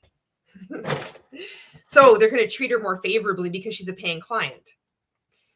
And Monica says, when doing a coaching program, once you get the course, I would think you eventually graduate and would not need any more. But with him, it's eternal. There's no graduation in sight. Exactly. And he would say, new levels have new devils. I always have a coach. I'm paying all this money. I paid Grant Cardone $100,000 for 6 sessions. Ergo, if it's good enough for me and I'm paying this much money, there's no way you could afford $100,000 to get this coaching from Grant Cardone. You can afford coaching from the Higdon Group. Michelle, I couldn't stay away. But totally. So Megan is still good in the Absolutely. top. Okay. 100%. I'm kind of torn between Marilyn and John I like for both of them. my top. I had Marilyn, but I also do like John. Who did you have? I had Michelle. I would assume all 3 of us are kind of like, well, she makes $200,000 a year. Yeah. Is she really willing to be flexible there? Or See, for a job that says you can earn $200,000 a year and beyond, they're awfully fucking threatened that she was already making $200,000 a year. They seem quite nervous and perturbed that somebody already so successful would give it up to work for them. It's almost as if they know already that there's no way in fucking hell that she'll ever get paid $200,000 a year from the Higdon Group. It's almost like that. What do you think? It's almost like they're slightly disturbed about that. Odd says, I'm about 15 minutes behind and have been mostly just listening. Came at a lively point. Thing is, it seems their demeanor could be scripted somewhat for the producer. Who's the producer of this? I know it was, I don't know if it's the producer, maybe if Michelle can add on, but I know maybe it is the producer, but Hank Norman was behind this. And I think he was the producer. He was coaching Ray at one point, and he also did this reality show for Grant Cardone. And Michelle says 2 Market Media is the producer, which is fucking Hank Norman. He's another fucking guy. He's the guy I did a video on this on my YouTube channel, which we're on YouTube, called Brand Makers. Him and Ray went in on this. Oh, fuck. It was another group on Facebook I was a part of, $97 a month. Megan Ferguson says, Megan was even on stage for Ray at one of their conventions. Thank you for adding that. And Pal says, Ray's coaching is like amazing. Monica says, Julie, it's been awesome, but I have to go to bed. I'll catch the replay and finish the video. Bye. It has been fun. Bye. Thank you, Monica. Ooh, we're getting there. Oh, my goodness. And Michelle says, Hank Norman and Steve somebody. And Monica says, good night, everyone. Good night, Monica. Thank you for hanging out with us. I'm going to go with Megan and John, just because I think it'd be good to have a mix of a guy and a girl. And I think John is such a different energy than we've had in the past, but he's built such a successful business that, network marketing business. And I think it'd be interesting to see him in the mix in the finals. I can buy into that as far as the team leaders, because we're really picking the top 2 team leaders. Yeah. Right now. Yeah, for sure. So my bottom 2 are Paul. I like him. I had him as a 0 for coachability. Because you're threatened by him. Being rated a 0 by Ray is the fucking highest compliment a person can get. Welcome to the team, Paul. You're fucking amazing. Welcome, fellow 0.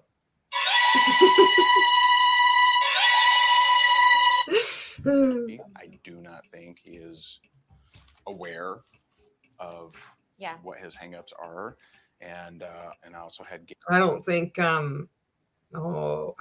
you're aware of your hangups either, Ray. Gary, which breaks my heart to put him there. His is more of a readiness thing. Yeah, I don't think he's. Thank Christ, they didn't get their hooks into Gary either. Enough of that. He's ready for this. I think Ryan is definitely in the bottom. Simply, I think it's another readiness thing, and also his coachability was readiness. It's almost like, what the fuck? Readiness of what? Readiness to do exactly what you're told whenever you contact them.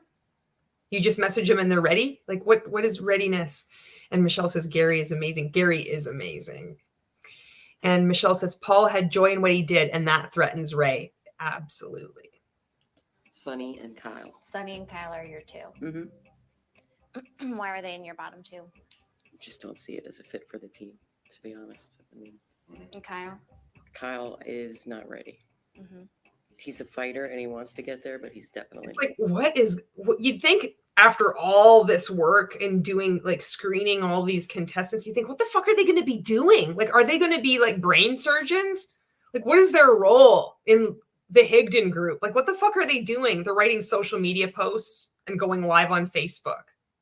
The fuck are they doing? Michelle says, by readiness, they mean they aren't deeply indoctrinated enough. Okay, thank you. Not there yet. He's got a lot of work to do. Even though I really like him. He's got a lot of work to do. I got to let this play. I'm so sorry. I'm going to have to say Eugene and Gary. This challenge that we just had, the interview series, here was we really the number one thing that we're looking for is coachability. Because if you're not coachable, how can we possibly help you? And so this was all around not what's your resume, not. It's funny where they say it's about being coachable. They keep pushing this coachable, but it's about a job. Last season, you could choose between coaching or getting a job. This one is like, it's all about coachability, but you're getting a job. It's almost like they're manipulating people. What have you accomplished? Not even what value can you bring to the Higdon Group. It's, are you coachable? Are you not? So we actually need to eliminate 7. They don't need to know what value. They just want to know if you're coachable. We just want to know if you're coachable. Coachable. Take a shot every time they say coachable. 11 today. We picked 2 team leaders who are going to be picking a team. Hopefully you paid attention to the suggestion earlier of get to know everyone, and so that you understand the team dynamics and everything. Number 1, if John could come on up.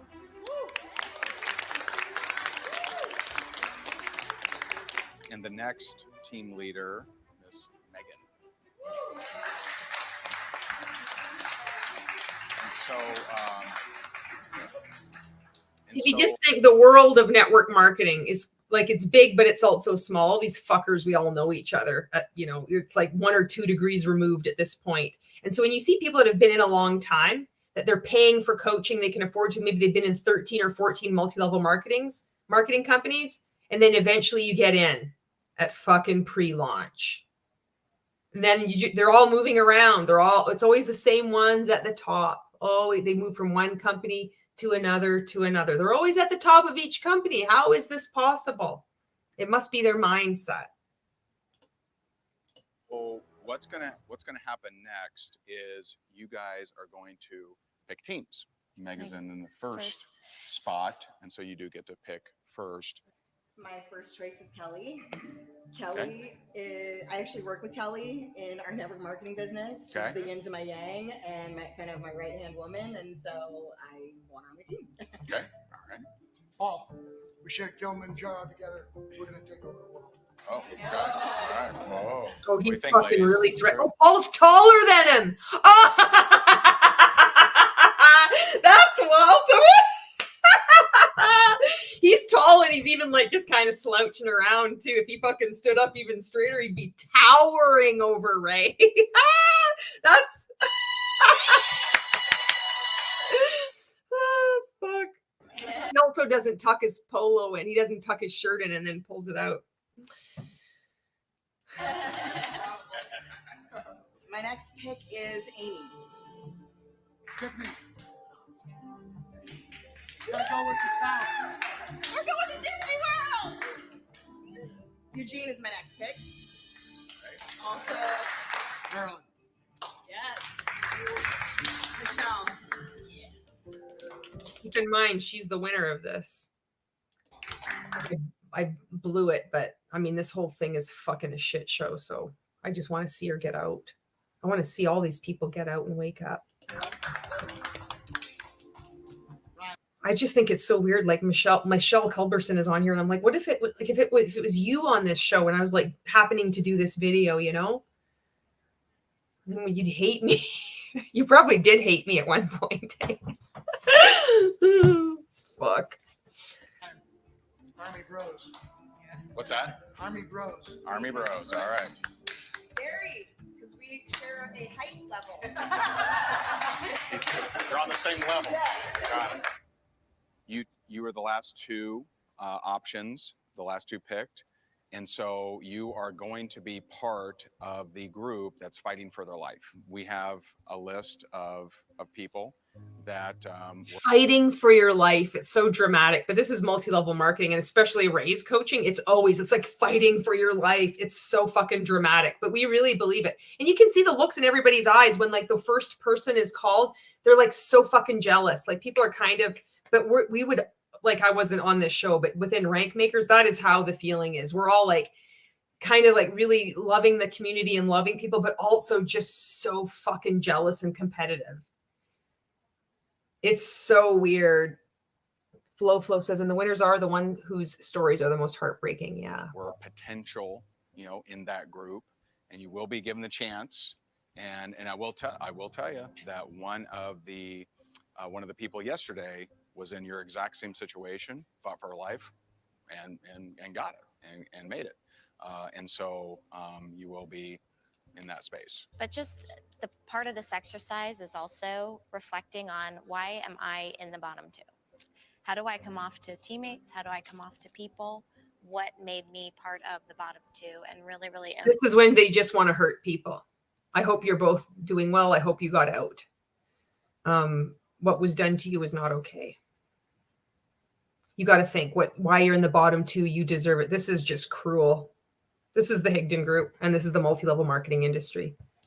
That and reflecting on that, and also just You guys are not. You are both fucking valuable people.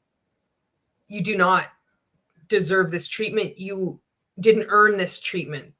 This is manipulated. This is manipulated. You were manipulated. They're getting off on you feeling this way. This is how they run their business. Going to be competing. So There actually isn't a competition. there actually is no competition. Yeah. This whole thing was to see. Is a ruse. This whole thing is just to control you and to fuck with you. Who's going to be in the bottom two. So they're not the only ones who are in the hot seats. Correct. So we have our top picks and our bottom picks. So And I just want to say, this is not who's best, who's worse. It's who do we think is ready? Paul, please have a seat. Gary, Tiffany, Kelly, Ryan, and Eugene. One of you is going to move forward. So you're in a battle. This is it. And like I said this morning, a lot of people think they have all the time in the world. This is it. This is the shot. This is what you've been playing for. And this is the name of the game. Fuck. He's so fucking so full of self-importance. Michelle says, Tracy, Sonny, I haven't been able to get in contact with since. She has disappeared off social. I hope she is okay. I hope she is too. I hope you're okay. I hope you're doing okay. Game. This is who's ready for more? Who's ready to take it on? And so we have a question for you.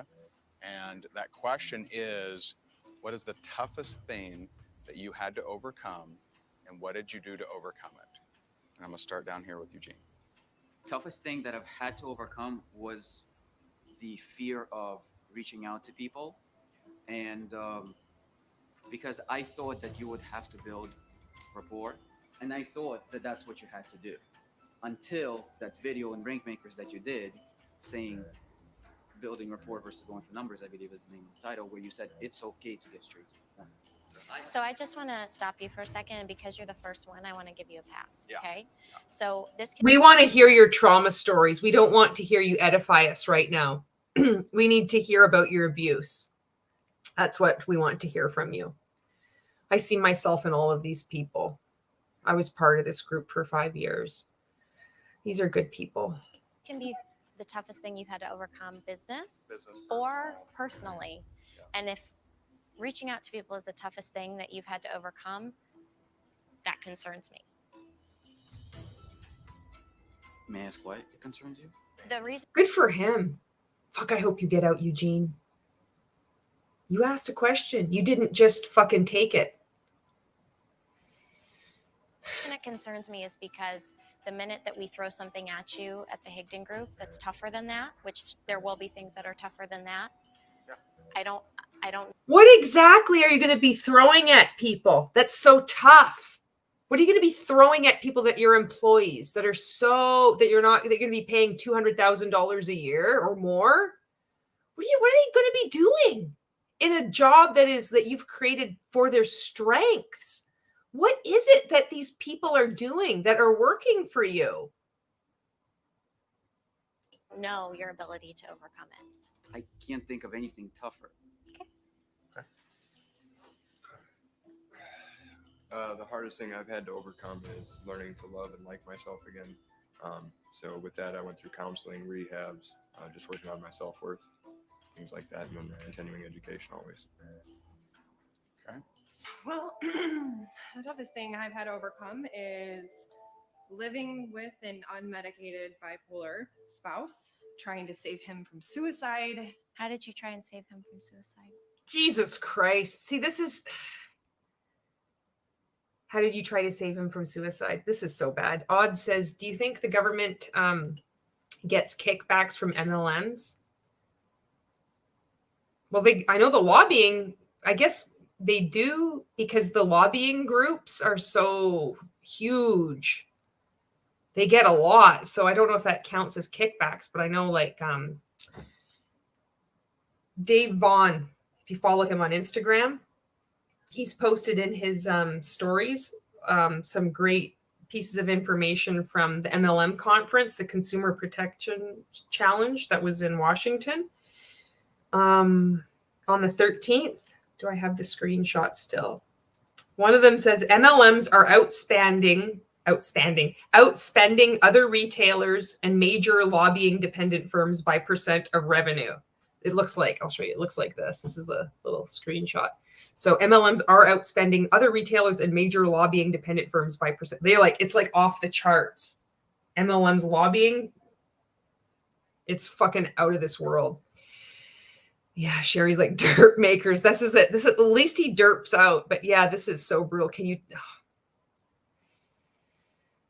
Michelle says, yes, they do. There are significant lobbyist fees paid. Thank you. Pal says, Ray will never pick a winner taller than him. Nope. Yeah, Katie. Yeah, exactly. This is the worst part now is they're going to go around and he's just going to be like listening to trauma story after trauma story.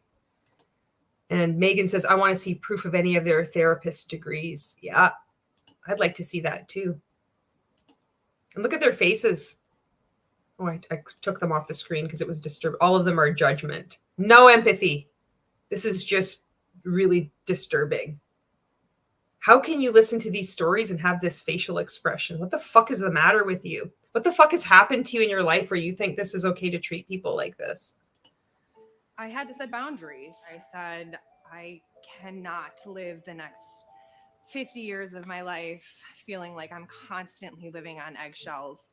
We have a 3-year-old son, did not want him growing up in an environment feeling like he just never knew when dad was going to snap. Now that he's medicated, what's the difference you've seen in your son? Oh gosh, he is just a... Now that he's medicated, what is the difference that you see in your son? Mom guilt. This is what we need to prey on. Suicide. Yes. More, please. All of energy. And when dad would kind of go off on... See, meanwhile, as this is happening, all the contestants are watching. So this is happening in real time or, reality. Fuck, what am I trying to say? But this is also happening virtually within Rank Makers and within all these other associated groups. Everybody's watching and seeing. It's like, oh, Jessica's showing interest. Oh, they're all looking like they are, like, this is what they want to hear. So then everybody's learning from this. And they're like, okay, I've got to also tell a story. I've got to make mine even worse or darker or go even deeper and be even more vulnerable so I can show I'm coachable and aware. That's what's going on. I don't know if I want to call it a tangent, but when he would kind of go off the ledge a little bit, and it did come in cycles, you could feel him cower more, quiet down more. And I don't feel that from him. I have not felt that from him in just about a year. So What I admire about you is it doesn't seem like you live there. No, you can't live there. I mean, to literally survive what that day was going to be like, there were days it was hell on earth. I had no choice but to do that. Yeah. So the toughest thing that I've had to overcome was I cut my family off for 4 years and rebuilding that trust from them when I reunited with them. Choice of men was not my top suit, so I picked somebody who just really pretty much basically I was brainwashed. So I cut them off being with the ex. Well, holy fuck, isn't that ironic? I hope you get out and I hope you get help, and please go see a cult expert.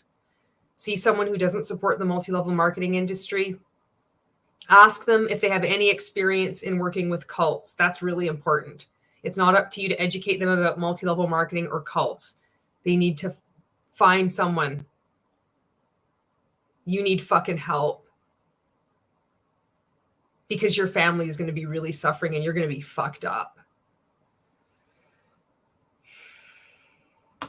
My ex-husband, and they never liked him from the beginning. So I thought it was going to be a big, I told you so, and it was not. How did that process go? Like you called them one day. How did that process go? That's what he wants to know after all this.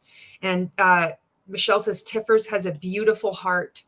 Katie says, catching the replay later. Thanks for reading mine and all of our comments. Keep fighting the good fight. Good night, Katie. And thank you so much for hanging out. And nobody ever has to watch any part of this. This is just pieces, whatever. I want to get this out there, So thank you so much. So actually, you guys think you're sneaky. My mom had a spy who, for like 2 years, she had a rat that actually worked at a company that I worked with. And he basically spied on me for like 2-3 years and would feed her information. And finally, one day, What does that say to you? it makes me feel like Now, shit. yeah, what does that say to you? I played this without fucking hitting the screen. I'm sorry. So if you heard that, she had somebody spied on her for 2 years and she felt like shit. And they just did the same thing to her. It's like, he just says exactly what he's doing. This is wild to me. The fact that well, for one, I cut them off. But the fact that my mother took that effort to find out, for one, where I worked. Don't you think it's because she cared about you? Oh, God, yeah. Oh, God, yeah. And my mom's a beast. I mean, she is a beast. You don't mess with Lois. So how did you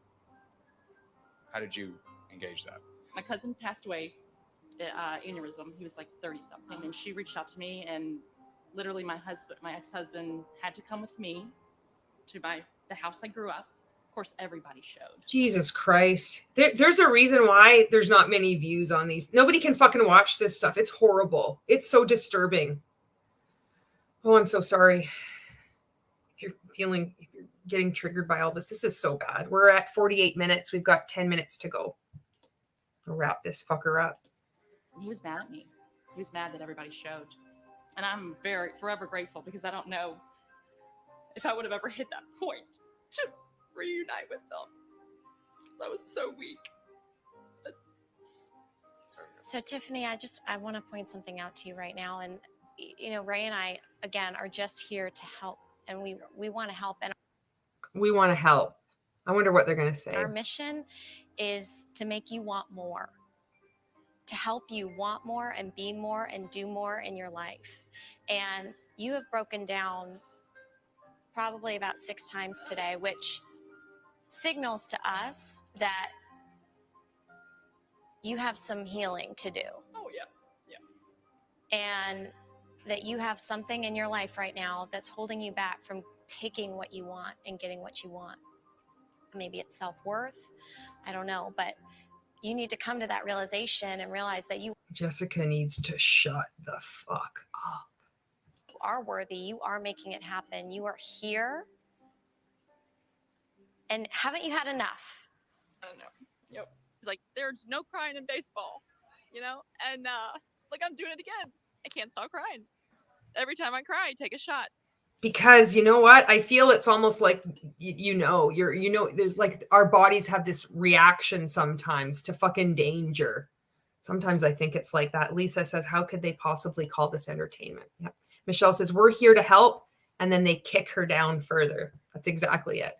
And Pal says, I would feel so awful if I had to speak about my trauma so publicly and in such an unsafe place. Exactly. All right, here we go. Here's Gary. I actually had a breakthrough today. I learned today that I'm the failure. I've been the... Oh my fucking God. This is what Rank Makers does to you. I had a breakthrough today and I realized that I'm the failure and you're not. And he knows that. And I'm just gonna validate that. I'm gonna say it again because Gary's gonna be on here on Saturday and he's gonna be talking about how he's moved on and helping others with autism. And he's not a failure. And you weren't a failure. And shame on Ray, shame on Jessica, shame on Mary Kate, shame on the Higdon Group and the multi-level marketing industry for making it like that you have to say this, that this is coaching. This is like Ray's star people. Like this is, after all of this, this is what people say. This is how he makes them feel. People are crying. They're being broken down. It doesn't matter what they do. They're going to be, like Michelle says, they kick them down even further. And you have to say how worthless you are. Way to go. Way to go, Ray. I mean, that's fucking executive business coaching right there. And the world can fucking see it. And more people are going to fucking hear about it. failure all these years. It's been me. I've been the one who's been holding myself back. I've been the one who's been not responsible. I've been the one who's not been accountable to myself. And that reflects in my actions. And that's why I've been playing small. I'm acknowledging. Oh, fuck. Here we go. I'm acknowledging. Jesus Christ. That you are owning it. Now, back to the I appreciate that. You didn't answer the question, so now you got to answer the question. It was overcoming right now that it's been my fault the whole time. And the way I overcame that during this break period was that I realized that, and now I know what I have to do. I have to play bigger for Your myself. biggest challenge. He's answered your question twice now, and he's not saying more details. That's the problem. In your entire life, yes, that you've had to overcome was that realization. Nothing else. Nothing else. Nothing. We don't have anything else that somebody tried to kill you, or you tried to kill yourself, or maybe have you killed anyone? Because we have someone that has. That would be good. Like, please tell us. I think that may be your biggest there's breakthrough. other thing. I think that was my biggest breakthrough because I felt it when I was out there. I felt like a big weight just came off my shoulders. And I felt like, you know what? Gary's ready now. Gary is ready that he knew it's been his fault. You're not listening. You're having. This is how they treat people. The contempt and the entitlement. Having your own head chatter, and you're talking about all the things that you want to talk about and the things that are going on in your mind, and you're not listening, taking it in, and trusting your gut and saying, this is what I need to do to move forward. Bullshit. He was. You weren't listening. You're the fucking problem. The biggest challenge that I've had to overcome is... Okay, like this guy. A doctor told me that my 4-year-old boy had the most vicious form of cancer known to man, a thing called Burkitt's lymphoma. The tumor can double in 24 hours. It was such a challenge because you have to put a smile on your face and pretend that everything's okay, and it's fucking not. It's really fucking hard to talk about. Being British, we're a little bit reserved. We don't normally talk about this stuff in public. So I think there's a bit of survivor's guilt as well, because we met so many families and children on the ward that did not have a happy outcome. We nearly lost him twice. He's made it. He's 12 now. Oh, wow.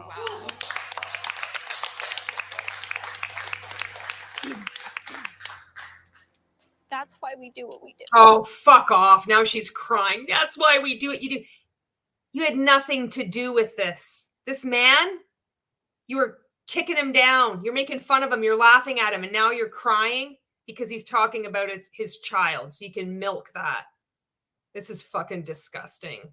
You are fucking disgusting. This is... That's why in that room, we wanted you to want more. They wanted you. What the fuck? This is what they do. They will try to take credit for anything. They're trying to take credit for his sons, like being alive, like from 4 years old to 12 years old, surviving this. This is what they're trying to do. This is what we were trying to do. What the fuck are you talking about? He's telling you something deeply personal. He doesn't want to fucking do it. Why are you so deeply moved? Like, what the fuck is this? Oh my God. There's got to be like some cult expert that looks at this stuff and can expose it better than me. I don't know what's going on here. I just know that it's wrong. I can't think of a worse thing that can happen to someone. Ray says impact, and Jessica trying to do the fake tears. This is so disturbing. Holy fuck. Somebody and their kids being terminally ill or dying. I would rather die 1,000 times than my kids dying. And Oh, fuck off. you better get your ass in gear because I didn't. Oh, fuck. You know what? You would throw your kids overboard and watch them fucking die and save your own ass. That's how fucking selfish you are. You've got no fucking heart. I feel sorry for your kids. Being raised by you two? Jesus Christ. The fuck you've done? The damage you've done to thousands of people? The damage that you're continuing to do to thousands of people? That you wanted. But really own that. It's not enough just to have a powerful story. That's a powerful story. But that story just goes away if you don't create legacy. They asked the question, what No, it doesn't. If you don't create legacy, no, the story doesn't go away. There's lots of people all over social media that will maybe share a story. You go look on TikTok, someone will share a story about something that has happened to them. It doesn't need to be a deeply personal thing. It can be something like helpful advice. about something they went through, but it's not in this manipulative way. And they're not leaving a legacy in network marketing. They're not millionaires. They're good people helping each other, because that's what people do. Not like fucking malignant narcissists or whatever the fuck you got going on. Deal with, and my God, I hope I don't have to deal with anything harder than that ever again. Like, at 10 years old, I was sexually assaulted. I didn't really have a father growing up, but I had a stepfather. He didn't believe me when I said what was happening to me. So about maybe 6 months later, it happened again. He walked in and he did shit. He did nothing. And this was a male. This was one of my grandfather's friends. He said, go to bed. So I had no voice my entire life. How I got over that is about a month ago, I decided to take a chance when I couldn't afford it. I came here. I said, I'm going to do this. I'm gonna put my video in. I'm gonna come to this reality show. I'm scared shitless, but I'm gonna do it. I sold myself short in the past, not anymore. Now it's time to make a big ass impact. Every single one of you. Let's go. Okay. Thank you. Thanks for sharing. I had a medical issue that took me down, and it took me down hard. I had 6 surgeries in a year, and I was seeing a doctor every week. For the love of God, if you're watching this and you're in network marketing, or you know somebody that's like, oh, I want to sign up for this, can you please see what's happening to people? This is what is the result of the multi-level marketing industry continuing to exist. Multi-level marketing coaching. You've got 1, 2, 3, 4, 5, 6, 7, 8 people on a couch, and one by one they have to tell these trauma stories. I don't even know if trauma story is the right term to use. They're sharing deeply personal things. They're being grilled by these 2 coaches. You can see that in any other environment this would not be going on. If at work people would be fired. This is a cult. For an excruciating, and I mean excruciating pain, that if we had the option to euthanize ourselves, I'd have went there. I would have taken that option and opted out. Fuck, if you're watching this and you've been involved in this show, what has happened to you is not okay. This should never have fucking happened. I don't know where you're at, if you're still in multi-level marketing or not, if you think I'm a hater or not. I am so sorry this happened to you. This is not good. This is not okay.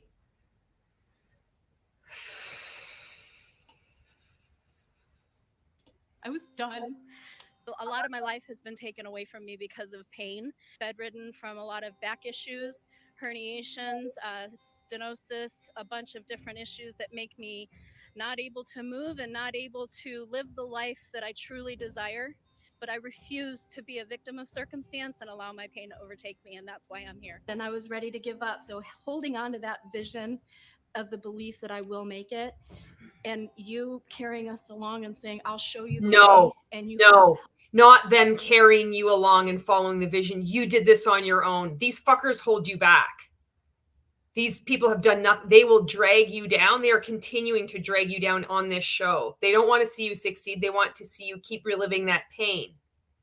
It's not to tell your story and become more powerful and impact people. No, it's to keep you in the group, to keep you from telling your actual story without inserting them into it as if they're heroes. They didn't carry you along. You carried you along.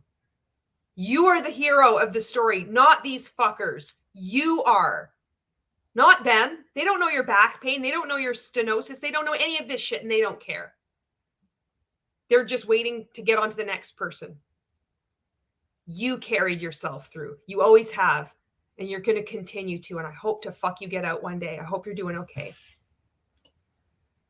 held up to your end, and I'll hold up my end, and I will make that, and I'll earn my way in a Top Earners Club. Great. Awesome. Thank you. Appreciate it. Okay. So Top Earners Club was, I don't know if it still exists or whatever, but it's like you'd have to like be paying $25,000 a year, I think, to get coaching from Ray. And that's what we all wanted. We're like, oh, I'm going to be a 6-figure income earner, and then I can pay for coaching from Ray, because then he would say, then you would even create, your network marketing company would have to create another level on their compensation plan just to handle your greatness, because you're never going to stop. Like that's the ultimate goal. is to pay for more fucking coaching. Can you believe it? We're going to have some discussions. We're going to do a little sidebar. So we'll be back in about 2 minutes. Okay. Okay. So I just want to reiterate that this is not picked, not picked. This is a, do we feel you're ready to do what we are looking for? And I do, you know, after all the interviews and after hearing the conversations, I do want you to own that there's a reason you're on the couch. Own that. Don't fight that. And let me tell you, if There's a reason you're on the couch, so own that. You losers. there are many times in my life that if I went through this thing, I'd be on that couch and I would not have been picked, because there were many times in my life that I wasn't ready. Fact. There's just no way I was getting picked for anything good, because I was. You're not getting picked for anything good. I was messed up, right? And we're all messed up in our own ways, right? And I'm still working on some of mine, and I know that all of us are working on that. And the person that is being saved today is, and we'd like her to come up and join the group up here, is Kelly. Congratulations.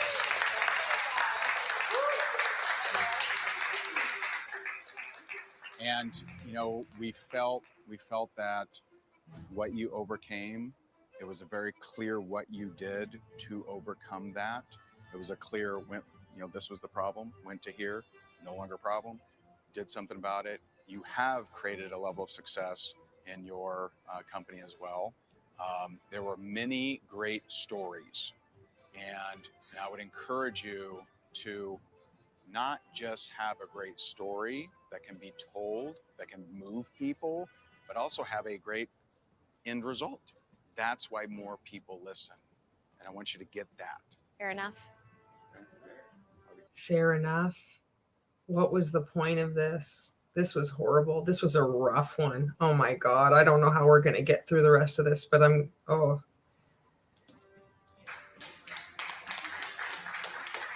Now we're going to get yesterday's winners over here to meet the winners from today for a little cocktail party so they can mix and mingle and really get to know each other. And we will reveal the mole to them as well.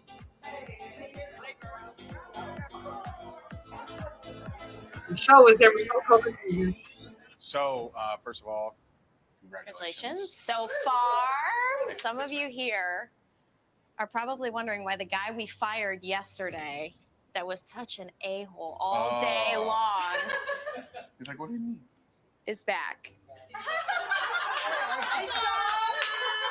So Sean was our deep undercover mole who happens to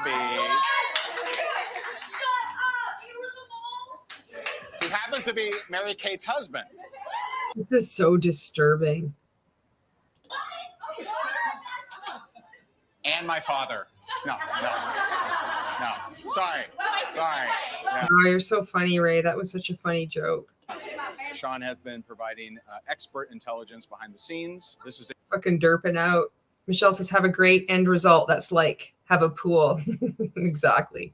Jessica's number one reason or number one tip for selling luxury real estate. Number one, have a pool. Pal says cheap acting. Yep. And Pal says, people who can't overcome their trauma are also valuable. Yes. It's a very important night to get to know each other, to commingle, because you will. Fucking good night. And you're going to be going to bed with Ray saying the word commingle. Fucking get that image out of your mind. Be picking teams that actually do something. You will be picking teams to formally enter into competition. Have fun. Yes, we have appreciate fun you. tonight because tomorrow it's going to get a little crazy. Just letting you know. Awesome, guys. You got to fix yourself before you can make a difference. But I'm ready to be fixed.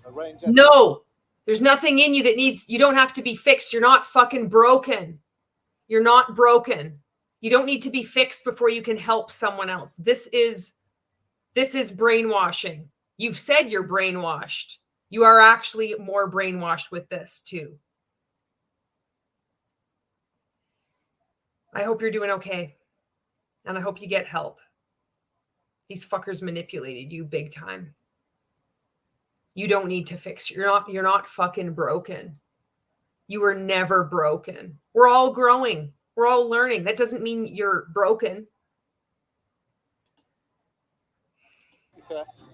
It's been an amazing experience. Please just give me a call. I did actually fucking connect with Paul. He sent me a fucking DM. This was when he was still on the show though, but that's a little side note. I have my fucking connections to this show. I am ready for the next level. All of the things that I've overcome in my life have brought me to this point. So I think I bring a lot of stuff to the table that they've never seen on this show. I'm here to win this thing. I'm not here to jack around. I'll punch everybody in the face to win if that's what you want. That's not. But you know what? Ray said that. He said, oh, I'd like to punch people in the face. Like, really? Bother me.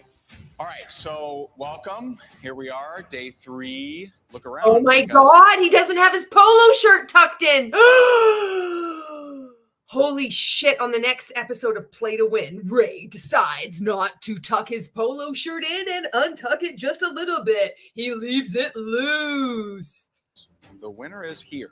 One of you will be the winner. So what is the one goal in your life But dirt mode is still engaged. that we're going to talk about today? I would like to help 1 million families get out of debt. Michelle McKenzie, who's amazing and fucking very smart, is wearing for the second day one of his shirts because that's what he coached us to do. And if you went to he said, if you really want to impress people, you want to wear their merch. And so we all would, like good little cult members, every time there was a 14-day challenge, everybody would don their do more, be more, impact more Higdon Group on the side. I had a default setting gratitude shirt.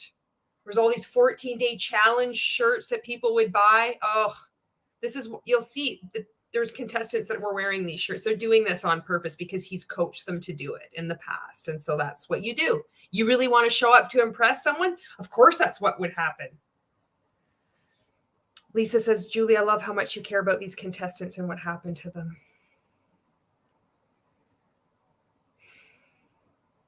Thank you.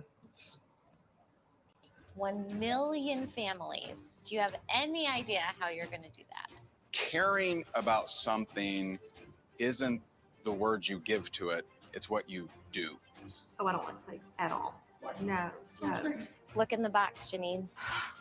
The next challenge, which will be a sales challenge. So someone did pretty good. Hit a goal of $8,954.63 with 20. Fucking derp. Derp mode. Fucking derp. Derp. Good night. Good night, Michelle. This is going to wrap up and I'll be wrapping up right away. You can get mad at this? We made it through that one. All right. That one's done. Thank you so much for hanging around. Erica says you should have a PayPal or Patreon so we can support you. Oh, thank you, Erica. I don't want to monetize this content. I have, I've got a lot of reasons for doing that. And I support everybody who does make, monetize their content or make money, you know. I do. I really, I think it's fantastic. It's good. You got it. We all got to do what we all got to do what we think is right for each of us, you know, and, I got to follow my moral compass here.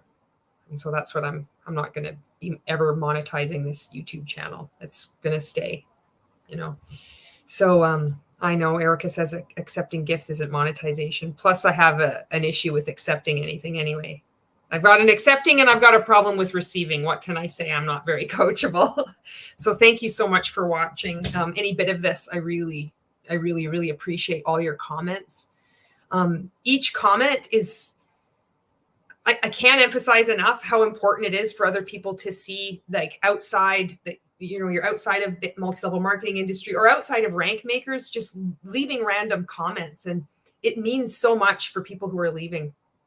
And if you are in rank makers and you're starting to wake up and you're starting to ask questions, you're starting to see the contradictions. And once you see things, you can't unsee them. And it's just a matter of time. And I just hope that you, I want you to know that you're not alone. I know there's going to be people that keep going no matter what. We've seen this happen with other high control groups, and it's really, really hard. It's really, really hard for me to see people that I know and I care about trapped, and they don't think they're trapped. They think they're free. And I know what it's like because I felt like that.